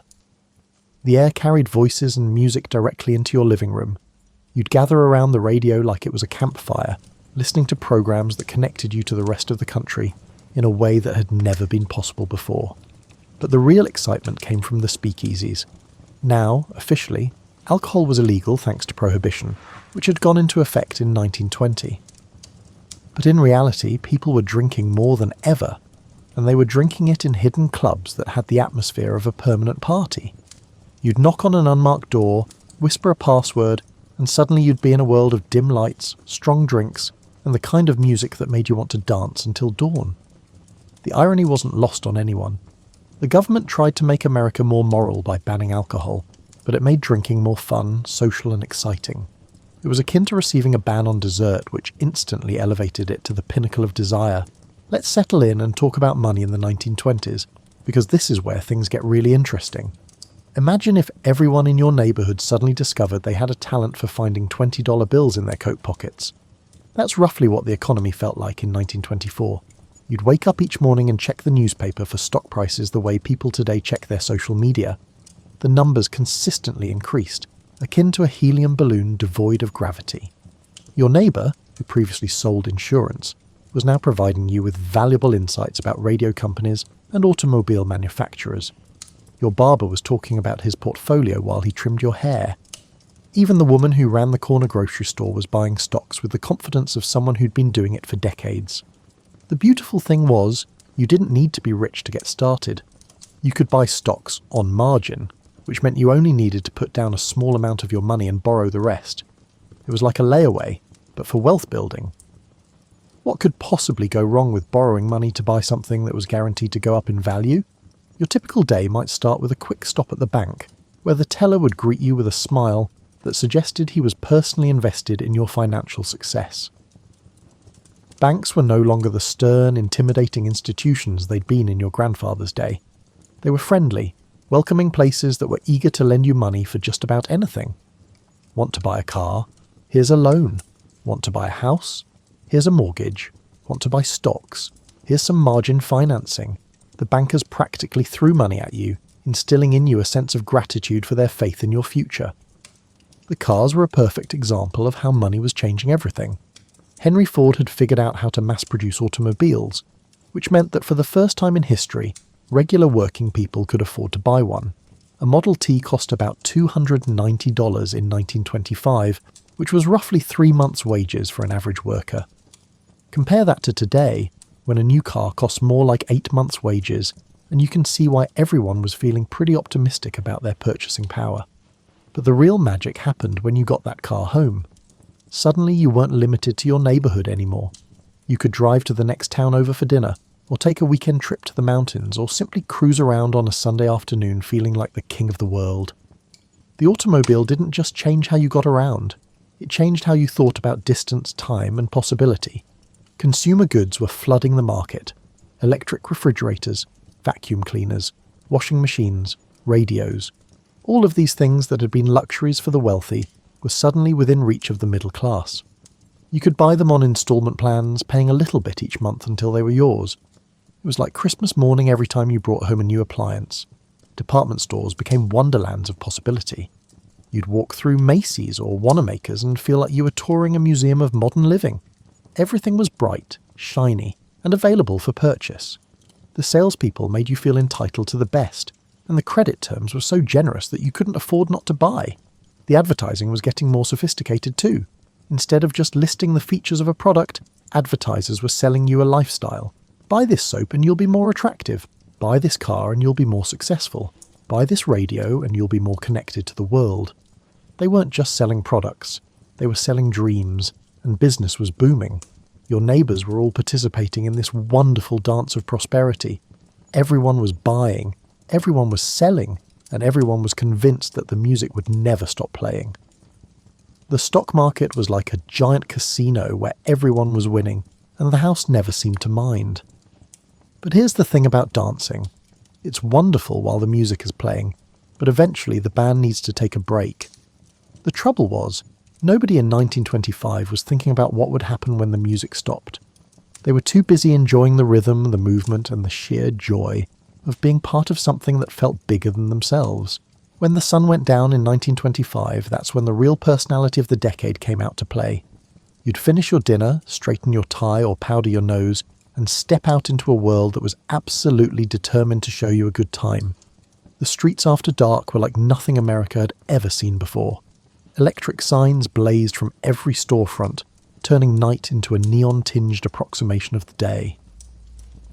The cities had learned to stay awake, and they were absolutely delighted with their insomnia. You'd walk down Broadway or State Street or any main drag in any city, and the lights would be so bright you could read a newspaper without squinting. Your first stop might be a movie theatre, because the pictures were getting more elaborate and entertaining by the month. These weren't just films, they were experiences. The theatres themselves resembled palaces, adorned with elaborate ceilings, luxurious seats, and orchestras that accompanied the silent films. You'd sit in the dark with hundreds of other people, all of you gasping and laughing and collectively forgetting that the real world existed outside those velvet curtains. Charlie Chaplin was making everyone laugh with his little tramp character, a fellow who seemed to find dignity in the most undignified situations. Buster Keaton was performing stunts that defied both gravity and common sense. These comedians weren't just entertainers, they were philosophers of the absurd, showing you that life's problems could be solved with creativity, persistence, and a willingness to look ridiculous. But the real adventure began when you decided to find a speakeasy. By 1925, the country had gotten very creative about working around the 5-year-old prohibition. You'd walk down a perfectly ordinary street, counting doorways until you found the right one. Maybe it was marked with a small symbol, or maybe you just had to know which door to knock on. The password might be something like bee's knees, or Oscar sent me. You'd whisper it to a person whose eyes you could see through a small window, and if you'd gotten it right, the door would swing open to reveal a world that was half party, half conspiracy. Inside, the atmosphere was thick with cigarette smoke and possibility. The air practically vibrated with jazz music played by musicians who seemed to be making it up as they went along. In numerous instances, their interpretations were accurate. Jazz was all about improvisation, about taking a familiar tune and twisting it into something entirely new. It was music that matched the mood of the times, confident, experimental, and slightly dangerous. The drinks were stronger than anything you'd ever tasted, partly because the bootleggers weren't particularly concerned with subtlety. They mixed gin that could strip paint with fruit juices and served it in cocktail glasses reminiscent of fairy tales. The cocktails had names like Gin Ricky, Sidecar, and Bee's Knees, as if someone had decided that drinking should be an adventure in linguistics as well as intoxication. The dancing was unlike anything your parents' generation had ever seen. The Charleston was the signature move, all flying feet and swinging arms and complete abandonment of anything that might be considered dignified. The music would compel you to continue dancing despite your clothes becoming soaked with sweat. The women smoked cigarettes, wore makeup, and generally behaved in ways that would have horrified their grandmothers. Known as flappers, they appeared to have collectively decided to disregard the traditional norms of feminine behaviour. They wore their hair short, their skirts shorter, and their attitudes shortest of all. The men were trying to keep up, loosening their ties and learning dance steps that would have been considered scandalous just a decade earlier. Everyone was engaged in a collective rebellion against the stuffiness of the previous generation, and they were thoroughly enjoying themselves in the process. But here's the thing that made the speakeasy culture so special. It was democratic in a way that American social life had never been before. Rich and poor, young and old, immigrants and native-born Americans all crowded together around the same small tables, drinking the same illegal liquor and dancing to the same outrageous music. Prohibition had inadvertently created a kind of social mixing that the country had never experienced. The night would end with you stumbling out into the dawn, your ears ringing with jazz and your head spinning with gin, and the sheer exhilaration of being alive at a time when anything seemed possible. Tomorrow was another day, and tomorrow's night would bring new adventures, new music, and new reasons to celebrate the simple fact that you were young and American, and living in the most exciting decade anyone could remember. Now let's talk about how the 1920s changed the way people thought about everything. Not only did the music and clothes change, but the concept of what it meant to be an American underwent a complete transformation. You'd wake up in 1926 and realise that the world your parents had prepared you for no longer existed. A kind of exhilarating uncertainty replaced the old certainties, making every day feel like an adventure. It was like someone had rewritten the rules of life while you were sleeping, and you had to figure out the new version as you went along. The most significant change was in how people thought about themselves. Your great-grandparents had defined themselves by their work, their family, their church, and their community. But you were part of the first generation that could define itself by its entertainment, its style, and its attitude. You weren't just a blacksmith or a farmer or a shopkeeper. You were someone who listened to jazz, drove a car, went to the pictures, and had opinions about everything. The radio was particularly important in this transformation. Every evening you'd gather around that wooden box with its mysterious glowing tubes and listen to voices from New York, Chicago, and Los Angeles. For the first time in American history, the entire country was hearing the same jokes, the same music, and the same advertisements. You were part of a shared national conversation that stretched from coast to coast. These developments created a kind of cultural democracy that was entirely new. A song that was popular in Harlem could be hummed by a farmer in Kansas within a week. Within a month, a dance that originated in Chicago might be performed at an Alabama high school dance. The regional differences that had defined American culture for centuries were beginning to blur into something more unified and simultaneously more diverse. The movies were doing something similar, but even more powerfully. You'd sit in a dark theatre and watch stories that took you places you'd never been, showed you lives you'd never lived, and made you feel emotions you'd never experienced. The stars weren't just actors. They were templates for how to be glamorous, sophisticated, and modern. Mary Pickford, Charlie Chaplin, and Rudolph Valentino weren't just entertainers. They were teachers in the Academy of Style. The magazines were changing too. The previous generation's serious, morally instructive publications gave way to magazines entirely focused on entertainment, fashion, and lifestyle. You'd flip through pages of photographs showing you how to dress, how to decorate your home, and how to conduct yourself at parties. It was like having a personal tutor in the art of being modern. The younger generation were particularly enthusiastic about rejecting everything their parents had taught them. They called themselves the Lost Generation, which sounds melancholy, but was actually a kind of celebration. They were lost from the old certainties, the old restrictions, and the old ways of thinking about life, and they were perfectly content to be lost, because being lost meant being free to find their own way. The slang reflected this new attitude. Everything was swell or keen or the cat's pyjamas. The language was becoming more playful, more inventive, and more fun. People were making up words and phrases with the confidence of poets, and everyone was eager to adopt the latest linguistic fashions. Even the art was changing. Instead of the realistic paintings and sculptures that had dominated American culture, artists were experimenting with abstract forms, bold colours, and ideas that didn't necessarily make logical sense. It was art that matched the mood of the times, experimental, confident, and slightly rebellious. The architecture was transforming too. Buildings were getting taller, sleeker, and more geometric. The Art Deco style was emerging, with its emphasis on clean lines and mechanical elegance. Cities were beginning to look like the future, which was precisely what their inhabitants wanted. But perhaps the most important change was in how people thought about tradition itself.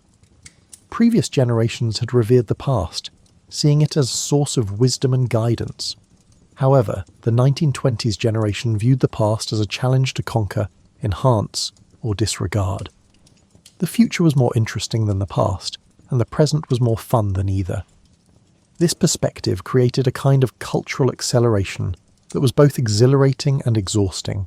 Everything was changing so fast that you could barely keep up. But that was part of the excitement.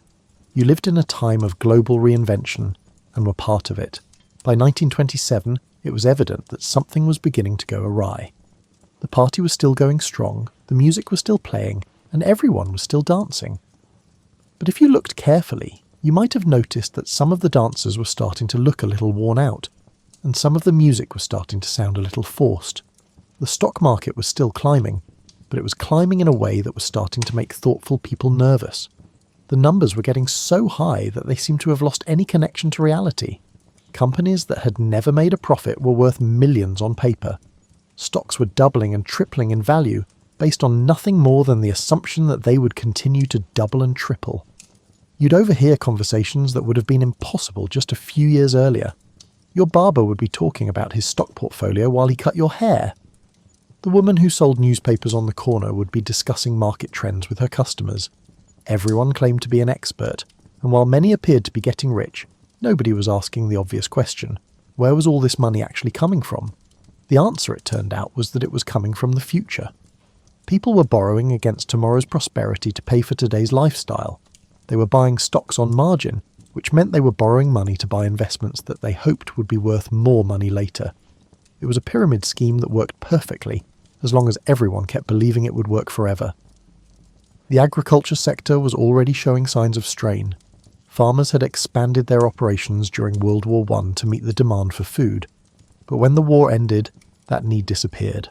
Crop prices were falling, and farmers were struggling to pay off the loans they'd taken to buy more land and equipment. No one in the cities was paying much attention to the fact that rural banks were beginning to fail. The construction industry was beginning to slow down.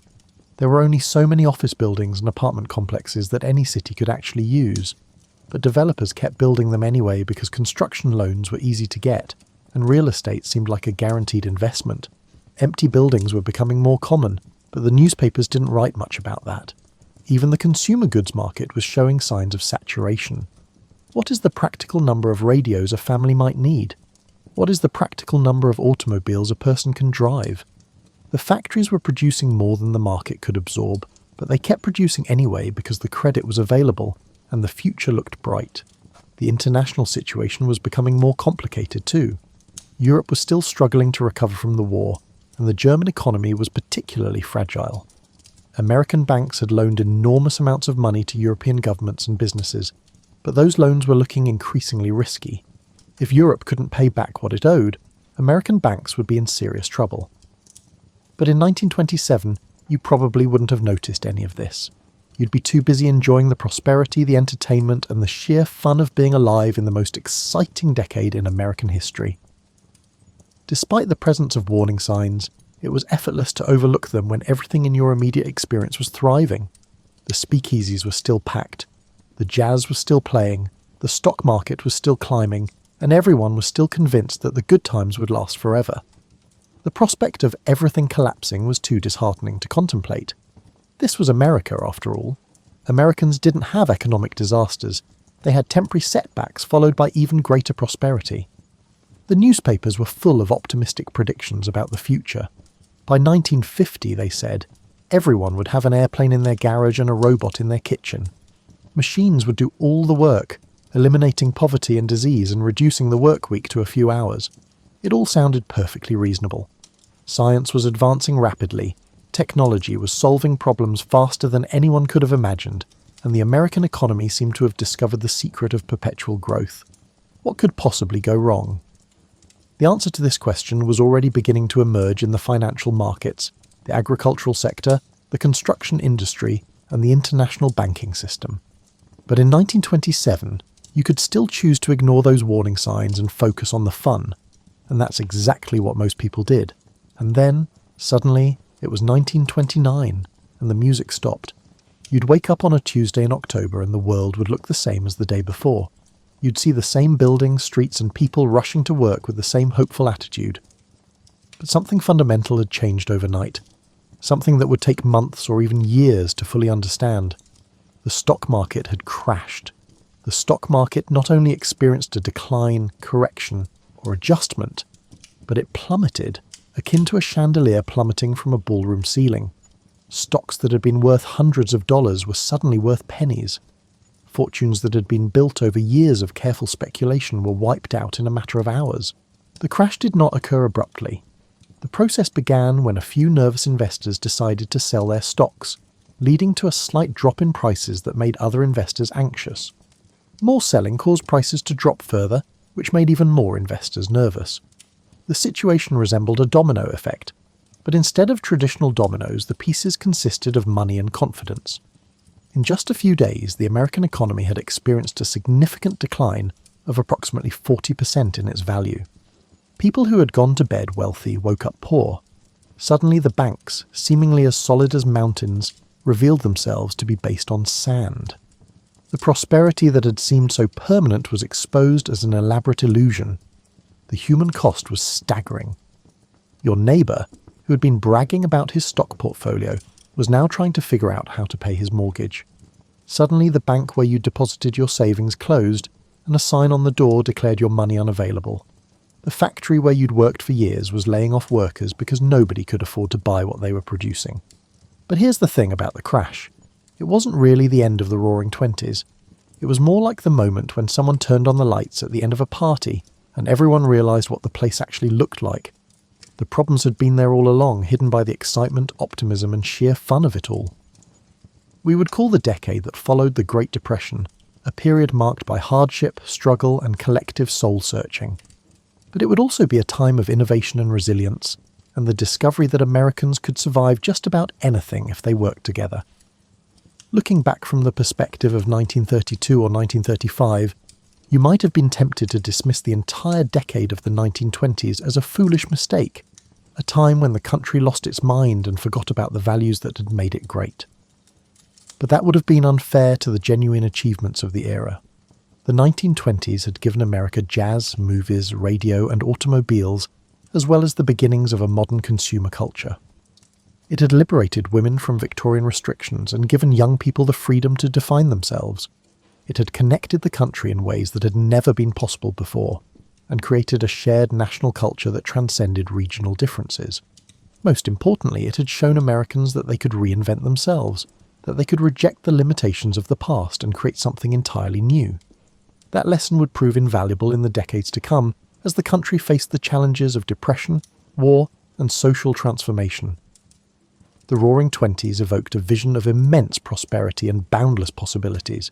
It was excessive, unsustainable, and ultimately destructive.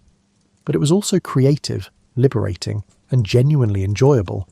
It was a time when Americans learned they could be more than they ever thought, even if they couldn't keep it up. As you drifted off to sleep, you may have realized that the 1920s' true legacy was the confidence they gave Americans to believe anything was possible, not the crash that ended them. That confidence would be tested in the years to come, but it would never be completely broken, and that perhaps was the most important lesson of all. The music had stopped, but the memory of the dance would last forever. You wake before dawn in a barn that isn't yours, your breath forming small clouds in the November air. The straw beneath you holds the musty sweetness of last summer's harvest, and somewhere above in the loft, a barn cat shifts position, causing dried stalks to whisper and settle. This is the 5th barn this week and the 20th this month. You've become skilled at judging which farmers will tolerate a traveller sleeping among their animals and which will set dogs loose at the first sign of trespassing. The medieval road called to different people for different reasons. Some walked because debt or crime had made staying dangerous. Others wandered because a lord had died and his successor had no use for extra servants. A few chose the road deliberately, though most people in the 1300s would have found this choice as incomprehensible as someone today deciding to be permanently homeless. The road wasn't romantic. It was hard, uncertain, and frequently hungry. But there you are, pulling on boots that have been repaired so many times the original leather is more memory than material. Your feet know these boots intimately. Every worn spot, every place where the stitching pulls against your skin after 10 miles of walking. You've learned to wrap your feet in strips of wool before putting on the boots, a trick an old soldier taught you outside of Bruges 2 winters ago. The farmer's wife appears at the barn door just as pink light begins filtering through gaps in the wooden walls. She doesn't smile. Most people don't smile at Vagabonds, but she hands you a heel of yesterday's bread and a piece of hard cheese wrapped in a cloth. You accept both with a small bow and a murmured blessing, which is the expected exchange. She gets the satisfaction of Christian charity, you get breakfast. Neither of you harbours illusions about affection or gratitude beyond this simple transaction. Walking away from the farm, you join a road that's been walked by countless others. Medieval roads weren't paved highways, but rather suggestions of direction, paths beaten into the earth by generations of feet, hooves, and wagon wheels. After rain, they become rivers of mud that suck at your boots with each step. In summer, the dust rises in choking clouds that coat your throat and turn your spit brown. Today, in late autumn, the ground holds that peculiar firmness that comes just before the first freeze, when the earth feels solid but not yet hostile. The wandering life operates on rhythms that settled people never learn. You measure distance not in miles but in landmarks. It's 2 church towers to the next village, 3 market crosses to the monastery, and a half-day's walk to the river ford. Time itself becomes fluid when you have no work bell to answer, no master's schedule to follow.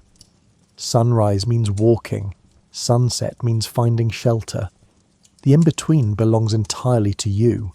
Other travellers appear on the road as morning progresses.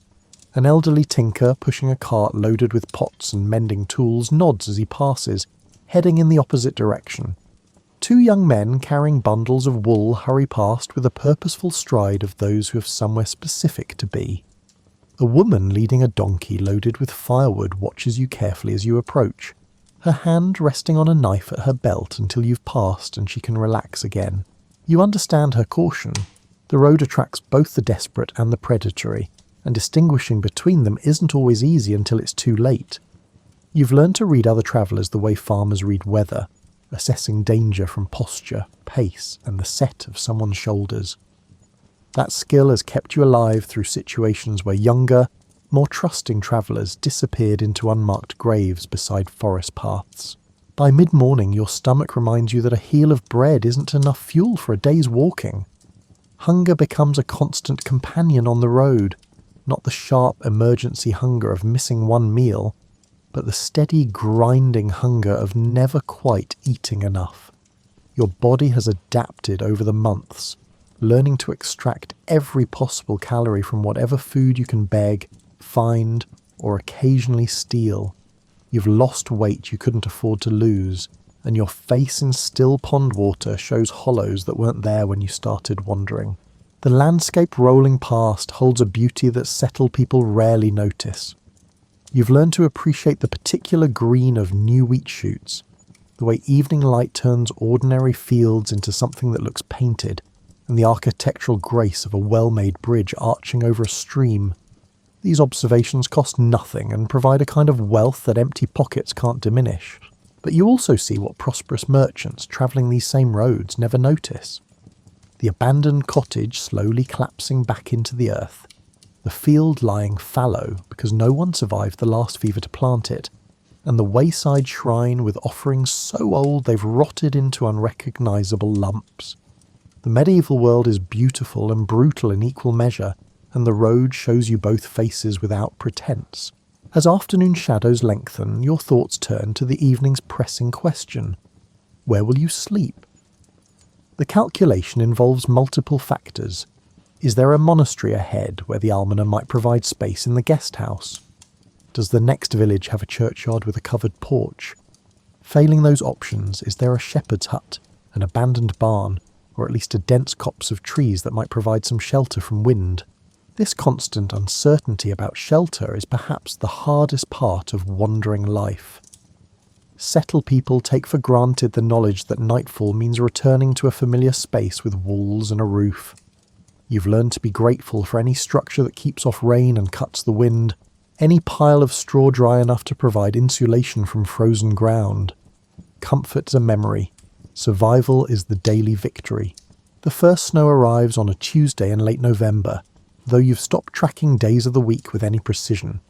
You're crossing high ground between two river valleys when fat white flakes begin drifting down from a sky the colour of old pewter. Within an hour, the road ahead disappears under a blanket of white that obscures familiar landmarks and makes every direction look equally unwelcoming. Snow transforms the medieval road from difficult to potentially deadly. The packed earth that provided firm walking becomes treacherous with hidden ice. The ruts and holes that you could see and avoid in clear weather become invisible traps waiting to turn an ankle or break a leg. Your boots, adequate for dry autumn travel, prove woefully insufficient against the cold seeping up from the frozen ground. You're not alone in this sudden storm. 100 yards ahead you spot another traveller moving slowly through the thickening snow. An older man whose bent posture speaks of too many years carrying too many burdens.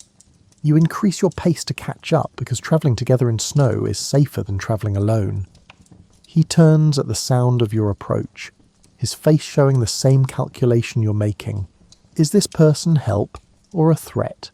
Something in your expression or bearing must satisfy him, because he nods and adjusts his pace to match yours. No names are exchanged. Wanderers often keep their names private, but you fall into step together, two figures trudging through weather that cares nothing for human struggles. The snow brings a peculiar silence to the landscape, muffling the usual road sounds until all you hear is your own breathing and the crunch of snow under your boots.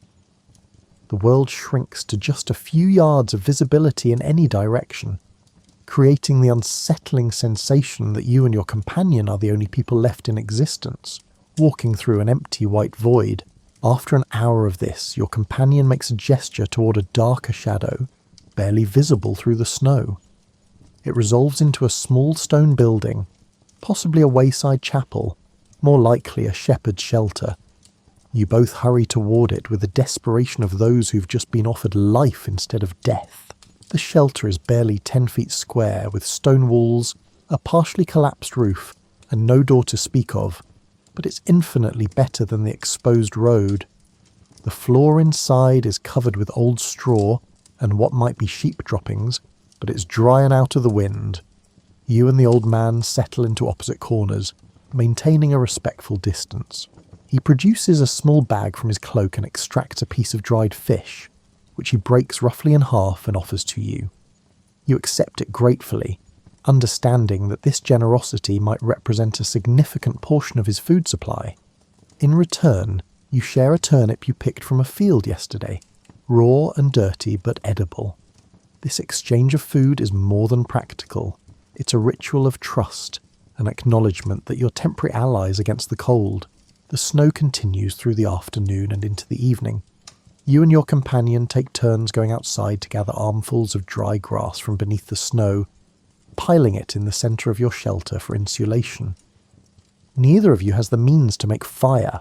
Flint and steel are luxuries, and dry tinder is impossible to find in these conditions, so you prepare for a long, cold night by building nests of grass and straw to sleep in.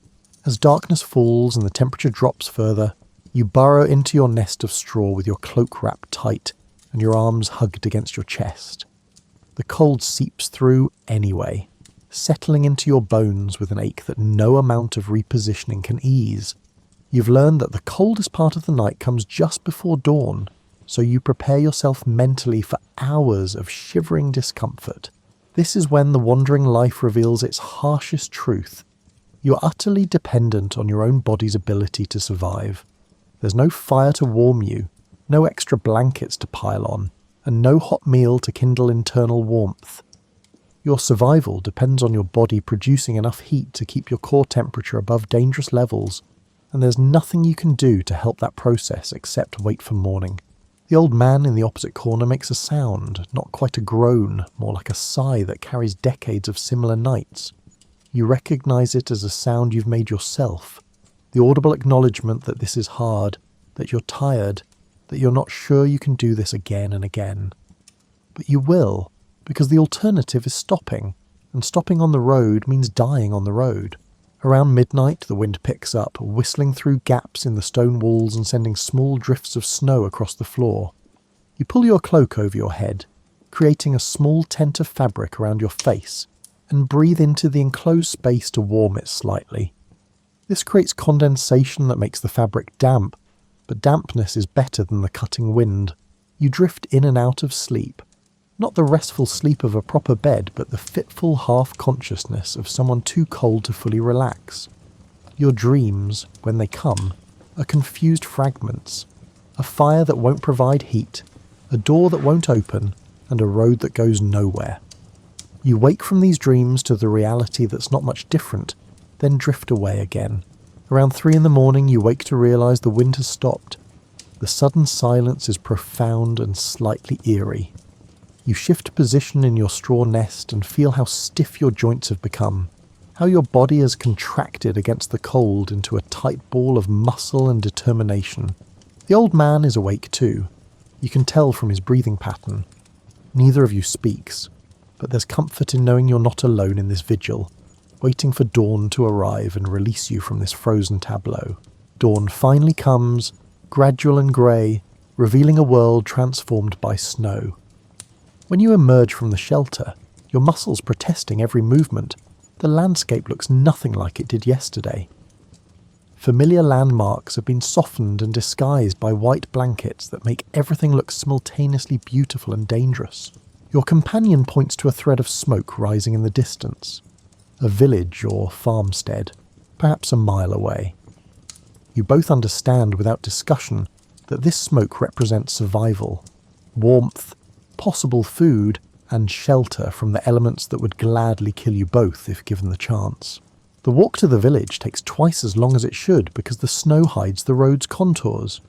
You break through crusts of ice into hidden puddles, stumble over buried rocks, and sink unexpectedly into drifts that reach your knees.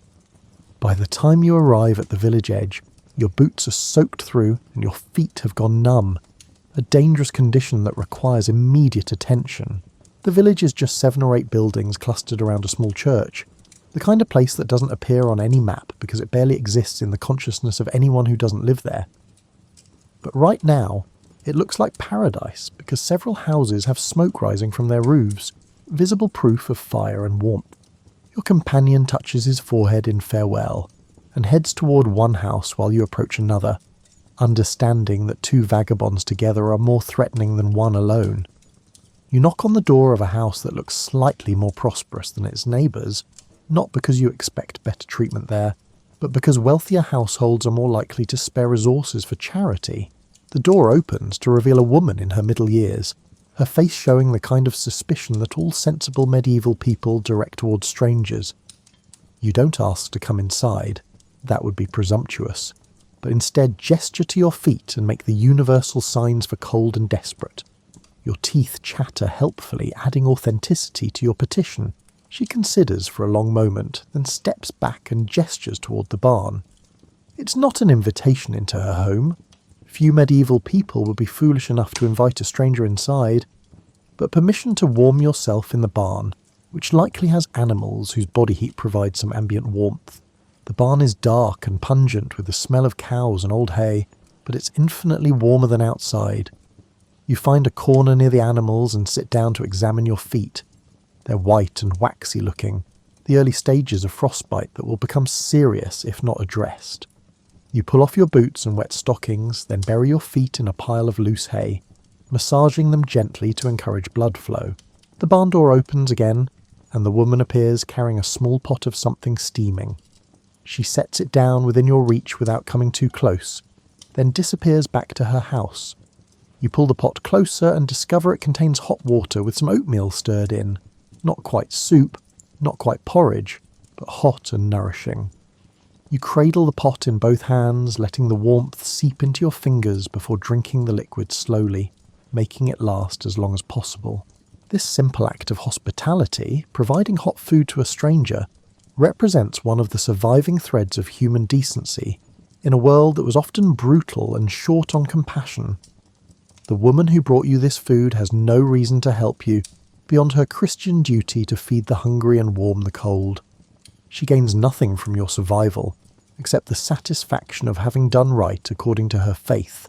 As your feet slowly regain feeling, a process that involves considerable pain, you think about the crucial importance of cloaks in the wandering life. Your cloak is your most valuable possession, more important than your boots or your knife or any other item you carry. A good cloak provides warmth, serves as a blanket at night, can be used as ground cover or an improvised bag, and marks you as someone who isn't completely destitute. Your particular cloak started life as something better. You can tell from the quality of the weaving, but it's been patched so many times with different materials that it now resembles a quilted map of your travels. The patch on the left shoulder came from a piece of blanket you found in Canterbury. The reinforcement around the hood came from a merchant's cast-off tunic in Rouen. The entire bottom hem is reinforced with strips of leather you bartered for with a cobbler who appreciated a well-told story.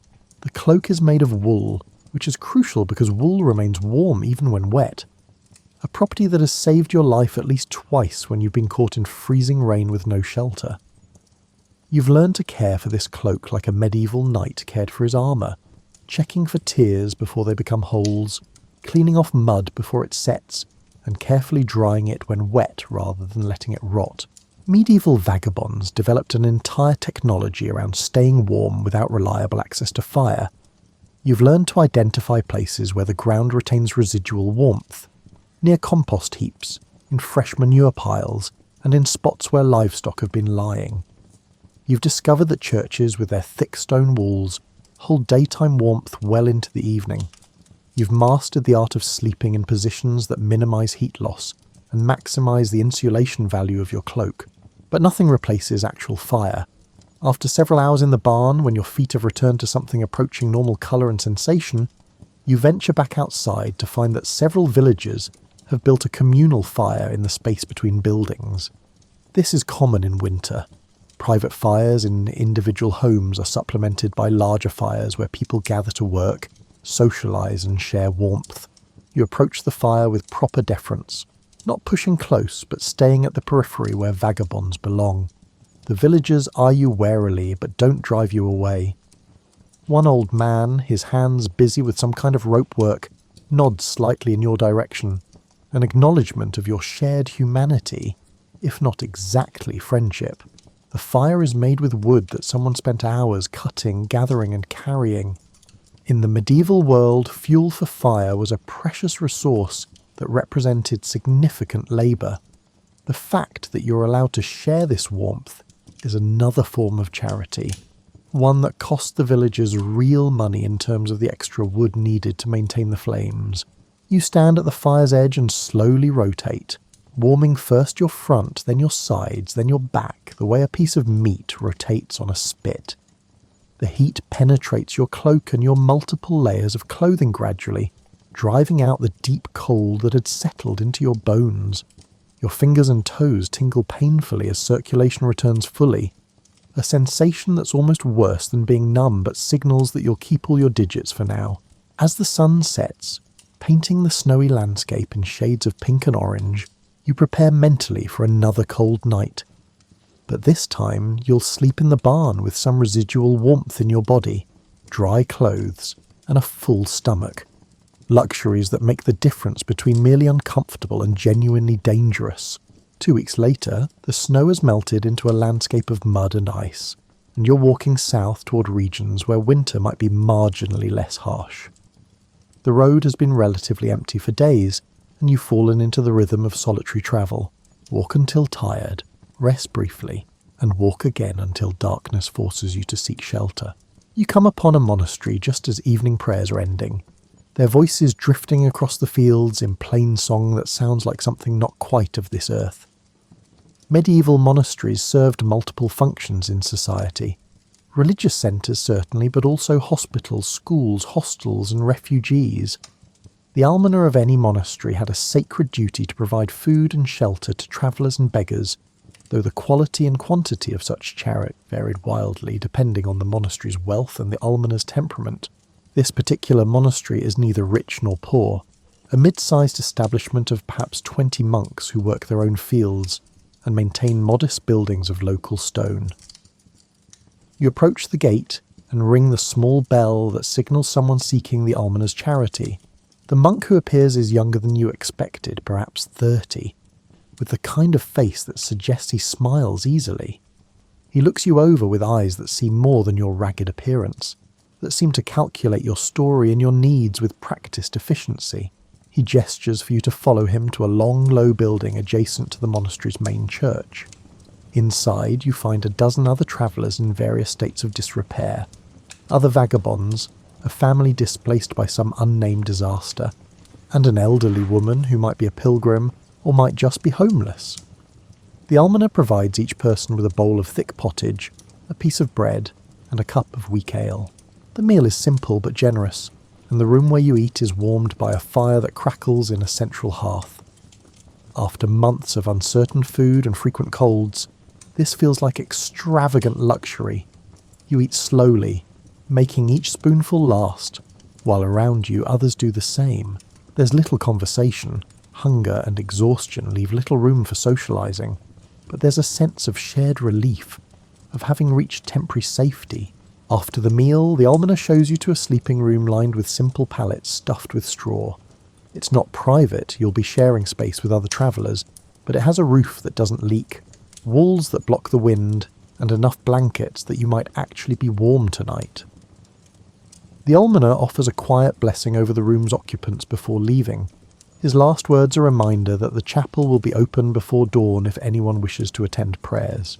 You claim a pallet in the corner and settle in with the cautious relief of someone who's learned not to get too comfortable. Tomorrow you'll need to leave, return to the road, and resume the constant search for food and shelter. But tonight, you have both, and that's enough. Lying on your pallet, surrounded by the breathing of other travellers and the occasional crackle from dying embers in the hearth, You think about the various forms of kindness you've encountered in your months on the road. Some kindness comes from religious duty, like this monastery's hospitality. Other kindness arrives unexpectedly, like the farmer who not only let you sleep in his barn but also invited you to help with harvest in exchange for meals and a week of shelter. You remember the miller's wife who noticed your boots were falling apart and gave you a pair that had belonged to her deceased husband. You recall the tavern keeper who let you sleep by his fire in exchange for sweeping the floor and hauling water. You think of the old woman who shared her fire and her bread while telling you about the son she'd lost to plague, seeming to need the company more than you needed the food. These moments of unexpected humanity stand out against the background of indifference and occasional hostility that characterizes most interactions with settled people. Medieval society was not uniformly cruel, but it was practical in ways that left a little room for sentiment about strangers. Every piece of bread given to a vagabond was bread that couldn't feed a family member. Every space offered to a traveller was space that couldn't be used for something else. Yet kindness persisted, motivated by various combinations of Christian duty, human compassion, and perhaps the superstitious belief that any stranger might be an angel in disguise. These acts of charity created a network of survival that made the wandering life possible, barely, precariously, but possible. You've also learned to offer your own forms of kindness in return. You help carry water, chop wood, mend fences, or perform whatever tasks your temporary hosts need. You tell news from the road, share information about conditions in other regions, and serve as a mobile newspaper in a world without printed media. You offer blessings and prayers, real or fabricated, because people like to believe that divine favour follows charitable acts. Sometimes the kindness you encounter takes unexpected forms. There was the monk who could offer no food because the monastery's stores were depleted, but who gave you a small wooden cross and assured you that God would provide.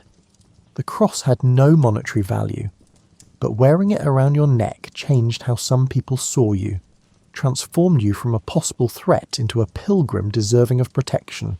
There was the knight who found you sleeping in his hunting lodge, and, instead of punishing you for trespassing, asked about your travels and listened with genuine interest to your descriptions of roads and towns. He sent you away with coins in your pocket and directions to his brother's manor, where you were treated as a guest for 3 days before continuing your journey.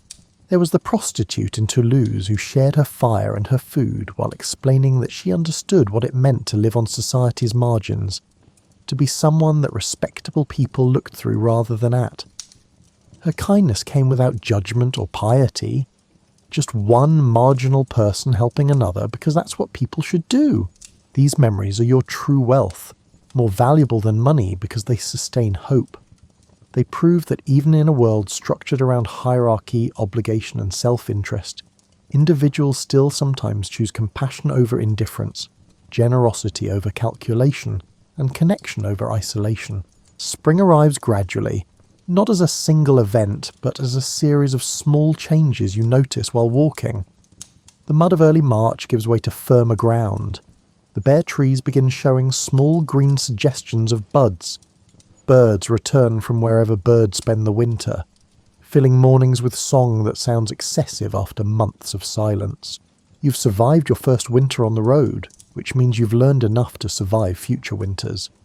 This knowledge sits in your body as much as your mind. Your hands know how to build a shelter from branches, your feet know how to walk on ice, and your stomach knows how to function on minimal food. You're thinner, harder, and more resilient than when you started wandering. With warmer weather comes an increase in travellers on the roads. Merchants emerge to trade goods that winter had locked away. Pilgrims begin journeys to distant shrines, their walking staffs and shell badges identifying their purpose. Entertainers move between towns and fairs, carrying their trade in carts or on their backs. The road becomes almost crowded, at least compared to winter's emptiness. Among these spring travellers, you notice a group that moves with particular energy. 3 young men and a woman carrying instruments wrapped in protective cloth. They're minstrels or jongleurs, professional entertainers who make their living from music, acrobatics and storytelling. You've encountered such groups before. usually giving them wide berth because entertainers guard their territories and resent amateur competition. But this group seems less territorial than most. When you stop at a crossroads shrine for a brief rest, they're already there, sharing a meal and discussing their next destination. One of them, a young man with a face that suggests he smiles often, notices you and gestures toward their food in casual invitation. You join them cautiously, accepting a piece of cheese and some bread while they debate the merits of various routes south. Their conversation reveals that they're heading toward a series of spring fairs where lords and merchants gather to trade, socialise and watch entertainment. It's the profitable season for travelling performers, when noble households will pay well for skilled musicians and the crowds have money to throw to street performers. The woman in the group, she introduces herself as Agnes, asks about your travels with genuine curiosity rather than the polite indifference most people show vagabonds. You tell her about the roads you've walked, the towns you've passed through, and the conditions in various regions. She listens with the attention of someone gathering useful information, occasionally asking specific questions about particular places. In return, Agnes tells you about the performer's life, which is both similar to and different from a vagabond's existence. Like you, they're constantly moving, always uncertain about tomorrow's food and shelter. Unlike you, they have a trade that people value and skills that can be exchanged for money and hospitality. They're marginal people too. Society views travelling performers with suspicion, considering them only slightly more respectable than beggars. But their marginality includes a kind of glamour that pure vagrancy lacks. As you talk, one of the young men unwraps a small wooden flute and begins playing, apparently just for the pleasure of it. The music is simple but skillfully played, a melody that sounds like it might be a dance tune or perhaps a popular song. You've heard music occasionally during your travels, church bells, work songs from fields, drunken singing from taverns. But this is different. This is music made by someone who has spent hundreds of hours learning to coax beauty from a piece of carved wood. The music does something unexpected to you. Emotions you've kept carefully controlled for months suddenly press against your composure. The melody sounds like longing, like memory, like everything you've lost in choosing or being forced into the wandering life. Your eyes sting with tears you refuse to let fall, and you look away toward the horizon until the moment passes. Agnes notices. Of course she notices, but says nothing, just pats your arm briefly in wordless understanding. When the song ends, she begins another, this one with words, something about a knight and a lady and a rose garden. Her voice is clear and practiced, the voice of someone who has sung this song dozens of times in halls and marketplaces. The group invites you to travel with them for a few days, and you accept gratefully. Walking with company is both easier and more complicated than walking alone. Easier because shared labour makes some tasks simpler. More complicated because you must negotiate constantly about pace, direction, and the 100 small decisions that solitary travel allows you to make without consultation. Over the next week you learn that music and faith serve similar purposes for people on the road. Both provide structure and meaning to days that might otherwise feel purposeless. Both connect you to something larger than immediate survival. Both remind you that human existence includes beauty and transcendence, not just hunger and cold. The performers carry their faith lightly, neither particularly devout nor openly sceptical, just accepting that churches exist and prayers are sometimes useful. They stop at roadside shrines to offer brief supplications, attend Sunday Mass when it's convenient, and carry small tokens, a saint's medal, a scrap of holy text, that might provide protection, or at least comfort. You've noticed that vagabonds tend toward either intense religiosity or complete skepticism, with little middle ground. Some wanderers become convinced that their suffering is divinely ordained, a test of faith that will earn salvation. Others decide that any god who would permit such hardship is either non-existent or not worth worshipping. Your own faith has evolved during your months on the road. You still pray, but your prayers have become more practical. Requests for dry weather, safe passage, and kind strangers, rather than abstract petitions for grace or salvation. You've developed a working relationship with the divine. You'll maintain belief if God maintains some minimal level of support. is not the faith of saints or mystics, but it's honest, and it helps you face each day. The performers teach you songs during these shared days, partly as entertainment and partly because songs are currency in their world. The more songs you know, the more valuable you are at gatherings where music is expected. You learn a ballad about Roland and Oliver, a bawdy song about a miller's wife, and a hymn to the Virgin that might provide access to churches or monasteries. Your voice is untrained and rough from months of shouting into wind and cold, but Agnes coaches you patiently, showing you how to breathe properly and project sound. She treats this teaching with the same seriousness she might give to training a formal apprentice, perhaps because she understands that you might someday need these skills to survive. One evening, the group performs at a small village celebration, something to do with the spring planting or a local saint's day. You watch from the edges as they transform from ordinary road travellers into something magical. Agnes dances while singing, her movements graceful and practiced. The men juggle and perform acrobatics that seem to defy gravity. The music and performance create a temporary space where the audience forgets their daily struggles and simply enjoys being entertained. You understand then that what these performers offer isn't just skill or music, it's temporary transcendence, a brief escape from the grinding reality of medieval life.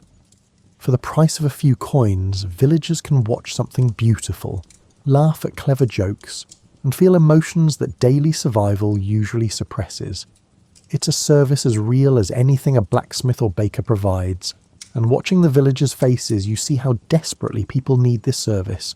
After the performance, villagers provide the group with food, drink and space in a barn to sleep.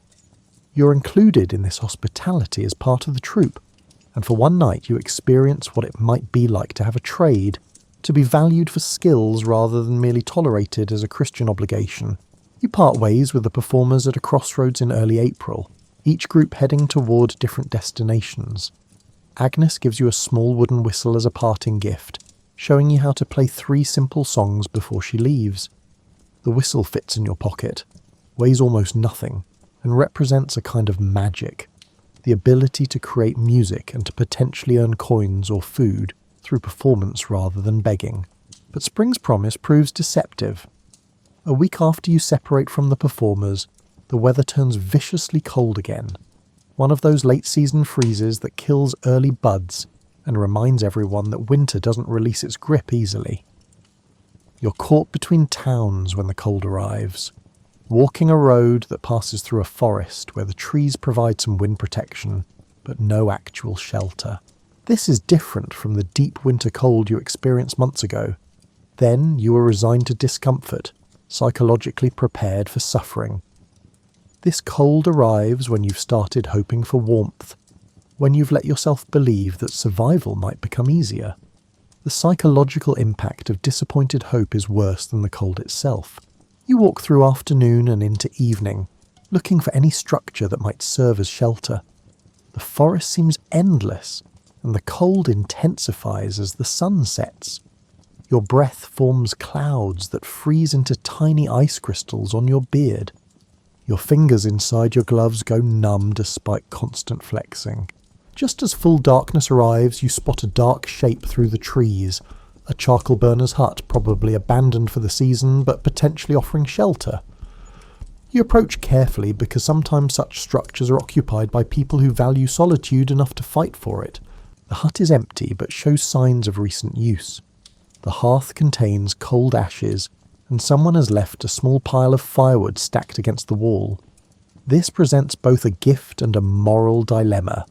The wood clearly belongs to whoever built this shelter, and is probably stored here for their next visit. Taking it would be theft, a violation of the unspoken rules that govern survival in the wilderness. But the alternative is risking death from cold in the night ahead. You have flint and steel, acquired through careful trade, but no tinder or kindling. The wood in the hut is your only option for fire. After long consideration, you decide to take just enough wood to survive the night, resolving to leave something of value in return. You arrange your few possessions and realise you have almost nothing worth leaving. A bone needle, a leather strap, and the wooden whistle Agnes gave you. The whistle is your most valuable possession. but it's also the only thing you have worth the wood you need. You place the whistle carefully on the woodpile where the owner will find it, saying a brief prayer that they'll understand the exchange. Then you set about building a fire, using precious time and the last of your energy to coax flame from cold materials. The fire eventually catches, small at first but gradually growing as you carefully add wood. The warmth feels like being welcomed back into the world of the living. You hold your hands near the flames, watching the colour return to your fingers, feeling the deep ache as circulation resumes. With fire established, you begin preparing for the night ahead. You seal gaps in the hut's walls with handfuls of leaves and dirt, creating a slightly better barrier against the wind. You arrange stones around the fire to hold heat that will continue radiating after the flames die down. You prepare your sleeping area close enough to the fire for warmth, but not so close that a spark might catch your cloak. The night that follows is a study in careful fire management. You've learned that keeping a fire going through a cold night requires more skill than simply piling on wood. Feed it too much and you waste precious fuel. Feed it too little, and you risk waking to cold ashes and potential hypothermia. You've developed an internal clock that wakes you every few hours to check the fire and add wood as needed. Between these fire-tending intervals you sleep fitfully, your dreams filled with fragments of memory. You dream of a life before the road. Whether a real memory or a fantasy, you're no longer certain. The details have blurred over months of exposure to cold and hunger and the constant demands of survival. You dream of warmth, of abundance, of a place where tomorrow's shelter isn't a constant question. Just before dawn, you wake to find that the fire has burned down to glowing coals and the interior of the hut has grown cold again. You add the last of the wood, watching the flames rise and knowing that when this burns down, you'll need to continue walking regardless of temperature or conditions. The charcoal burner's generosity, even unintentional generosity, has bought you one night of survival, but nothing more. As grey light filters through gaps in the hut's walls, you emerge to find a landscape transformed by frost. Every surface glitters with ice crystals that catch the early light and scatter it in tiny rainbows. Trees that looked dead yesterday now seem encased in glass, each branch outlined in frozen perfection. It's breathtakingly beautiful and brutally cold in equal measure. Your breath forms clouds that hang in the still air as you stretch muscles stiffened by cold and uncomfortable sleep. You check your body for damage, testing fingers and toes for frostbite, examining hands for cracks in the skin that might become infected, and assessing your overall condition with the dispassionate attention of someone who knows their survival depends on maintaining this physical machine. Everything appears functional. You're cold, hungry and tired, but none of these conditions are life-threatening yet. You've learned to distinguish between discomfort and danger, between suffering that can be endured and damage that requires immediate attention. Before leaving the hut, you bank the coals carefully, hoping that the person who returns will find some residual warmth and understand that you respected their property as much as circumstances allowed. The missing whistle should tell them that another traveller passed through, took what they needed to survive, and left something in return. It's a small gesture toward maintaining the network of informal cooperation that makes the wandering life possible. The road that day is harder than usual. The cold has sapped your energy, and the lack of food is beginning to matter more than it has in weeks. Your stomach no longer growls. It's moved beyond hunger into a kind of empty numbness that suggests your body is consuming its own resources for fuel. You've lost more weight, and your clothes hang loose on a frame that was never particularly substantial to begin with. Around midday, you meet another traveller heading in the opposite direction, a monk travelling alone, which suggests either courage or foolishness depending on conditions and local banditry. He stops when he sees you, perhaps recognising in your appearance something that requires Christian intervention. The monk reaches into his bag and produces a small round of cheese and a piece of bread, which he offers without comment or expectation of thanks. You accept with a small bow, too weary for elaborate displays of gratitude. He makes the sign of blessing over you and continues on his way, having performed his charitable duty without fuss or ceremony. You eat half the food immediately, then carefully wrap the remainder in a piece of cloth for later. This discipline, saving food when you're desperately hungry, is one of the hardest lessons of the wandering life. The temptation to consume everything immediately is overwhelming, but experience has taught that having food tomorrow matters more than being slightly less hungry today. The road climbs into hills as afternoon progresses, and the extra effort required by the elevation makes your weakness more apparent. You find yourself stopping to rest more frequently, sitting on roadside rocks while your legs tremble from exertion that shouldn't be difficult for someone in good condition. This is when the wandering life becomes truly dangerous, when accumulated deprivation reaches the point where your body begins failing at basic tasks. You recognise the warning signs, the trembling legs, the dizziness when standing too quickly, and the way your thoughts occasionally scatter and refuse to focus. You're approaching the edge where survival stops being reasonably likely and becomes merely possible. As evening approaches, you spot a village ahead and make the calculation that every vagabond must make regularly. Will approaching this settlement result in charity or hostility? Some villages welcome travellers, seeing them as sources of news and opportunities for Christian virtue. Others view strangers as threats, potential thieves, or disease carriers who should be driven away before they cause problems. This village appears prosperous but not wealthy. The houses are maintained but modest. The church is stone but small, and the fields show signs of careful cultivation without excessive abundance. You approach slowly, making yourself as visible and unthreatening as possible, your hands empty and visible, your posture suggesting exhaustion rather than aggression. A group of men working in a field near the road look up as you pass. One of them, older, probably the village headman or someone of similar authority, walks over to intercept you. His expression isn't hostile exactly, but it's not welcoming either. It's the look of someone assessing a potential problem and deciding how to handle it. You stop and wait, understanding that running or even walking away would mark you as suspicious. The headman looks you over with experienced eyes, seeing the ragged clothes, the obvious exhaustion, and the hollow cheeks that speak of extended hunger. His calculation is visible on his face. Threat or unfortunate, obligation or discretionary charity. He asks where you're travelling from and where you're heading. You answer honestly because lies are usually detected and always make situations worse. You tell him you're heading south, looking for work or any situation that might offer more stability than the road provides.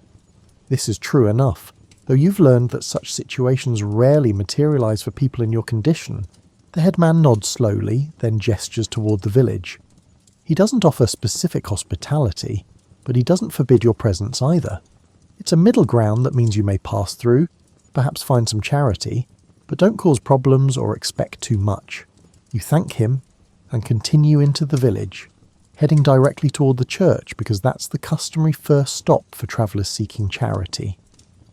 The priest, when you find him in the small garden behind the church, is younger than you expected and has the kind of face that suggests he takes his Christian obligations seriously. He listens to your brief explanation, traveller, hungry, seeking shelter for the night, with attention that feels genuine rather than perfunctory. Then he nods and leads you to a small building adjacent to the church, clearly used for storage but with space enough for a person to sleep. The priest provides you with bread, ale, and a piece of salted fish, along with permission to sleep in the storage building. He doesn't linger to talk or preach. Some priests treat charity as an opportunity for captive evangelism, but this one seems to understand that exhausted travellers need food and rest more than spiritual instruction. Alone in the storage building, you eat slowly, making each bite last, rehydrating your body with the ale and feeling your strength begin returning as your stomach receives actual nourishment. The fish is salty enough to hurt your dried lips, but it's protein and fat, both of which your body desperately needs. As darkness falls, you arrange your cloak on the floor and lie down, feeling safer and warmer than you have in days. The storage building smells of grain and wood, comfortable smells that speak of human activity and abundance. Through the walls, you can hear village life continuing, voices calling to each other, a dog barking, and children playing some evening game before being called to bed. You're separate from this life, observing it from outside like someone looking through a window at a scene you can't quite enter. The wandering life creates this separation. You move through communities without belonging to them, benefit from their charity without earning their investment, and exist on their margins without penetrating their centres. True spring finally arrives in late April, unmistakable and insistent. The trees explode into green almost overnight. Flowers appear in meadows and along roadsides, splashing colour across a landscape that has been brown and grey for months. The air itself changes, carrying warmth and the smell of growing things, of earth waking up after winter's dormancy. With spring comes renewed energy and possibility. The road dries out, making walking easier. Wild foods appear, early greens that can be eaten raw, mushrooms in the forest, and berries beginning to form on bushes. You're still hungry most of the time, but the edge of desperation dulls slightly as the world provides small supplements to your diet. You notice changes in your own body as the weather improves. The constant cold that seemed to have settled permanently into your bones gradually dissipates. Your joints stop aching quite so intensely. Your skin, which had become grey and papery during winter, shows signs of returning health.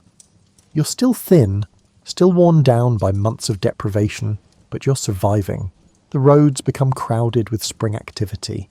Farmers move between fields, merchants transport goods to markets, and pilgrims resume journeys that winter had interrupted. You're no longer unusual, just one more person on a road full of people. Your poverty and wandering status less conspicuous among the general movement of spring. You fall into travelling company with a group heading toward a large town that hosts a spring fair.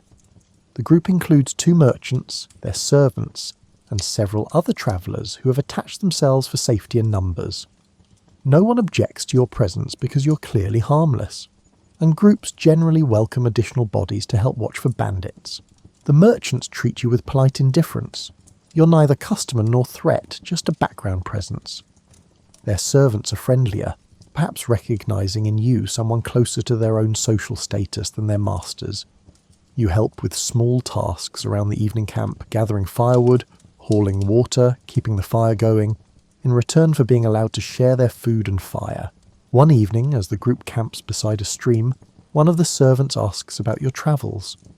He's curious about the wandering life in the way that settled people sometimes are, interested in a lifestyle they simultaneously fear and romanticize. You tell him some of your experiences, editing out the worst parts because people don't really want to hear about frostbite and starvation.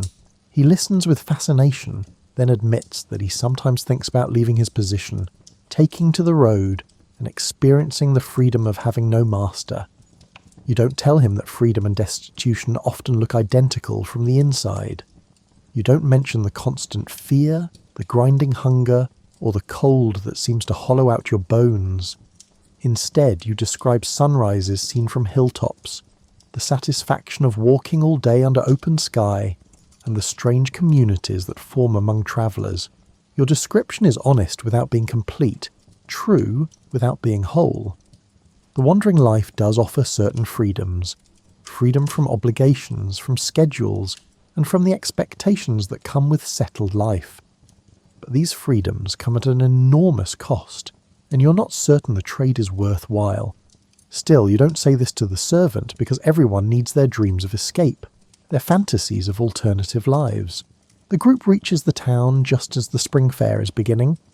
The fair transforms the town from a normal medieval settlement into a temporary city of commerce and entertainment. Merchants from distant regions set up elaborate stalls displaying goods from across Europe and beyond. Entertainers perform in the streets. Food vendors sell items that smell like paradise after months of bread and thin soup. You separate from the travelling group and wander through the fair, overwhelmed by the abundance and activity. There's more food visible in this single market than you've seen in the past 3 months combined. The colours, sounds and smells create a sensory experience so intense it's almost painful after the muted palette of winter roads. You have no money to purchase anything, but watching is free, and you station yourself near food vendors, where occasionally they'll offer samples to attract customers. A baker gives you a piece of fresh bread, still warm, with butter that melts into the crumb. You eat it slowly, savouring each bite, understanding that this might be the best food you taste for weeks. As afternoon progresses, you drift toward an area where entertainers are performing. You recognise some of the acts: a juggler you saw last month, a pair of acrobats who might have been in that group you travelled with briefly. You don't approach them because entertainers' relationships with vagabonds are complicated. You occupy similar social territory, but they have marketable skills, while you have only your ability to survive. Then you spot Agnes from the troupe you travelled with, now performing with different partners. She's singing a ballad about a merchant's daughter and a sailor, her voice clear and trained, capturing an audience's attention with the confidence of someone who does this professionally. When she finishes, the crowd tosses coins that her partners collect in a hat. She sees you standing at the edge of the crowd and waves, gesturing for you to approach. You do so hesitantly, aware that you look even more ragged than when you travelled together, that you probably smell like old sweat and wood smoke, and that you represent the poverty most people prefer to ignore. But Agnes doesn't seem bothered by your appearance. She asks about your travels since you parted, listens to your brief summary, then reaches into her purse and produces a few small coins. You start to refuse. Pride is often the last thing poverty leaves intact, but she insists with a practicality that makes refusal seem churlish. She also asks about the whistle she gave you. When you explain about the charcoal burner's hut, the cold night, and the trade you made for survival, she nods with understanding rather than disappointment. She reaches into her bag and produces another whistle, this one slightly smaller but similar in construction. Agnes spends a few minutes refreshing your memory on the simple song she taught you before, then shows you a new one, a tune that's apparently popular at spring fairs. The melody is simple enough that you can approximate it after a few tries, though your playing is rough compared to her practice skill. Before she returns to her troupe, Agnes offers some advice that comes from her experience as someone who lives on the margins of settled society. She tells you that at fairs like this, there's often work for temporary labourers, loading and unloading merchant goods, helping construct and dismantle stalls, and performing simple tasks that regular workers don't have time for. The pay is minimal, but it's pay, and it might provide a few days of regular meals. You thank her, and she disappears back into the fair crowd, returning to her troupe and their next performance. Her kindness feels different from the charity you usually receive. It's practical rather than spiritual, offered from one marginal person to another without judgment or pity. Following her advice, you begin approaching merchants, asking if they need temporary help. Most refuse. They have their own servants and don't trust strangers. But eventually you find a spice merchant who agrees to pay you a few coins to help guard his stall overnight when theft becomes a significant risk. The work is simple. Sit near the merchant's goods, stay awake, and call for help if anyone tries to steal anything. You've spent months staying awake through uncomfortable nights, so this is easy by comparison. The merchant provides you with a meal before the night watch begins, meat pie and ale, the kind of substantial food you've been dreaming about, as you sit through the night watching the fair settle into sleeping quiet. You think about how strange it is to be paid for something you would gladly do for free just for the privilege of having food and a legitimate reason to be present. The coins the merchant will give you tomorrow represent more than their monetary value. They represent the difference between begging and earning, between being an object of charity and being a participant, however minor, in economic life.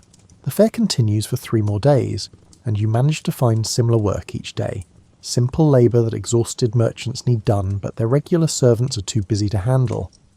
The pay is minimal, barely enough to buy food for the day, but you feel more human performing this work than you have in months of wandering. On the fair's final day, you use your accumulated coins to purchase practical supplies, a new pair of stockings to replace the ones falling apart on your feet, a small amount of dried meat that you can carry for when food becomes scarce again, and a piece of hard soap that will let you wash yourself and your clothes at the next stream you encounter. These purchases represent calculation and hope. The stockings will make walking easier and reduce the likelihood of blisters that might become infected. The dried meat could mean the difference between manageable hunger and dangerous starvation during a lean period. The soap acknowledges that maintaining hygiene matters even when you're homeless. that caring for yourself is an act of resistance against the degradation that poverty encourages. As the fair breaks up and merchants pack their goods for travel, you stand at a crossroads, both literal and metaphorical.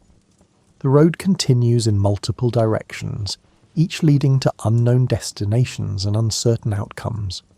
You've survived winter, learned skills that increase your chances of future survival, and created a small network of people who might remember you if your paths cross again.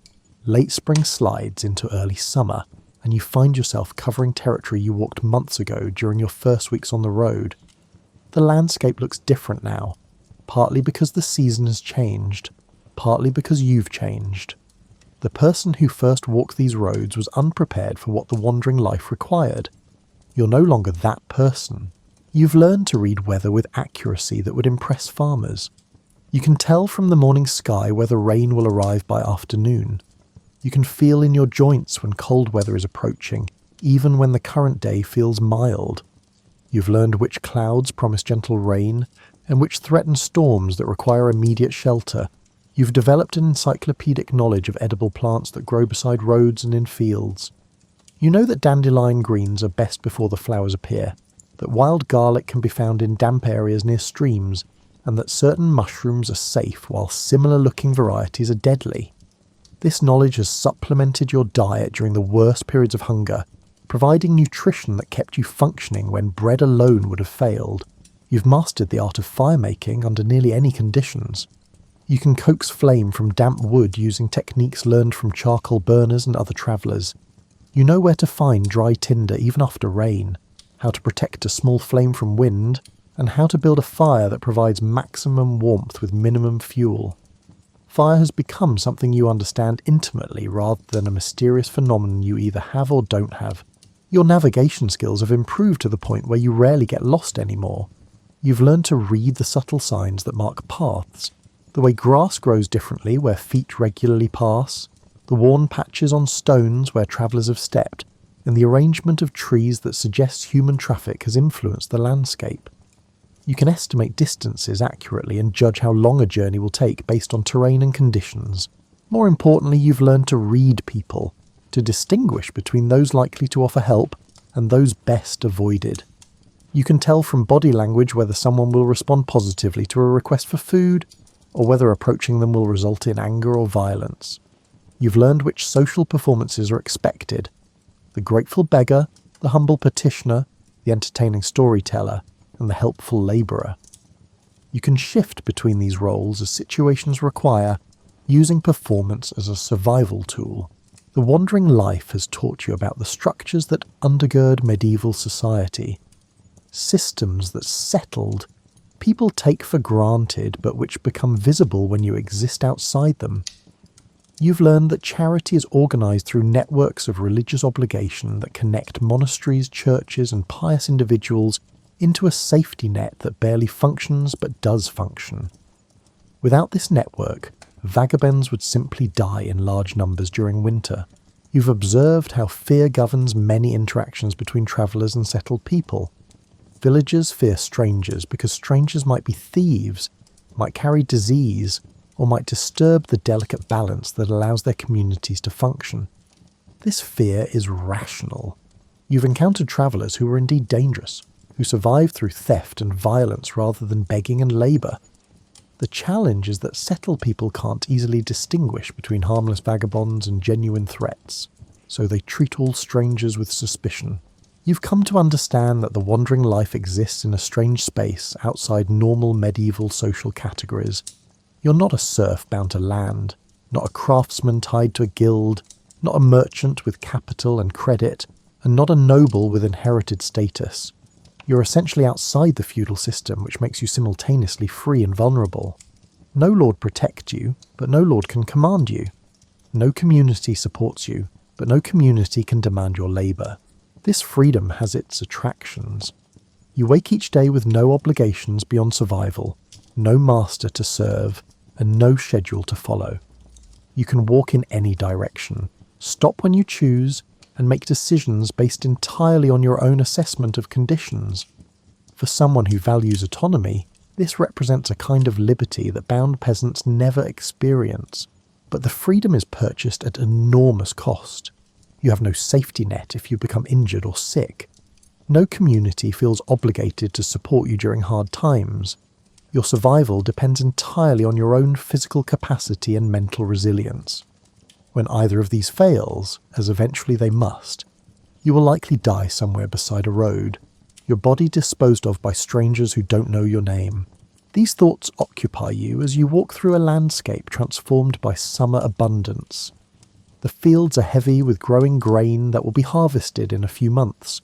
Orchards show fruit beginning to form, promising autumn plenty. The world looks generous and fertile, nature's wealth displayed in every direction. Yet you remain hungry, unable to access this abundance because it belongs to people and institutions that don't include you. The grain in fields has owners who will prosecute theft. The fruit on trees belongs to lords and monasteries that guard their property. Even the fish in streams are claimed by someone with greater right than yours. You walk through abundance while experiencing scarcity, surrounded by food you cannot eat without stealing. This contradiction reveals something fundamental about medieval society. Poverty exists not because resources are insufficient, but because access to resources is controlled. There's enough food to feed everyone, enough shelter to house everyone, and enough clothing to keep everyone warm. But these resources are distributed through systems of ownership and obligation that exclude people like you. You've learned to navigate these systems carefully, taking small amounts that might be overlooked rather than large thefts that would provoke pursuit. You pick fruit from trees on the edges of orchards, rather than the interior. You glean grain from fields after harvest, collecting what the official gleaners missed. You fish from streams using techniques that leave no evidence of your presence. This stealing without stealing represents a survival strategy developed over months of necessity. The ethical complexity of this situation occasionally troubles you. You've taken food that belonged to others, justifying the theft through your own hunger. You've slept in barns and shelters without permission, arguing that empty space costs the owner nothing. You've used resources, firewood, water, sometimes tools, that weren't yours to use. These actions violate the property rights that medieval society considers fundamental, yet refusing to take these resources would mean death, and you're not ready to accept that outcome. So you continue to exist in this ethical grey area, taking what you need while trying to minimize harm and occasionally leaving small compensations when possible. You tell yourself that survival justifies these compromises, though you're never entirely convinced. As summer progresses, you find yourself gravitating toward a region you've passed through several times now. It's not home. You have no home, but it's becoming familiar territory, where you know which villages are generous and which monasteries provide reliable charity. You recognize landmarks and can anticipate conditions ahead. The landscape has stopped being threatening wilderness and become something more like a very large, uncomfortable room you know how to navigate. You encounter other regular wanderers, people who seem to travel similar circuits at similar times. You don't become friends exactly. The wandering life doesn't encourage deep connections. But you develop a nodding acquaintance based on repeated encounters. You share information about road conditions, warn each other about hostile villages or generous monasteries, and occasionally travel together for a few days before separating again. One of these semi-familiar faces is an older woman who walks with a pronounced limp, carrying all her possessions in a bag made from a piece of old sailcloth. You've encountered her 4 or 5 times now over the months, always moving in roughly the same circuit through a region that spans about 50 miles. She's more talkative than most vagabonds, willing to share stories from her decades on the road. She tells you that she started wandering after her husband died, and his lord reclaimed their cottage for a new tenant. That was 20 years ago, when she was still strong enough to work as a harvest labourer or dairymaid. Now she's too old and injured for sustained physical labour, so she survives almost entirely on charity and small thefts. Her life represents what your future might look like if you continue wandering. Decades of degradation, accumulating injuries, slowly diminishing capacity until some illness or winter night finally ends the struggle. It's not an encouraging vision, but she seems neither bitter nor defeated, just matter of fact about a life that has turned out differently than she expected. She offers you advice based on her experience. Never stay in one place long enough to become a burden that local authorities feel obligated to remove. Cultivate relationships with charitable individuals, but don't overstay their generosity. Learn multiple skills so you can offer labour in exchange for food rather than relying purely on begging. Maintain your teeth as long as possible because eating becomes difficult without them.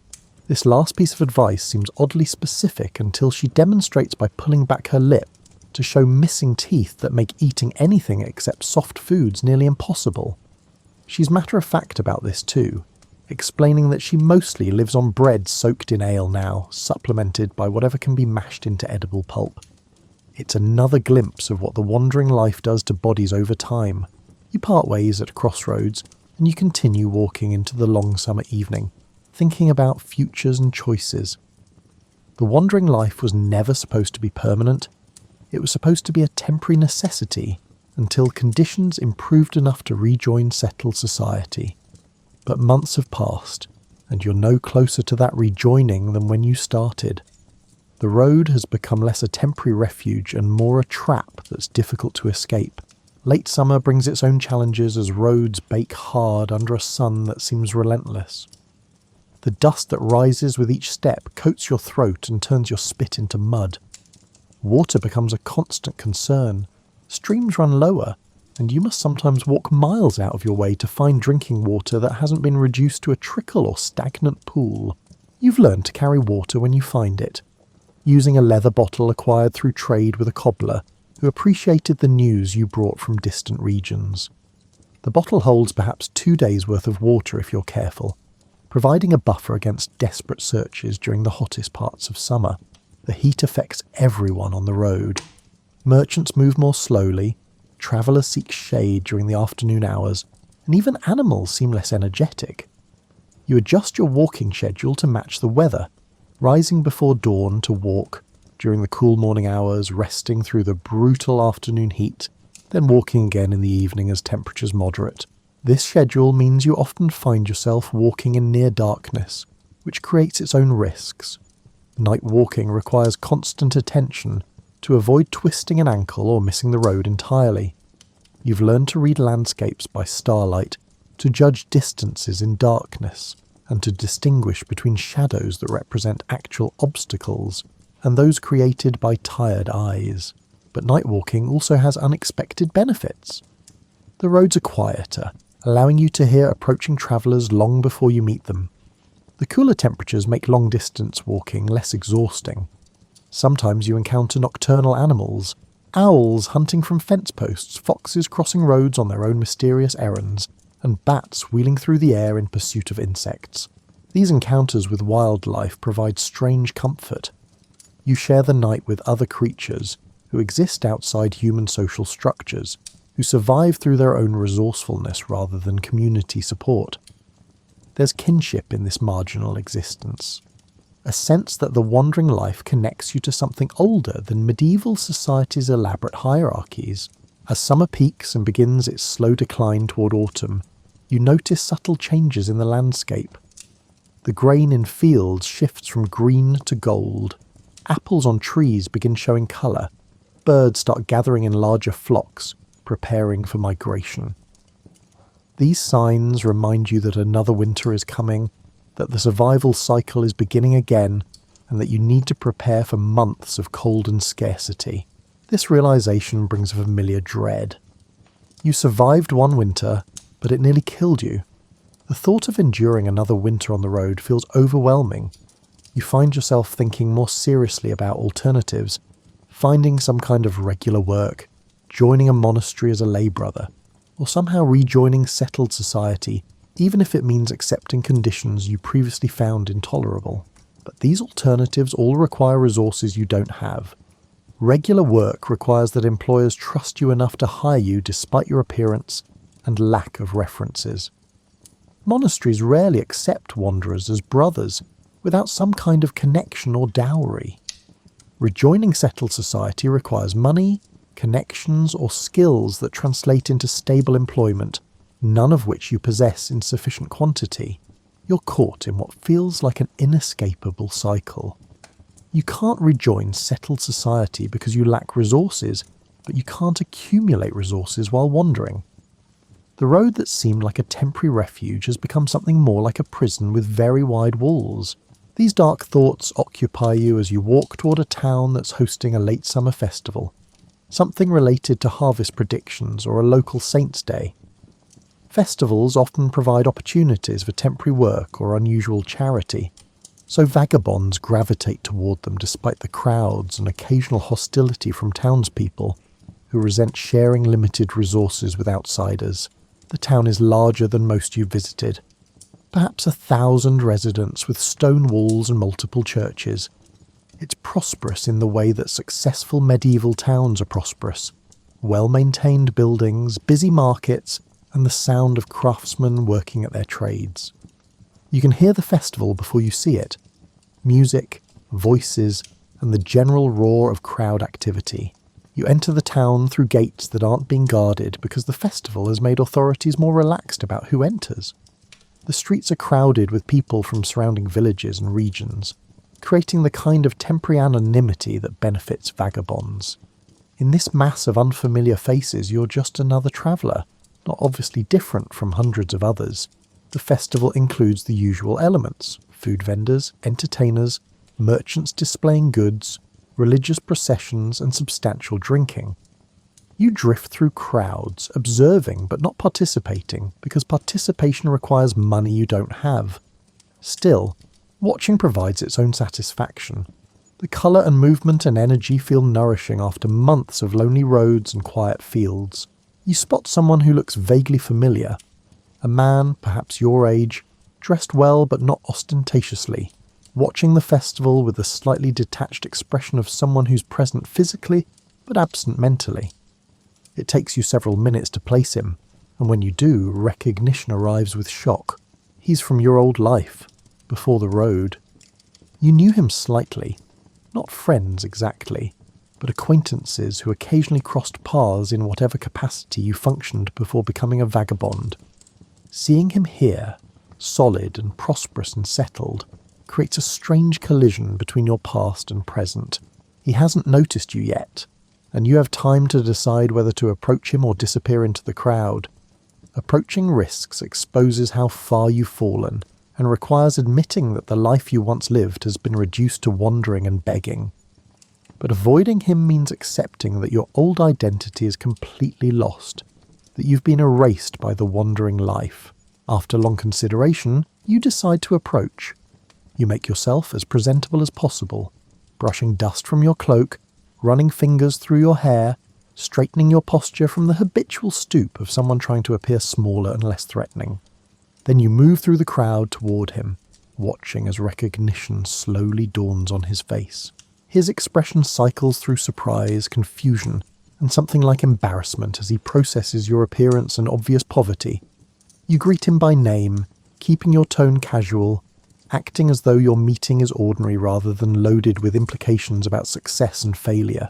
He recovers his composure and greets you politely, asking about your circumstances in the careful way that people ask questions they're not certain they want answered. You provide a brief, heavily edited version of how you came to be on the road, leaving out the worst parts and framing your wandering as more choice than necessity. He listens with the expression of someone performing a social obligation rather than showing genuine interest, and you understand that you're making him uncomfortable. Your presence reminds him that the security he takes for granted is fragile, that disaster can transform anyone from settled citizen to homeless wanderer. You're a walking cautionary tale, an embodiment of fears he'd prefer to ignore. The conversation is brief and ends with him offering you a few coins, not enough to fundamentally change your circumstances, but enough to buy several meals. You accept with thanks that are genuine despite your complicated feelings about the exchange. He disappears back into the festival crowd, probably relieved to escape your presence. You stand holding the coins, thinking about what just happened. Those few minutes of conversation have forced you to see yourself through someone else's eyes, to recognise how completely the wandering life has transformed you. You're no longer recognisable as whatever you used to be. You've become something else entirely, A vagabond, a wanderer, someone who exists outside the social categories that define identity in medieval society. This realization is both liberating and devastating. Liberating because it means you're finally accepting what you've become, rather than clinging to a past that no longer exists. Devastating because it confirms that returning to your old life is probably impossible. You've travelled too far, changed too much, and become too alien to the world you once inhabited. You use the coins to buy food, not festival treats but practical items like bread and cheese that will last for days. While eating, you watch the festival continue around you. All this celebration and abundance that you can observe but not fully join. You're present but separate, included but marginal, seeing everything while belonging nowhere. As evening arrives and the festival reaches its peak of drinking and celebrating, you slip away to find sleeping space in a stable on the town's edge. The stable keeper charges a small coin for space in the loft, and you pay it gladly, because sleeping indoors feels like luxury after months of exposed nights. Lying in the hay with festival sounds drifting in from the distance, you think about balance and survival.